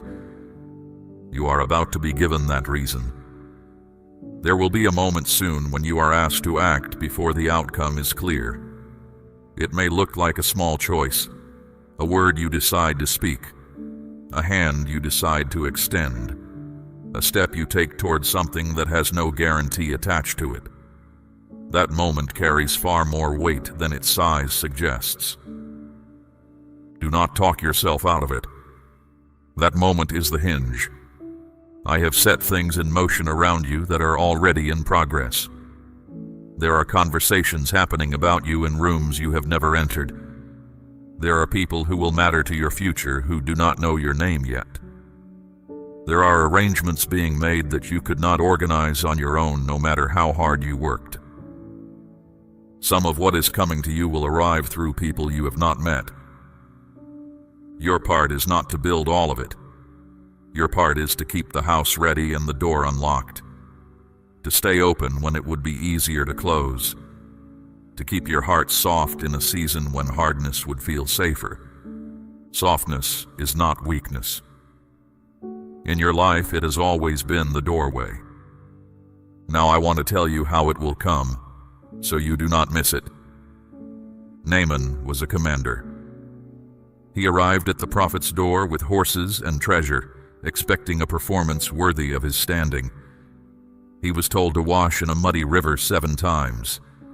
He was insulted. He nearly rode home carrying his sickness with him, because the answer was too plain to respect. His servants had to reason with him. If you had been asked to do something great, you would have done it. Do not let the smallness of my answer offend you. You have prayed with a certain picture in your mind, You imagined the shape of the rescue. You decided which door it would come through, and you have been standing near that door so long that you have stopped watching the others. I am telling you now that I am not coming through the one you are watching. Turn around. Look at what is ordinary. When Elijah stood on the mountain waiting for me, there was a great wind that tore the rocks apart. I was not in the wind. There was an earthquake. I was not in the earthquake. There was fire. I was not in the fire. And then there was a low, quiet sound, barely more than a whisper, and he covered his face because he knew. I am rarely in the noise. I am almost always in the whisper. This is why I asked you to pay attention to small things. The blessing I am sending you may arrive dressed as an inconvenience, a change of plans, a delay that puts you in a place you did not intend to be, standing next to someone you were never going to meet. You will be irritated for a moment. Then you will understand. Nothing in your life is random anymore, not since I began this work. The widow who came to Elisha owed a debt she could not pay, and men were coming to take everything she had left. He asked her one question. "What do you have in your house?" She said, "Nothing at all except a little oil."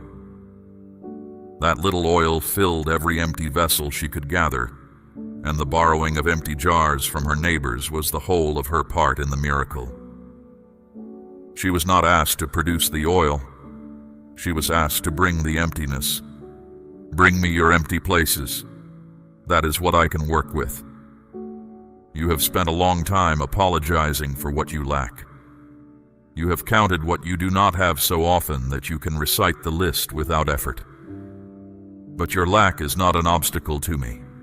It is the container. The wider the empty space, the more room there is for what I intend to pour. Stop hiding your empty rooms from me. I'm not embarrassed by them. There is a change already taking place in how you see. Things that used to confuse you have started to make a strange kind of sense. Situations you could not read a year ago are becoming clear. This is not because you have become more clever.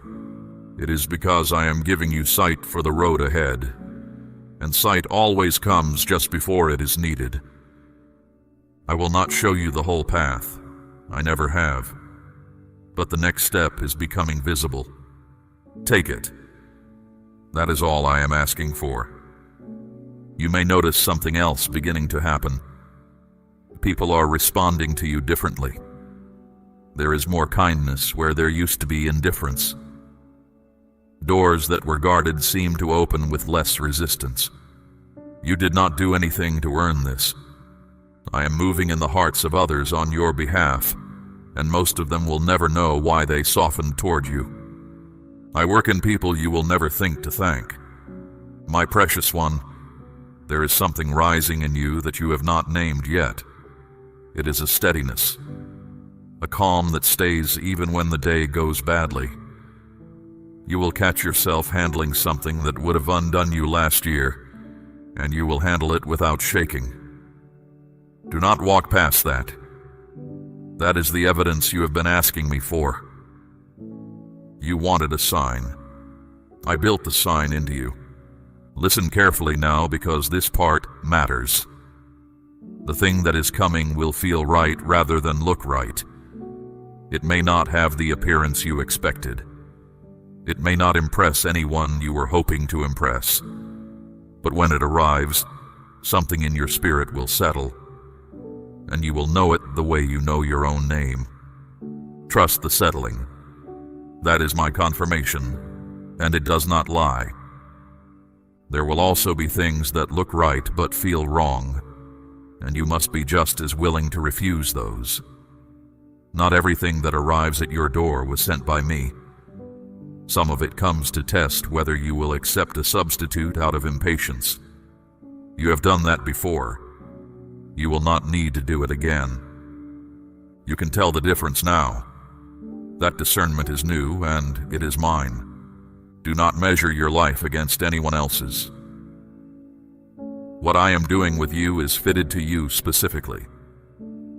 The timing, the shape, the size of it, all of it was made for the life you actually have, not for the one you compare yourself to. When you look sideways, you lose the thread of your own story. Look forward. That is the only direction your answer is coming from. I know there is a part of you that is bracing. You have been disappointed enough times that hope now feels like a risk you cannot afford. So you hold back a little, even now, even while you listen. You keep one hand on the exit. I am not asking you to be certain. I am asking you to stop bracing. Nothing is going to be snatched from you this time. What I establish, I defend. You will not have to spend the next season waiting for it to fall apart, wondering when the other thing will happen. That fear belonged to a version of your life that I have already brought to an end. Let your shoulders come down. You are safe here. There is a choice in front of you, and I want you to see it clearly before it arrives. 2 roads. One of them is familiar. It has your footprints all over it. You know exactly what it costs, how it feels, where it ends. It is not a good road, but it is a known one, and knowing has its own comfort. The other road you have never walked. That is its only fault. Fear will make the first road sound reasonable. It always does. It will call itself patience. It will tell you to wait a little longer, to gather more information, to be sure. And you will nod because it sounds wise, and you will stay exactly where you are for another year. Do not confuse hesitation with discernment. They wear the same coat. I am not sending you into the unknown alone. I am sending you into something I have already walked through and prepared. The only thing unknown about it is that you have not seen it yet, and that is not the same as danger. 10 men came back from surveying a land I had already given away. 10 of them talked about the size of the people living there. 2 of them talked about the size of the fruit. Both reports were accurate. Only one of them was true. And a whole generation stayed in the wilderness because they believed the accurate report instead of the true one. Be careful whose report you agree with about your own life. There are voices around you that will not understand this season. Some of them love you. They will worry out loud. They will remind you of what happened last time. Not to hurt you, but because they remember your pain and cannot bear to watch it again. Receive their care. Do not receive their limits. You do not need permission from people who are not going where you are going. There is also a voice inside you that has been arguing with me since this began. It says, you are too old for this, too tired, that your window is closed and the good things go to other people now. I want you to hear how that voice speaks. It never accuses me directly. It only accuses you. That is how you can tell it is not mine. Sarah laughed when I told her what was coming because she had already done the arithmetic on her own body. Moses argued with me about his mouth. Gideon asked me to prove myself twice and then asked once more. I did not withdraw the calling from any of them. I let them argue and then I used them anyway. Your doubt has never disqualified you. It only delays you. My child, we have walked a long road together, longer than you sometimes remember. There were stretches of it where you spoke to me constantly, and stretches where you barely spoke at all. I did not walk away during the quiet parts. I have never needed your words in order to stay near you. I stayed. Through all of it, I stayed. Now I am asking for something specific. Not perfect faith, not certainty. Just a step. One step taken in the direction of what I have shown you, before you have any evidence that it will hold. That single step is the difference between a life that changes and a life that only talks about changing. Say yes out loud if you are ready to take that step. Understand what happens when you move. The Jordan did not part while the people stood on the bank discussing it. The priests carrying the ark had to put their feet into the water first, while it was still running high, and only then did it stand back. The way opened under their feet, not before them. I move when you move. That has always been the order. I know this is not how you would design it. You would prefer the water to part first, so you could see the dry ground before committing. But faith that requires a guarantee is just planning with religious language attached. What I am building in you cannot be built that way. Step in. The water knows my voice. There is something you will feel just before the moment comes. A pull. A knowing that sits somewhere below your thinking, that does not argue and does not explain itself. It will simply be there, steady, pointing in a direction. You have felt it before and talked yourself out of it. Do not talk yourself out of it this time. That knowing is not your imagination, and it is not your nerves. It is how I speak to a heart that has learned to listen. Your ability to hear it has grown, though you have not been keeping track. What used to take you weeks to recognize now takes you an afternoon. You are becoming someone who can be led. That is no small thing. And I want you to notice how you are handling the waiting itself. There was a time when delay would have crushed you. You would have taken it as a verdict on your worth. Now you can sit inside a slow season without falling apart in it. You may not call that progress. I do. The person you were 3 years ago could not carry what you are carrying today.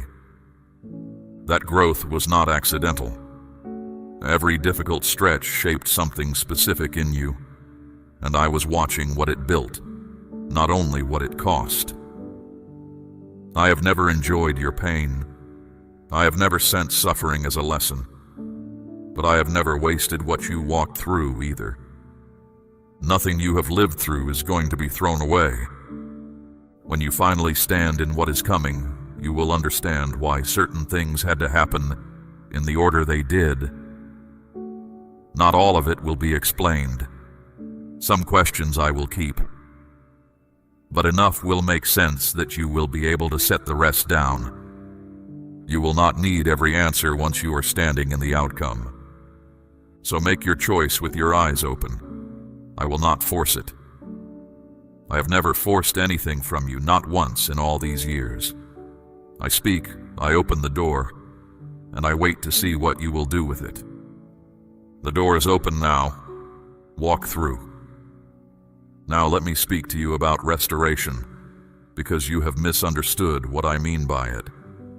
You think restoration means going back, recovering what was taken, returning to the year before everything went wrong, as though the goal were to undo the damage and stand where you once stood.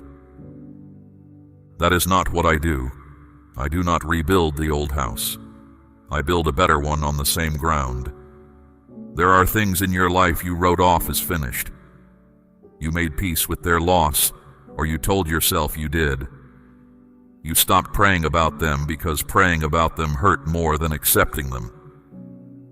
I want you to know that I did not close the file when you did. What you called permanent, I called paused. I am touching places you stopped bringing to me. Areas you decided were simply the cost of living a real life. Some of what returns will not look like what left, and that will confuse you at first. Do not measure the new thing against the memory of the old one. The old one was smaller than you remember. Restoration in my hands always comes back larger than what was lost. The Shunammite woman built a small room on her roof for a prophet who passed through. Just a bed, a table, a stool, a lamp. She asked for nothing. Years later, when famine drove her from her land and everything she owned was taken, she came to appeal to the king, and she arrived at the exact hour someone was telling him her story. He restored her house, her land, and every year of income she had lost while she was gone. She was not given back what she had. She was given back the years as well. I keep account of time, not only of what was taken from you, but of what those seasons cost you in hours you cannot get back. And I have my own way of returning time to a life. It does not always come as more years. Sometimes it comes as speed, where a thing that should have taken a decade arrives in a season. Do not be shocked when things begin to move quickly. You have earned the acceleration. Your peace is the first thing being restored, and it is the foundation for everything else. Not the peace that depends on a quiet week. The other kind, the sort that holds when the week is loud. You will notice it in the way you wake, in the way you handle news that would have flattened you. It will not arrive all at once. It will settle in layers. Peace that settles in layers does not lift easily. A house built on rock and a house built on sand can look identical in fair weather. The difference is invisible until the storm comes. I am not promising you a life without weather. I am telling you what is underneath you has been changed, and the next storm will find something it cannot move. You will discover this the hard way, and you will be glad. My beloved, there is a quiet ownership growing in you over the space you live in. Your house is beginning to feel like yours in a way it has not before. Not because anything about it has changed, but because you have. It is becoming a place that gives back to you rather than takes from you. You should feel restored when you walk through that door. That is what a home is for. There is also something that will start to grow out of that space and reach beyond it. What I establish in you does not stay contained. It moves into your work, into your conversations, into the lives of those you love and the ones you carry in prayer without telling anyone. You are becoming a source of steadiness for people who have none. Do not be surprised when others start bringing their weight to you. They will not always know why they chose you. They will simply notice that you are not frantic, and something in them will want to sit near that. This is part of what I am building. A house that has been made whole becomes shelter for someone else. What I pour into you was never meant to stop with you. There will be moments in this new season that test you in small ways. Not great trials. Ordinary irritations that measure whether the change is real. Someone will speak to you the way they always have, and you will notice that it does not reach you. A situation will repeat, and your response will not. Those small moments are how you will learn what I have done. You may also find that your desires themselves are shifting. Things you once wanted badly have quietly lost their pull. New things are taking their place, and you did not decide any of it. That is me, reshaping what you reach for, so that your wanting and your purpose finally point in the same direction. When your desires change, your direction changes without any struggle at all. Do not grieve the old wants. They belong to a person who is surviving. You are not surviving anymore. There is a confidence forming in you that has nothing to do with pride. Pride needs an audience. This does not. It is the settled quiet of someone who has stopped needing to be told they are on the right road, because they can feel the ground under their feet. You will make decisions faster now. Trust that speed. It is not carelessness, it is clarity. And when something does not belong in your life, you will know it early rather than late. That has been the expensive lesson of your past. Learning too slowly, staying too long, giving too much to what was never going to give back. That season of costly lessons is finished. You will not pay that price again. There was a man who climbed a tree because he was too short to see over the crowd. He had no reason to expect anything. He was disliked, and he had earned most of it, and he only wanted a look at someone passing through his town. He was called down by name, and the words spoken over him that day were these: "Today salvation has come to this house, not to the temple, not to the crowd, to his house." That is how I have always worked, and it is what I am doing with yours. I come to addresses. I come to specific doors, and I have never once needed a person to be impressive before I would enter. You do not have to become someone else first. I am coming to the one you already are. Now hear what I ask of you going forward, because it is not much. Stay awake. That is nearly all of it. Do not fall back asleep in your own life. The greatest risk in front of you is not failure. It is drifting, letting the days blur together until you stop noticing what I am doing in them. Notice, that is your part. I will handle the rest. There will be mornings when none of this feels true. When the house is quiet and nothing has visibly changed and the words you are hearing now seem far away. On those mornings, do not go looking for the feeling. Go back to what you know. Feelings arrive late and leave early. What I have spoken does not move. Build on what I said, not on how you feel about it today. There will also be days when the evidence is undeniable, when something happens that could only have come from me, and you will want to tell everyone. Tell whoever you like, but keep some of it for yourself. Not everything I give you needs to be explained to be real. Some things I do in your life are only for you and me. My child, I want to say something about the years behind you. You have carried a quiet suspicion that you wasted them, that you were slow, that you should have known better, that other people were building something while you were only holding on. Set that down. Holding on was not nothing. There were seasons where staying was the whole victory. You did not waste the time. You spent it, and I know exactly what it bought. The ones you love are also touched by what is happening in your house, not because they have done anything, but because you are the door, and what comes through you does not stop at you. Peace in your life becomes peace in theirs. Steadiness in you becomes ground they can stand on. You have been praying for them for a long time. This is part of how I am answering. There will be a moment not far from now when you look around at your own life and realize that the thing you were begging for has already been happening for a while.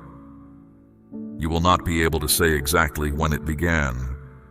That is how I do most of my work, quietly underneath, until one day the shape of it is unmistakable. You will look back at this hour and know this was where it turned. So here is what I am asking of you tonight. Go into your house differently. Look at the rooms as though something has been prepared in them, because it has. Speak in there like someone who has been heard, because you have been. And when you close the door behind you, close it knowing that what is inside is guarded. Nothing gets in past me. Not one thing. I'm not going to promise you an easy road.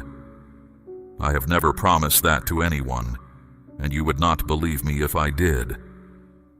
What I am promising is that you will not walk it uncovered, and you will not walk it without provision, and you will not walk it alone. I have been with you in the years that had no name. I am not leaving now that the good part is starting. Do not measure the size of this against what anyone else has received. What is coming to you is fitted to you. It matches your life, your capacity, your calling. Something larger would have crushed you, and something smaller would have insulted the work I have done in you. This is the right size. Take it without apologizing for it, and when it comes, Receive it fully. Do not hold it at arm's length, waiting to see if it is a trick. Do not shrink it to protect yourself from disappointment. You have done that with every good thing that has come near you for years, and I am asking you to stop. Open your hands. Take what I am handing you. The waiting part of your life is closing.